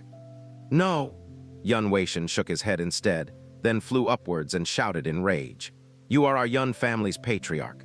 Your will is thus the will of the entire Yun family. Even if the entire world says that the patriarch has falsely accused Duke Huai, our Yun family disciples will not suspect a single word the patriarch says. If the patriarch says that it was Duke Huai Palace which caused the death of the Little Demon Empress, then it definitely is not wrong. This kind of traitorous thief, not to mention our status as a guardian family, even as ordinary illusory demon citizens, we will use our lives to bring this criminal to justice. Yun Weishan landed beside Yun Qinghong and looked at Duke Huai with anger. Duke Huai, you poisoned the Demon Emperor, and that was a huge sin. My son was also killed by your Duke Huai Palace. Today, one of us has to die. That's right. The patriarch's life is the most irrefutable ironclad evidence in this world. If the patriarch wants blood to be spilled in the Demon Imperial Hall, how could we Yun family disciples be left out? Duke Huai, you caused the death of my Yun family's young patriarch and the Little Demon Empress. My Yun family and you cannot exist under the same sky. Today, my Yun family will use fresh blood and your doggy life to offer a sacrifice for the young patriarch and Little Demon Empress. After the initial shock and confusion, the Yun family disciples, along with the few elders, all stood behind Yun Qinghong without hesitation. Their blood boiled and they were prepared to die. There were barely 100 people who belonged to the Yun family present, but their hate had been ignited. Standing behind Yun Qinghong, not a single one retreated or left. Ha ha ha ha ha. Mu Feiyan laughed loudly. That is indeed the Yun family. Even if they were suppressed for 100 years, the character in your bones haven't been extinguished. Good, good. Then today, let us have a great bloodbath. Sons and daughters of the Mu family, listen carefully. Mu Feiyan turned around. A roar like thunder shook the entire hall, causing it to shiver faintly. The Duke Hu in front of your eyes, who is about to ascend the throne to become our next illusory demon emperor, actually caused the death of the Little Demon Empress and slaughtered the Demon Emperor clan. This kind of traitorous bastard ought to have been hated by the people and heavens, punished by the heavens, and destroyed by the earth. But today, he is receiving worship in the Demon Imperial Hall. This is simply preposterous. Mu Feiyan, the Xiao family patriarch Xiao Zaifeng shouted indignantly. Within the 12 families, you are known as the most moral one. Who would think that you would also slander the new emperor? Since you said that it was the new emperor who caused the death of the Little Demon Empress, what evidence do you have? Your daddy's words are evidence? Mu Feiyan's voice was as loud as thunder. You have not deserved the name of one of the guardian families for a long time. Now you have become a traitorous dog too. Bunch of dogs who have long lost their dignity and honor. What kind of right do you have to hoot in front of this daddy here? You! The scoldings of Mu Feiyan caused the lungs of patriarchs who surrounded Yun Qinghang to want to explode. Mu Feiyan waved his arm, then flew up and yelled, Sons and daughters of the Mu family, we will fulfill our duty as one of the guardian families. The time to show our loyalty to the Demon Emperor clan has come. Follow me to kill these traitorous bastards heartily. Let us splatter their blood in this hall, which represents the glory of the Demon Emperor. Then let us go to the next world to beg for the forgiveness of the Demon Emperor clan. Those who are afraid of dying, get lost to the back. The further you run, the better. Ha ha ha ha! The three brothers Mu Yubai, Mu Yuking, and Mu Yukong laughed together, their faces without a trace of fear for their lives. Instead, they were thoroughly liberated. A happiness had emerged from no longer having to endure silently. Old man, today let us kill happily as a family? Duke Huai, what makes you think you have the qualifications to become emperor in the Demon Imperial Hall? What qualifications do you have to wear the emperor's clothes? And you bunch of traitorous dogs have long lost your right to live. Your sins and ugly faces, the heavens and the sacred golden crow have seen it all clearly. The blood we will spill today is only the beginning. You will soon receive punishment from the heavens and earth. You will not die a proper death. After shaking the entire Demon Imperial with his roars, Mu Yubai flew up and then released his oppressive monarch's pressure without restraint. He roared loudly and waved his arm, and a white rope 10 feet long smashed horizontally across those who surrounded the Yun Qinghang couple. Mu Yubai made the first move, moreover, with all his strength and without any restraint. It was evident that the Mu and Yun families were the same. Both were prepared and determined that this was going to be a struggle for life and death. Facing the Yun and Mu families' preparedness to die, Duke Huai did not feel a single bit that this was all according to plan. His facial expression twisted rapidly. His anger was absolutely genuine, and he was very clear that the kind of crazed actions of Yun Qinghang and Mu Feiyan was not a counterattack because they had lost all reason. But it was the outcome which he was most afraid of. It was because he absolutely could not touch the Yun and Mu families. Otherwise, in the past few months, he would have already made his move, especially the Yun family. The return of the son of the Yun family, the Demon Emperor's seal, and Demon King's corpse not only caused the Yun family's prestige to rise, it had also caused the heroes of the world to be moved and feel guilty, so all of them stood with the Yun family. Although they were not in Demon Imperial City, they still represented the wills of every region loyal to the Demon Emperor. In the past few months, the loyal name of the Yun family spread across the entire illusory demon realm. If he touched the Yun family just as he ascended the throne, the world would question him, and he would even incur their wrath. In the present situation, the Yun family had decided to make this into a life or death scenario. Although the Yun family did not have any concrete evidence to link him to the Little Demon Empress's death, and he had evidence of not being at the scene, the Yun family would still spill blood in the Demon Imperial Hall over this matter. The Yun family had been a huge guardian family for tens of thousands of years. If they were not so sure that the Little Demon Empress was harmed by Duke Huai, how would such a situation take place? If it were not for their devotion to the Demon Emperor clan, how would this have happened? Based on the power of Duke Huai Palace, even if the Yun and Mu families used all their strength, they still could not kill Duke Huai. Instead, they would be destroyed by Duke Huai's power. However, this was the first day of his ascension. One could imagine the gossip and rumors if he exterminated the two most loyal guardian families. And the issue of the evil scheme behind the killing of the Little Demon Empress would deeply insert itself within the souls of the illusory demon citizens following the extermination of the Yun and Mu families. The Yun and Mu families could not provide concrete evidence, yet using such methods, they could make everyone question Duke Huai's intentions in their hearts, causing him to never have a peaceful moment as the emperor. When the Little Demon Empress was present, they could patiently endure. However, after the funeral of the Little Demon Empress, the Yun and Mu families were full of sorrow, and with no way out, they too no longer had anything to stop them. It was not that they had not anticipated the aftermath, but it was going to be their last moment of glory as guardian families. Also as parents, their self-blame and guilt for once again not protecting their child properly. Yun Qinghang, you have let this emperor down too much. Duke Huai's entire body trembled. However, now that things had reached such a stage, he did not have any other options. Take down this bunch of traitorous bastards, kill without discrimination. Boom. Following Mu Yubai's attack, a ball of extremely tyrannical and profound energy exploded in the middle of the Demon Imperial Hall. It was of the monarch level, and it was the highest level of strength present. Under this kind of strength, those from outside Demon Imperial City were blown away by the violent commotion. They were blown far away, and their blood boiled, almost fainting. And this was simply the aftermath of a monarch exercising his profound energy. Explosive streams of air flowed out of the Demon Imperial Hall, and the sound of an oppressive explosion could be heard from the entire Demon Imperial City. Alarmed cries rang out from the Demon Imperial Hall. This level of strength was not something that they could bear, and even more so not something they could withstand. There were extremely few battles between monarchs in the illusory demon realm. No one would have thought that such a disaster-level battle would actually take place in the Demon Imperial Hall. Moreover, a fight to the death. No one would have suspected that in a monarch-level deathmatch, even with how solid the Demon Imperial Hall was, that it would be completely wrecked so quickly. Even the massive Demon Imperial City simply could not handle the terrifying power of tens of monarchs. There were 7 guardian families on Duke Huai's side, along with several tens of duke palaces, and a large numbers of hidden exceptional experts. On the side, there were only the Yun and Mu families. The difference in strength was incomparably wide.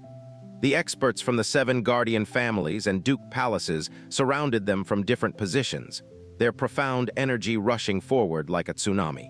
However, the Yun and Mu families burned with hatred and with a will to die.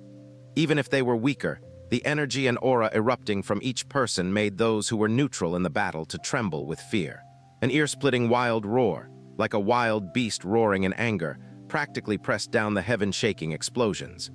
There were only 200 people from the Yun and Mu families, each of them fighting for their lives, yet they forcibly caused the surrounding members of the 7 guardian families to separate.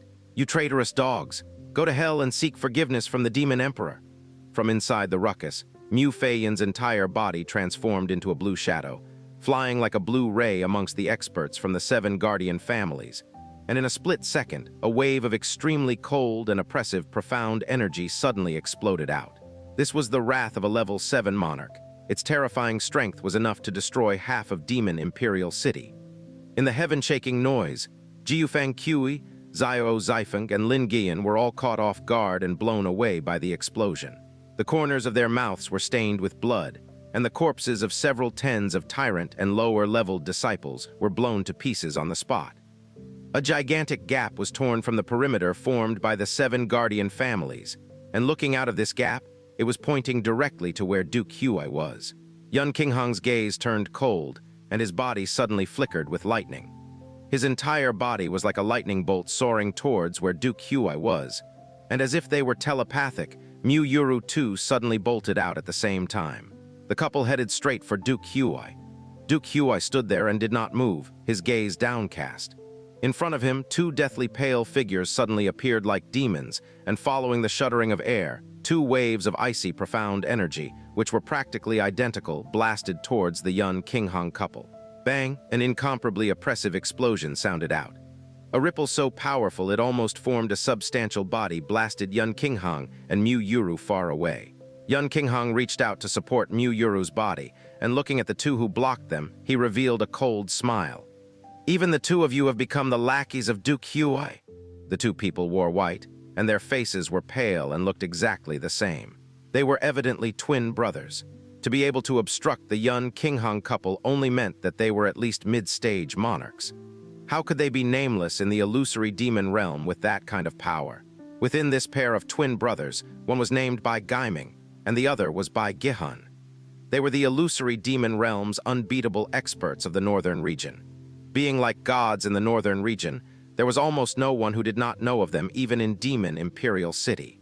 "Respective masters, why do you call us lackeys?" Bai Gaiming said expressionlessly. "Duke Huai is capable and strong, more suitable to be emperor than the Little Demon Empress. Furthermore, the Little Demon Empress could not have successors. It was only a matter of time," Bai Gihun stated. "If it were that simple, the two of you could be excused, but Duke Huai Palace caused the death of the Little Demon Empress. Even the former Demon Emperor could have fallen to their evil schemes. If you continue to do so, you are simply lackeys without honor or humanity," Yun Qinghang said with sunken brows. Bai Gaiming said coldly, "Duke Huai may be ambitious, but he would never do such malicious things." "Ha ha ha ha," Yun Qinghang laughed loudly. "There's nothing more to be said.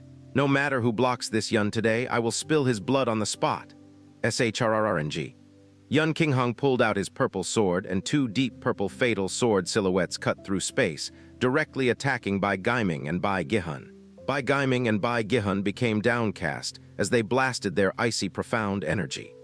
Following the impact of the three profound energies, a purple screen of light, tens of meters long, was formed, and within the light, lightning profound energy and ice profound energy blasted against each other wildly.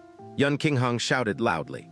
His cyan profound handle flew from his left arm, forming into a purple lightning sword, rushed towards the light screen and endlessly attacked Bai Gaiming and Bai Gihun's ice profound energy.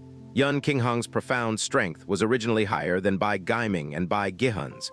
So along with the strength of the profound handle, Yun Qinghang's strength alone was able to directly suppress his opponents, even forcing them to be flustered momentarily. The movements of Mu Yuru, who originally wanted to act, slowed.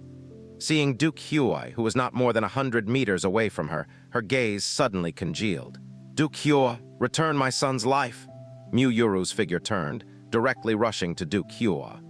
Her gaze contained deep-seated hatred, and the ice profound energy contained hatred within which even Yun Qinghang was completely unfamiliar with. The ice shaft in her hand was like the teeth of a poisonous snake, targeting Duke Huai's throat. Mu Yuru's actions caused Yun Qinghang to be alarmed, shouting urgently, "Don't go there." Facing Mu Yuru's attack, Duke Huai still did not move as a cold gloom which would make people palpitate flashed in his eyes. In front of him, two pitch-black figures suddenly shot down, and a raging profound energy storm bringing about an ear-splitting tearing sound attacked Mu Yuru from two sides.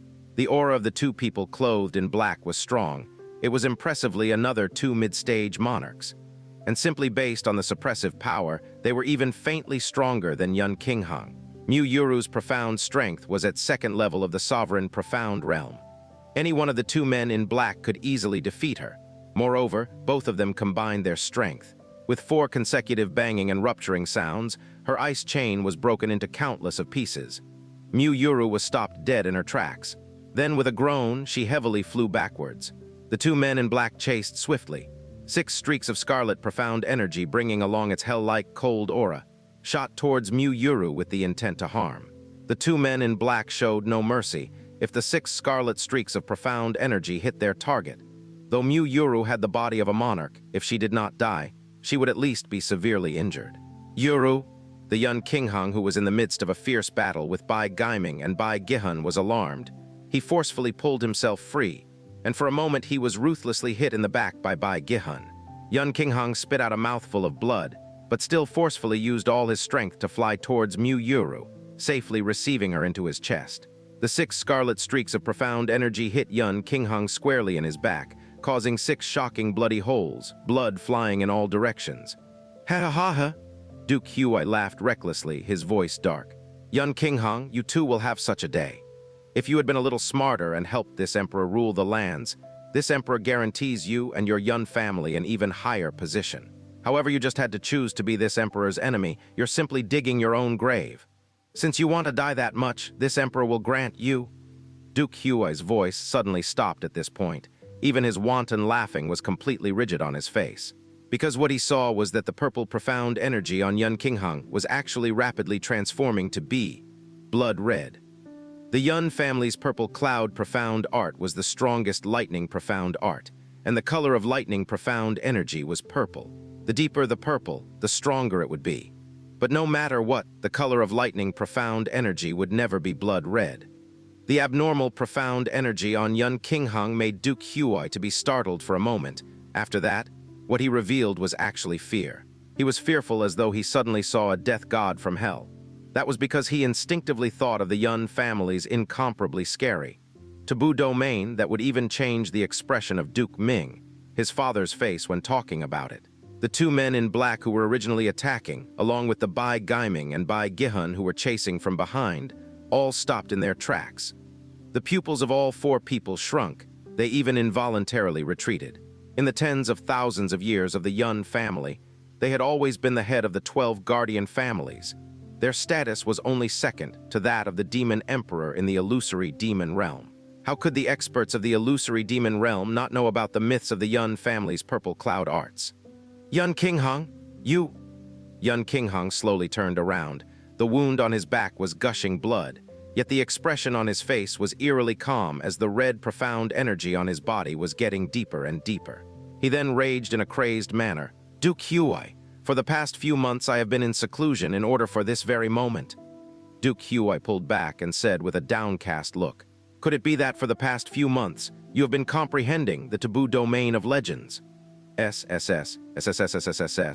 The profound energy around Yun Qinghang's body started to hiss. Streaks of red-colored lightning danced wildly around his body. He threw the purple sword in his hand, then slowly reached out with his palm. Even though I am disobeying Father's orders, I will still have you die without a proper burial. Following the ebullition of the scarlet lightning on Yun Qinghang's body, the entire Demon Imperial Hall, no, the aura of the entire Demon Imperial City rapidly changed. It was obviously above the hall, yet everyone felt as if there was a clump of dark clouds pressed horizontally against the blue skies that could collapse any time. Everyone turned their attention to Yun Qinghang's body. Everyone from the Yun family stared at the scarlet lightning. None of their expressions did not change. All of them roared in despair. Patriarch! Patriarch!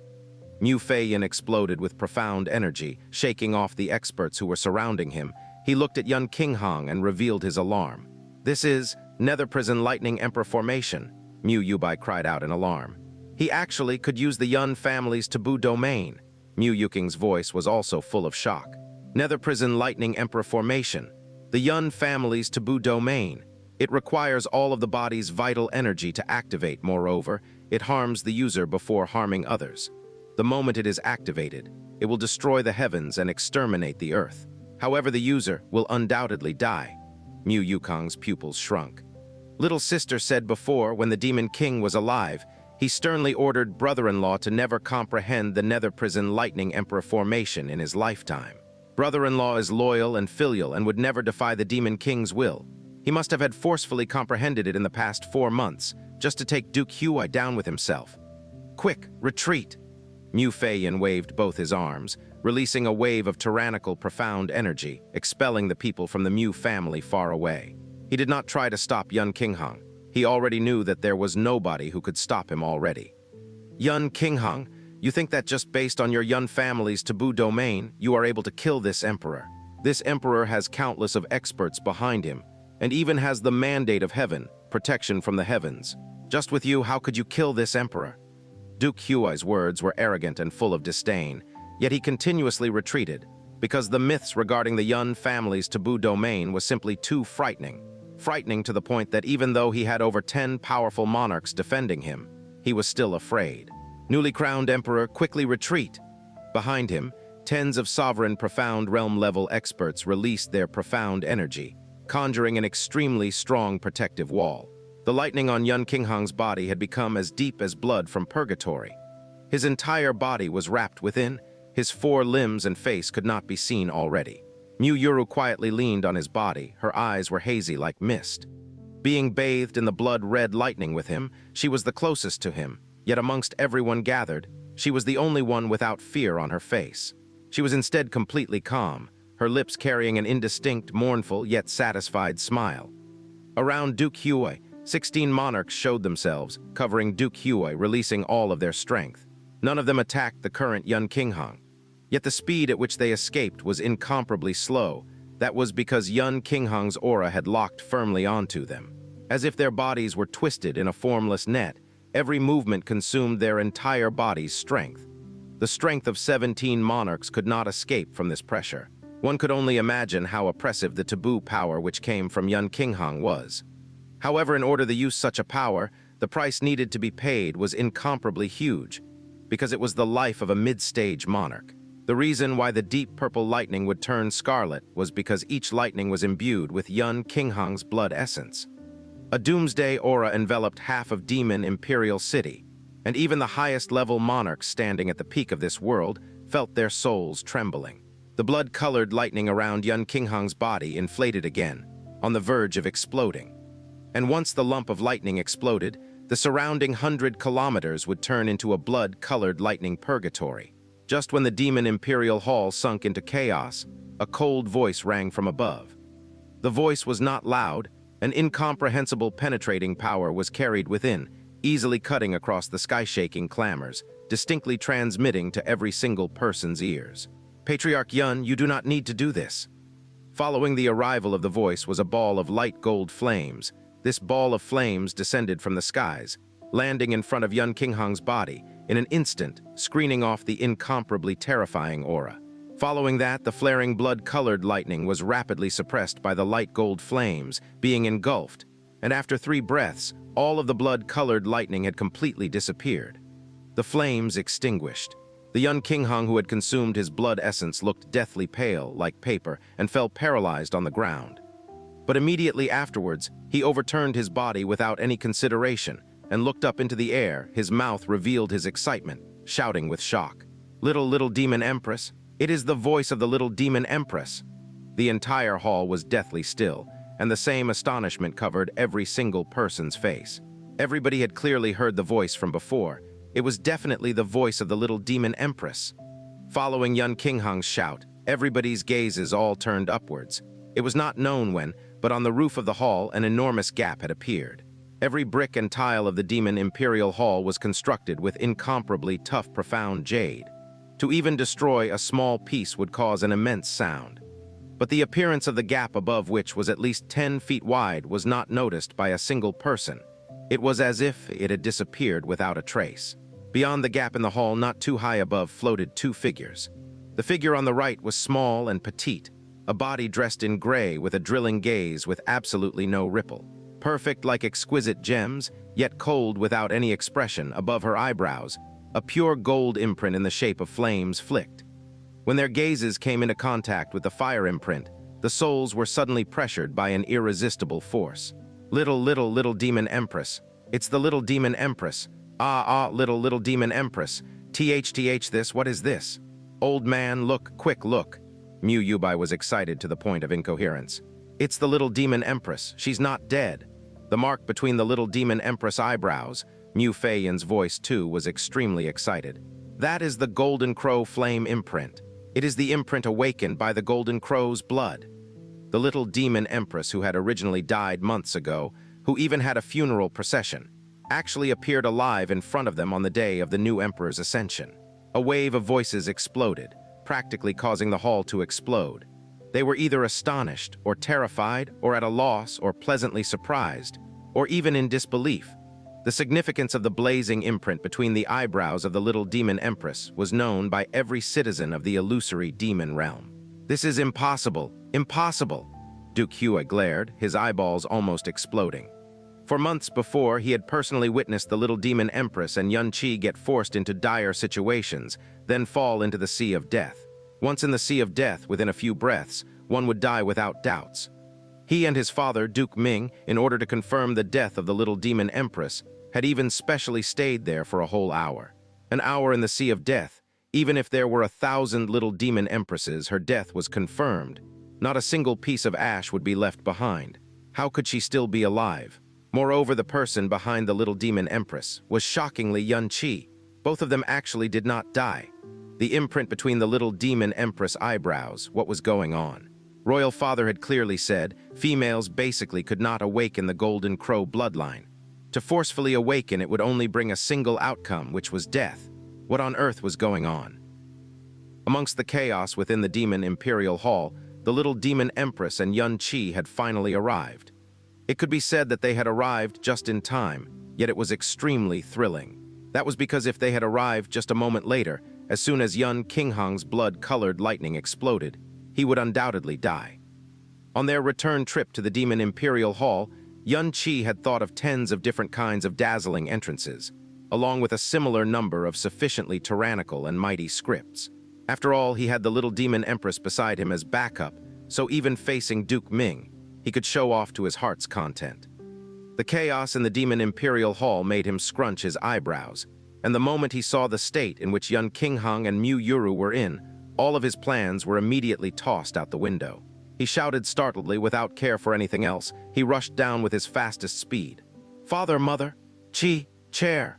Looking at Xianxia, who was nearing closer and closer, Yun Qinghang and Mu Yuru's eyes started to get hazy, and they became absent-minded as if they had started dreaming.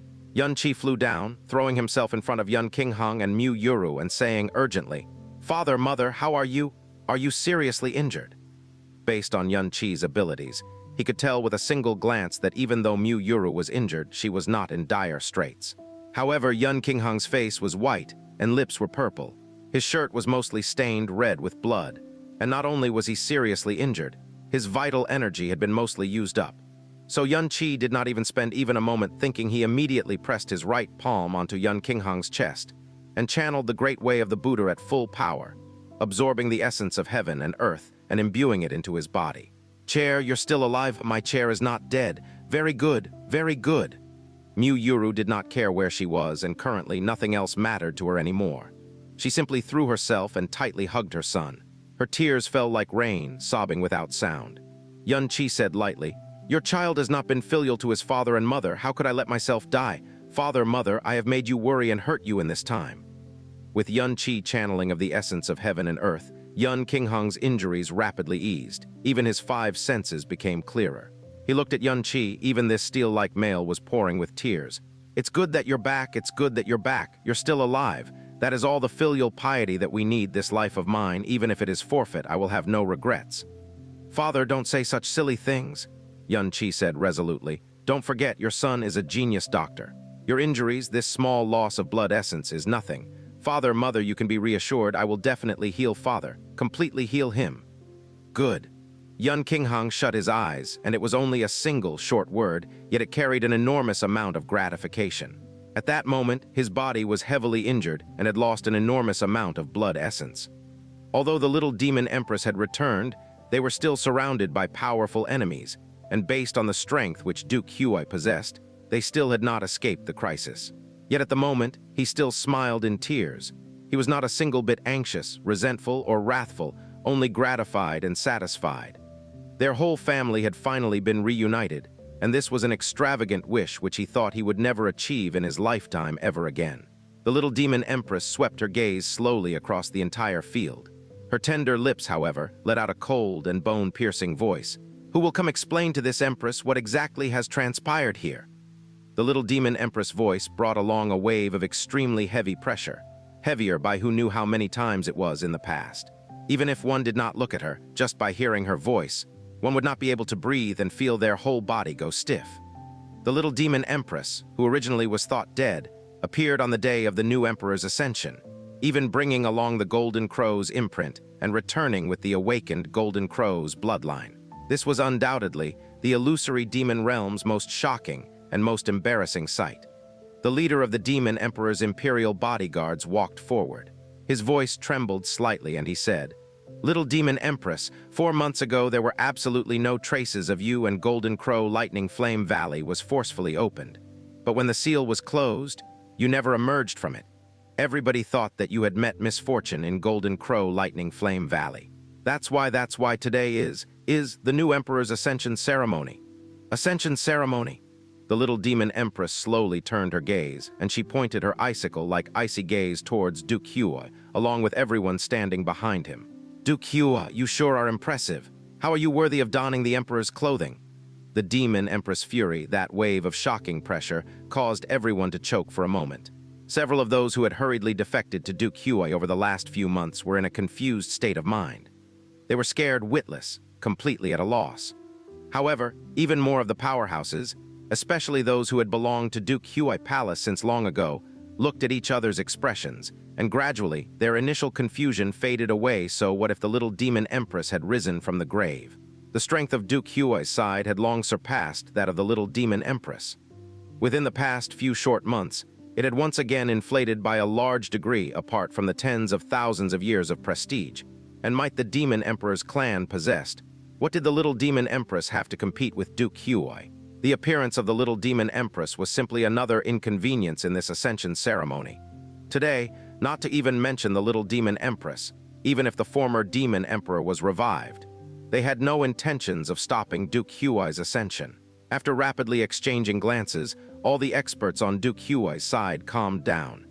Now that things had come to this stage, they had nowhere to retreat, so there was also no need to. Duke Zhang walked forward, welcoming the Little Demon Empress gaze, and said, "Little Demon Empress, 4 months ago you cut short the great ceremony, then abandoned the heroes of the realm who attended the great ceremony, leaving without returning. For 4 whole months, there was no sign of you. All of us had thought that you had encountered some misfortune in Golden Crow Lightning Flame Valley. In these past few months, if it were not for Duke Huai, no. If it were not for the new emperor taking charge of the situation, the illusory demon realm who have been in complete chaos. The ascension of the new emperor is supported by the whole world, meeting everybody's expectations. For what reason do you berate the new emperor?" Facing the Little Demon Empress, Duke Zhang's words were fierce with no trace of politeness, criticizing loudly with absolutely no apprehension. Evidently, he did not take her to be the emperor of the illusory demon any longer. "Duke Zhang, what guts you have!" Mu Yubai snarled. "You have the cheek to be disrespectful to the Little Demon Empress, to be this rude while speaking. It seems that you people are ready to rebel openly already. How has Duke Zhang wrongly spoken?" Hellion Quang roared, forcefully suppressing Mu Yubai's voice. "Little Demon Empress, you are still alive, and that is obviously a pleasant surprise, but you disappeared for 4 whole months without a trace, so the illusory demon realm had thought that you had died. Then the Little Demon Empress would naturally become history. Now that the new emperor has donned the emperor's clothes, what is done cannot be undone. It is only reasonable that the real emperor of the illusory demon is now Duke Huai, and not the Little Demon Empress." "Ah," Mu Feiyan laughed coldly. "As the patriarch of a guardian family of the Demon Emperor's clan, you have actually said such outrageous words. The 100 generations of the Hellion ancestors' faces have been completely thrown away by this generation." "HMPH," Hellion Quang's expression did not change. "Our Hellion family guards the real emperor of illusory demon. What we guard is the peace of the illusory demon realm. Not mentioning that the Little Demon Empress is female, simply based on ability, the new emperor surpasses the Little Demon Empress. Based on public opinion, the new emperor surpasses the Little Demon Empress. The new emperor is more suitable to the illusory demon emperor than the Little Demon Empress. The reason why the Little Demon Empress managed to become the illusory demon emperor 100 years ago was simply because of the demon emperor bloodline. She abandoned the wavering illusory demon realm without care, suddenly disappearing for 4 months, which caused great chaos. And now that she is back, what prestige, what face does she have to continue leading the illusory demon realm?" Under Yun Qi's power of the heaven and earth, Yun Qinghang's injuries were more or less stabilized, looking much better. Yun Qi inwardly heaved a sigh of relief, turned his head and stared at Duke Huai, sneering faintly. "You have the mission of protecting the Demon Emperor clan, and you even professed your unparalleled loyalty, unchanging even in the face of death. Yet now you are actually scolding the Little Demon Empress with your head held high. How impressive. You really have no sense of shame. I really want to ask Patriarch Hellion, who exactly was it that united the endlessly chaotic illusory demon realm? Who was it that gave the illusory demon real tens of thousands of years of peace, allowing both man and demon to peacefully coexist? Who was it that led your guardian families to rule the lands under the heavens, allowing you to stand at the peak of the illusory demon for tens of thousands of years? And who was it that let some certain ingrates, dukes without any sense of shame, to live in glory and splendor since birth? Was the Demon Emperor clan, or was it this new emperor whom you people cannot wait to grovel under? You! The moment Yun Qi spoke, Helian Kuang's heart violently bulged.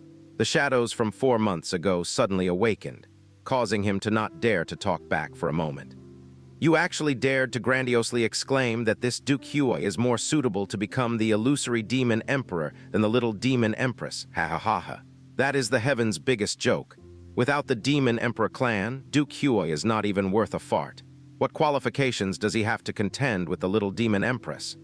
Yun Qi's gaze became stern, and then he said seriously, "You people keep blaming the little demon empress for disappearing for 4 months.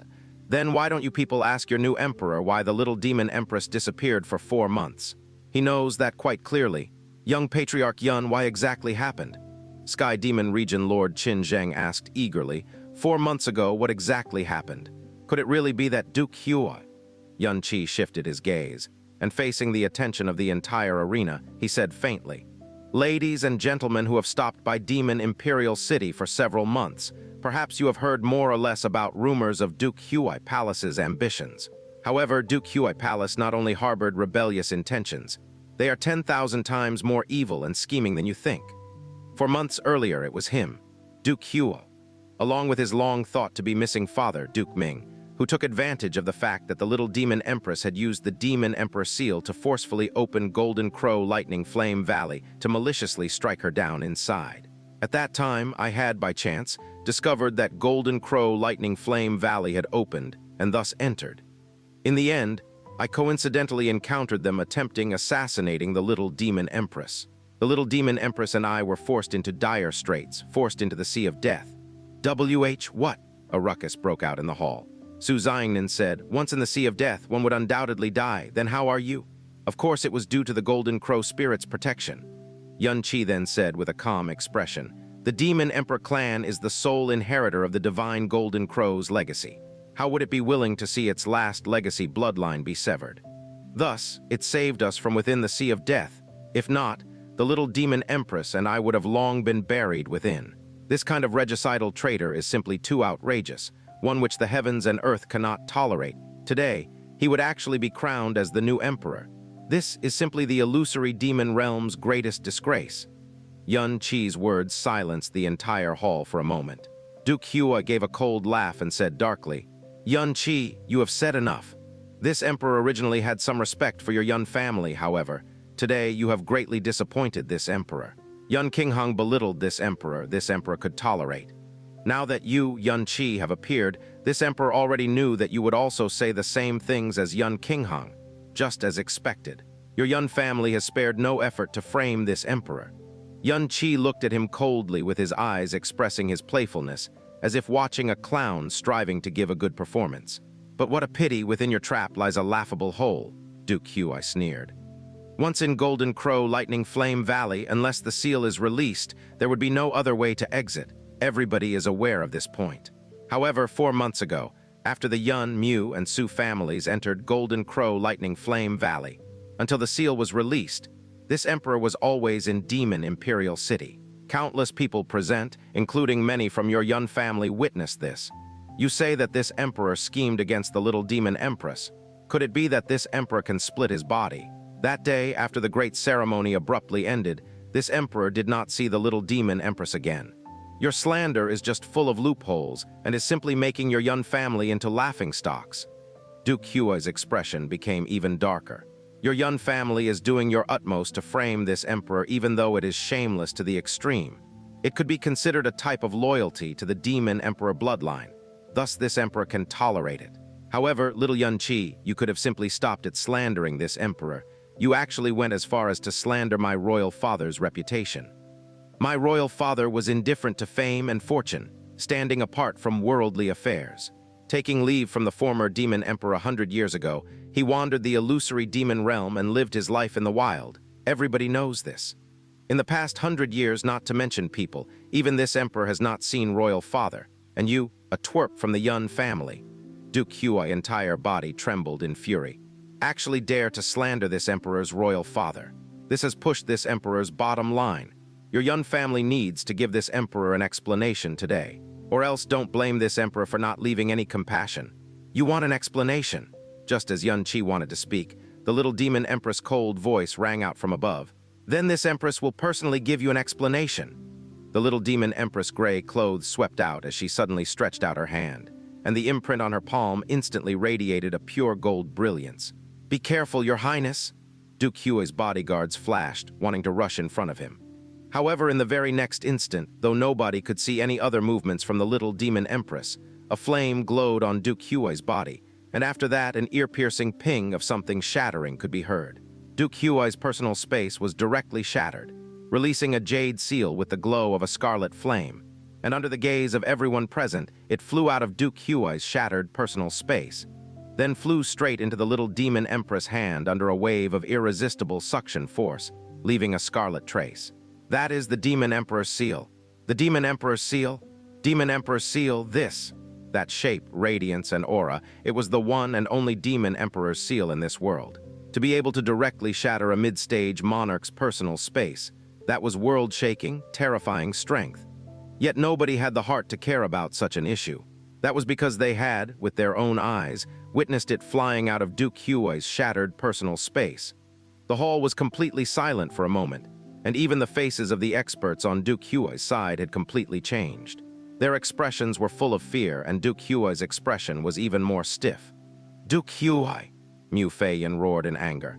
"You actually said that after the great ceremony you did not see the Little Demon Empress again. Then that Demon Emperor seal, why would it be with you?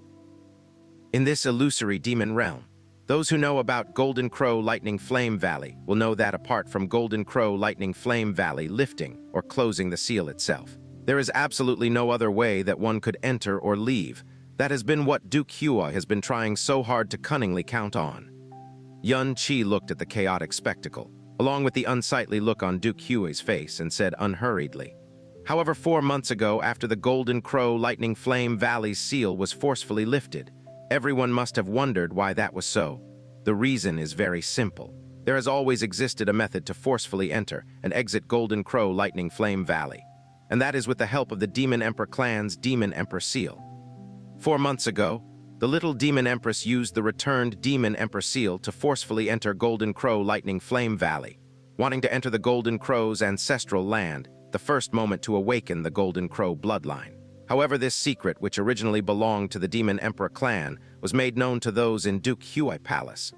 Duke Huai, along with the supposedly 100-year long-gone Duke Ming, who has actually been hiding in Demon Imperial City, hurriedly entered Golden Crow Lightning Flame Valley and attempted to murder the Little Demon Empress. They had thought that the Little Demon Empress and I had been buried within the Sea of Death. They then made use of the Demon Emperor's seal stolen from the Little Demon Empress to leave Golden Crow Lightning Flame Valley. That would be why the Demon Emperor's seal is on his body. Duke Huai, this time. You have to explain clearly. Oh no, what kind of excuses do you have? Yun Qi sneered lightly. Your next few excuses should be more entertaining. Please do not be so vulgar as to insult our intelligence. Yun Qi's words caused the entire hall to fall into a tumult. The subsequent clamor was like a pot of boiling water. Everybody looked toward Duke Huai, the look in their eyes changing quickly. The Demon Emperor's seal, which flew from within Duke Huai's personal space, was seen clearly by everyone. Absolutely no excuses could be given to deny it. Everyone was aware of Duke Huai Palace's ambitions. However, this kind of ambition, to plot evil schemes against the illusory Demon Emperor and the Demon Emperor clan's last inheritor, were two totally different ideas. The former was to have the power of influence and support then appending oneself, and the former, that was simply regicide, something simply too outrageous. Based on the prestige of the Demon Emperor clan in the illusory demon realm, it was enough to trigger the anger and wrath of all the citizens of illusory demon realm, something the entire illusory demon realm cannot tolerate. Could it be that Duke Huai really? This is a plot as big as the heavens. No matter how bad Duke Huai is, he would not do such a thing. Duke Ming too, this should not have happened. The Demon Emperor's seal was with Duke Huai. How could that be fake? Your Highness, could it be that you really, the one who asked, was a middle-aged monarch who had defected to Duke Huai Palace? While speaking, both his hands were shivering. The situation was absolutely not normal, because it was a situation being witnessed by all the heroes of the realm. It could have been the huge crime of regicide. Although the Demon Emperor bloodline would end soon, in the illusory demon realm, the prestige the Demon Emperor's clan that possessed the Golden Crow bloodline held was incomparable. Most of the forces who had defected to Duke Huai Palace had done so because the Little Demon Empress had gradually weakened, and Duke Huai Palace was becoming stronger and stronger. After the Little Demon Empress, the Demon Emperor bloodline would be severed, and it would be Duke Huai who ruled the lands. In order for their own families or forces' future, although defecting to Duke Huai Palace was an act of disloyalty to the Demon Emperor clan, based on the situation at that point, they could accept it and make a conscious decision. The assassination of the Little Demon Empress was an act which would not be tolerated in the lands of the illusory demon realm. If it had been a perfect assassination without anyone's knowledge, it would have been fine. However, if it was leaked, then spread throughout the entire illusory demon realm, Duke Huai would definitely lose his standing. Even if he had 10 times his power, he still could not take on the anger and hostility of the entire illusory demon realm. And the forces who followed Duke Huai would also become targets of ridicule. Duke Huai, greatest ambition under heaven, had a face full of anger. You actually dared to do such unscrupulous deed, something which would be looked down upon by man and gods. As part of the illusory demon royal family, the blood of the Demon Emperor clan still flows within your body. You actually... Silence! This is a bunch of nonsense. Duke Zhang used all his might to roar. Even though the Demon Emperor's seal was on the new emperor's body, what does that prove? Based on what? Just based on a Demon Emperor's seal, you guys accuse the new emperor of assassinating the Little Demon Empress. Even though the new emperor has always had great ambition, he has always thought for the world, thinking for the peace and future of illusory demon. Even more, he has always revered the Demon Emperor clan. He could not have done such a thing, and does not have a reason to assassinate the Little Demon Empress. There is something strange in this. Who knows if this could have been a meticulously planned scheme? Even though Duke Zhang was using all his effort to justify it, his voice was evidently trembling. That's right, Duke Hui Ran roared in a low voice. In this short amount of time, the Demon Emperor's seal was indeed with Royal Father. However, it was not from the Little Demon Empress, but 4 months ago, this Duke had picked it up from the entrance of Golden Crow Lightning Flame Valley. In order to not cause panic, Royal Father did not announce it to the public. For fear that it would be coveted, only then did he carry it with him. Today, it unfathomably has become evidence for the assassination of the Little Demon Empress. There has to be a conspiracy, and it is not simply just to set up Royal Father, it even brought up this Duke's 100-year-long-gone grandfather. This is just simply aiming against our entire Duke Huai Palace. This could just have been some meticulously plotted evil scheme.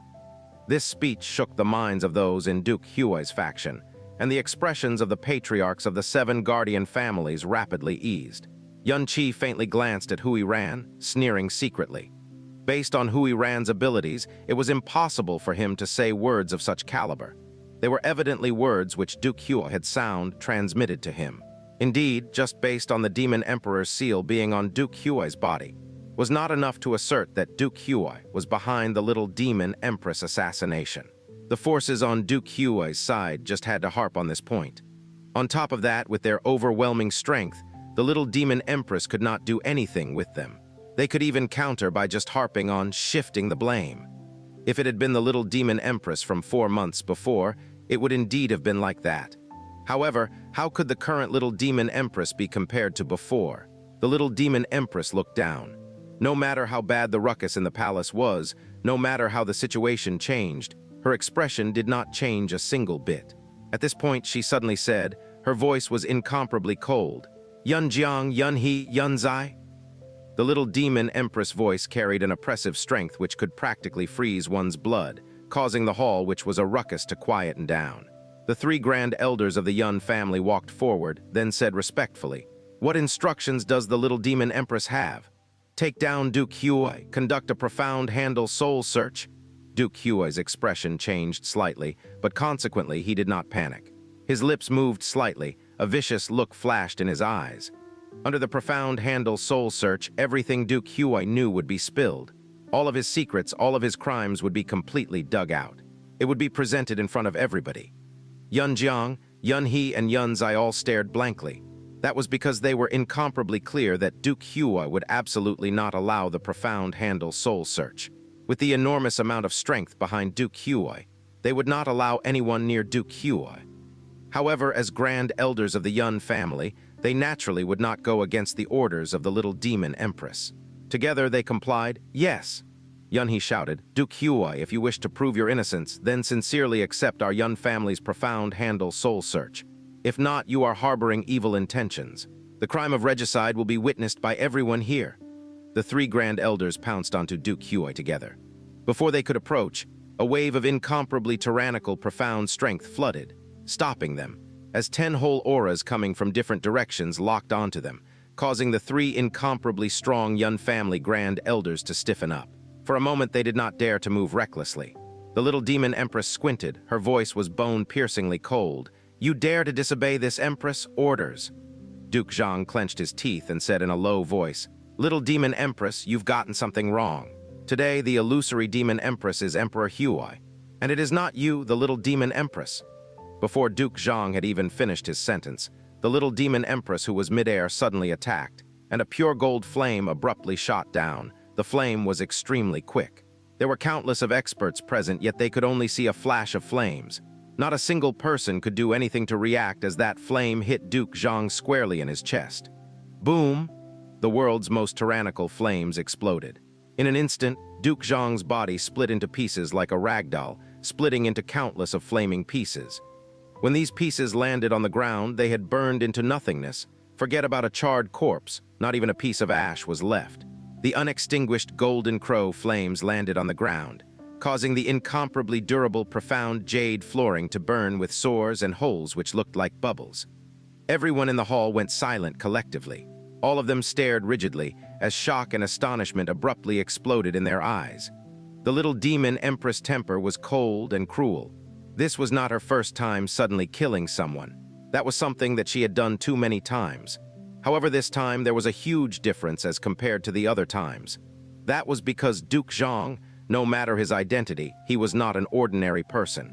He possessed a world-shocking strength, a mighty monarch standing at the peak of the profound world. Yet the Little Demon Empress lifted her hand and killed him in an instant. A monarch's body, which was 10,000 times more durable than a boulder, could not even resist a single bit. He didn't even have the chance to scream. In an instant. Forget about a corpse, not even a scar was left. The golden crow's flames exhausted silently, but everyone shuddered inwardly, not able to say anything for a long time. To kill a tyrant in an instant was indeed shocking, however. A high-leveled monarch did indeed have the power to do that. However, to kill one who was truly in the sovereign profound realm, a monarch possessing the power to look down upon the whole world. That was something even these experts standing at the peak of the illusory demon realm had not ever seen or heard before. It was simply a kind of power which exceeded their comprehension and imagination. The change in color of the imprint between the Little Demon Empress eyebrows signified that she had awakened the Golden Crow bloodline. Her strength had naturally leaped by an enormous amount, however. The ability to kill a level 3 monarch in an instant was something that even the former demon emperor who had similarly awakened the Golden Crow bloodline could not do at all. Duke! Amidst the shocked silence that pervaded the air, a tragic cry rang out. Following that, an old man whose hair was half-white rushed out and stood at the spot where Duke Zhang had lost his life, his whole body shivering. This person was not a stranger to all who were present. He was also from the illusory demon royal family, and he was known as Duke Han. He held the position of the highest seniority in Duke Zhang Palace, and he was its strongest exponent.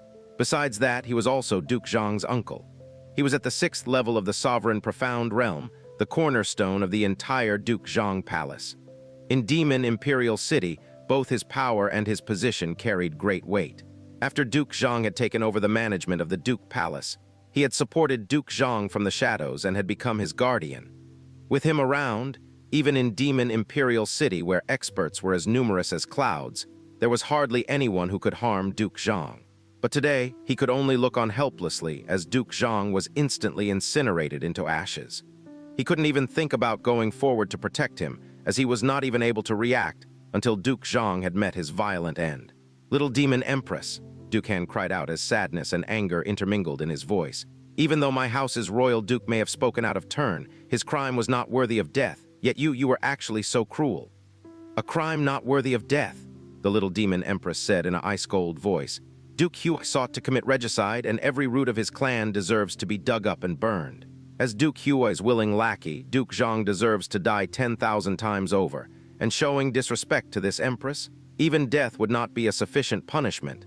Duke Han, on account of the loyalty that you showed this empress, royal father, for the time being I will not implicate you in his guilt. But if you dare to even speak one word in favor of Duke Zhang or Duke Hui again, this empress will kill you as well." Duke Han's face twitched, but he suddenly let out a loud roar. "You killed my royal duke. If you have the guts, then you can kill this duke as well." The little demon empress eyes, which were as black as night, faintly narrowed as she replied in a voice that carried an icy coldness and the promise of death, which did not hesitate to spread into everyone's soul. "Since you want to die, then this empress will help you accomplish your goal. You indulged Duke Zhang in his perfidy, so you are also worthy of death." Before the little demon empress voice fell, a bone-piercingly cold sensation had already spread through Duke Han's entire body. He was a dignified level 6 monarch, but he, in this very instant, suddenly felt impending doom falling on his head. A dread that he had never felt before in his life frantically grew and swelled like an awakened devil gnawing on his soul. He had never thought that the little demon empress would actually send a killing blow at him, and without a single shred of hesitation at that. He had definitely never dreamed that, given his own strength, he would actually feel such acute dread after the little demon empress' mere killing intent locked in on him. The others naturally did not know that under the cold and cruel pronouncement of the little demon empress, Duke Han's self-belief had nearly collapsed. He fiercely ground his teeth and recklessly launched himself into the air. He let out a strangled cry as he frantically concentrated all the profound energy in his body and exploded towards the little demon empress. "Little demon empress, be careful," Su Xianxia cried in alarm. Duke Han was considered an expert even amongst the monarchs, and the little demon empress of 4 months ago was absolutely not his opponent. But as Su Xianxia's cry had just fallen, a shrill and miserable cry that resembled a pig being slaughtered ripped through the air of nearly the entire demon imperial city. After a jerking contortion, Duke Han, who had just launched his body into the air, fell back down to the ground in a wretched heap. A completely hoarse cry ripped through the air, as if it was enduring the world's most cruel torture. All the audience widened their eyes in alarm and fear. They could clearly see that Duke Han's hands were being burned by 2 clusters of scarlet gold flames. Golden crow flames. These 2 clusters of golden crow flames were not vigorous or frantic, not slow or fast, not warm or hot. They merely continued to burn, and in the blink of an eye they had scorched nearly all the flesh on this level 6 monarch's hands, exposing the white bone beneath. Following that, even the white bones began to glow luminously as they were being burned up, and both of Duke Han's hands had completely vanished from the top of his arms. "ARRRGGGHHHH." Duke Han yelled as if his life depended on it and rolled around frantically as he desperately tried to use his profound energy to resist these voracious flames. But the 2 clusters of scarlet gold flames, which looked very mild, continued to burn in steady fashion, without being impeded in any way. Following his frantic rolling and slapping, the scarlet gold flame had even spread to his chest, his waist, and his thighs. In the blink of an eye, there were more than 10 clusters of scarlet gold flames burning on his body, and his arms had already been burnt to half their former length. Duke Han's wretched cries were as sad and shrill as the wailing of a demon from the bowels of hell. His whole body spasmodically writhed and contorted. His eyes nearly popped out of his sockets from the sheer pain, and the blue veins on his forehead clearly bulged and writhed on his forehead like an earthworm. The scarlet gold flame still maintained its initial speed as it soundlessly burned. It was so mild that it almost seemed graceful, yet it devoured a monarch's body inch by inch. All of Duke Han's struggles and his powerful, profound strength of a level 6 monarch was actually unable to do anything to impede or obstruct these flames at all. Boundless shock and fear appeared on the faces of all those present. Duke Han was a member of the illusory demon royal family. His body contained a thin amount of the Golden Crow bloodline, and he also cultivated a fire-based profound art. In regards to fire, his body had an extremely strong resistance to it. Moreover, as a level 6 monarch, he had a profound strength that was viewed as godly by most profound practitioners. But under these 2 small cluster of flames, within the span of a dozen breaths, an entire 1/3 of his body had vanished. Duke Han. One member of Duke Zhang Palace extended a violently shaking arm as he took 1 step forward, as if he wanted to think of a way to extinguish the flames on Duke Han's body. "Do not go any further." One person doggedly held on to him and desperately retreated after that. If they came into contact with a flame that was strong enough to burn a level 6 monarch's body into ashes, they were simply courting death. Everyone's eyes widened in shock and horror, and their mouths gaped open. Watching Duke Han frantically twist and contort his body while he burned and listening to his miserable and wretched wails had caused the bodies of all the onlookers to go completely cold. In that instant, they even felt that they had been plunged into hell's purgatory, where they were watching a sinner get baptized in the flames of purgatory as his just rewards. Little Demon Empress, spare me. Little Demon Empress, spare me. Ah, UWAHHHH. No one could imagine just how great the pain must have been to cause a level 6 monarch to let out such a miserable scream, to cause a level 6 monarch to beg in such an extremely unsightly manner, unbefitting of his status. The scarlet gold flames had spread to his entire body, and gradually, all of his struggles and screams were completely devoured by the flames. When these scarlet gold flames had finally extinguished themselves, Duke Han's body had completely vanished from that spot. The same as Duke Zhang, who had recently died, not a single trace of his remains were left. Throughout the entire process, looks of shock and horror appeared on the faces and eyes of the entire audience, and it did not dissipate in the slightest. In the entire Great Hall, only the Little Demon Empress was completely expressionless from start to finish. It was as if she was witnessing a spectacle that was simply too common. Thud. Among the group of people closest to where Duke Han was, a level 9 overlord from Duke Huai Palace was so paralyzed with fear that his body knelt to the ground. The other profound practitioners, the lowest being thrones and the highest being monarchs, all had horror etched full in their pupils. As unparalleled and matchless existences in the eyes of the common folk, this was the first time in their lives that they felt that they were truly so tiny. This isn't possible. Duke Huai's pupils kept contracting as he refused to believe what he was witnessing, refused to believe that such a power existed in this world, and especially refused to believe that this power actually belonged to the Little Demon Empress. What kind of strength is that? Mu Yubai desperately sucked in cold air. As someone who was fiercely loyal to the Demon Emperor's clan, watching the returning Little Demon Empress become so strong should have caused him to go wild with joy. But the scene he had just witnessed, a level 6 monarch's painful and terrifying death, actually caused the shock and fear in his heart to far exceed the astonishment and joy, because this was basically a kind of terrifying power which should not exist in this world. Even if her bloodline is awakened, it still should not be terrifying to this extent. Greatest ambition under Heaven's eyes were wide open as he muttered to himself in a rather dazed manner. This strength, could it be some sort of special favor shown by the Golden Crow divine spirit? Yun Qinghang's eyes had become slightly dull. The power he had just witnessed far surpassed all of his knowledge or understanding. This was no longer a power that could be categorized as strong. It could be said to be termed heaven-defying. Yun Qi shook his head instead and replied, "This can be regarded as her secret." Everyone had been astounded by the strength shown by the Little Demon Empress, but no one knew that her current power had come from her thirst for vengeance, and she had given her very life in exchange for it. And if one really wanted to include that as well, it also came at the price of her virginity. "Yun He, Yun Jiang, Yun Zai," the Little Demon Empress said once more, and these short 6 words were like 6 icy needles boring through the hearts and souls of all who were present, causing their entire bodies to freeze up in cold. "Quickly apprehend Duke Huai. If anyone dares to interfere, this Empress will kill that person. If one person blocks me, this Empress will kill one person. If 100 people block me, this Empress will kill 100 people. If the entire world blocks me, this Empress will baptize this world in its blood." This detached and cold-blooded voice mightily shook the souls of all who were present. At this moment, everyone was met with the incomparably clear realization that the Little Demon Empress who had returned after 4 months was definitely not the Little Demon Empress that they were familiar with. Yes, the same response was given, but the tone had become completely different from what it was before. The auras of these 3 grand elders of the Yun family, who had been through countless trials and tribulations, immediately underwent a great change. 3 old hands filled with a thick and robust lightning profound energy directly extended toward Duke Huai. Before, when they had rushed towards Duke Huai, whether it was movement of power, they were still 30% conservative and 70% apprehensive. But now they were extremely fierce and severe. Their profound energy quickly surged around them, and it even carried the ear-splitting sound of thunder.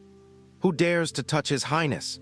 The number of experts Duke Huai had under him far surpassed the imagination of the common man. Without exaggerating in the slightest, it could be said that more than 70% of the monarchs in Demon Imperial City had thrown their lot in with Duke Huai's faction. Today was Duke Huai's grand ascension ceremony, so he had a large number of experts at his side. Duke Huai himself was also a mid-stage monarch, so each and every one of the people who were qualified to be his bodyguards were the strongest of the strong within illusory demon realm. The one with the lowest power was a mid-stage monarch as well. These kind of ultimate powerhouses whom common folk might not see once in their lives, whom were viewed as fairy tales in their eyes. Just today alone, in this Demon Imperial Hall, Duke Huai had 17 such people by his side. This was only counting his personal bodyguards who were fiercely loyal to Duke Huai Palace. It categorically did not take into account the peak powers that were the guardian families and the other Duke palaces which had already rallied to his side. When the three grand elders of the Yun family took action, 4 differently garbed people appeared from the empty air behind Duke Huai and blocked their advance as they abruptly clashed with the 3 grand elders. Every single one of these people was awash with an extremely robust and thick aura. It was actually an aura that was so strong that it completely matched the auras of Yun He, Yun Jiang, and Yun Zai. Lu Zhanfeng, Bai Jingheng, Tang Luwenli, Zio Qingshan, the 4 absolutes of the southern sky, who shook the southern border 700 years ago. In the corner of the great hall, an old person cried out in alarm, and the 4 names that he uttered were like 4 thunderclaps in everyone's ears. In this world, if someone becomes a monarch, his name would shake the heavens. Especially the profound practitioners outside Demon Imperial City, if they could become monarchs, they would become outstandingly famous, and even after many generations, they still would not be forgotten. The 4 absolutes of the southern sky. Astonishment colored the face of Yun Qingheng. These were world-shaking people that your grandfather used to mention often all those years ago. 700 years ago, they had already become monarchs, and after that there was little news of them. I had thought that they had already gone back to their homeland to live in seclusion. But who would have thought that they had already long ago come under Duke Huai Palace? It looks like the ambitions of Duke Huai Palace were birthed far earlier than even what we had guessed. Yun Qi said with sunken brows. All these years, we had never dared to underestimate the power of Duke Huai Palace. Yun Qingheng said as his brows knit tightly together. But it was only in these 4 months that we became truly aware that Duke Huai Palace's true power had already far exceeded our previous estimates.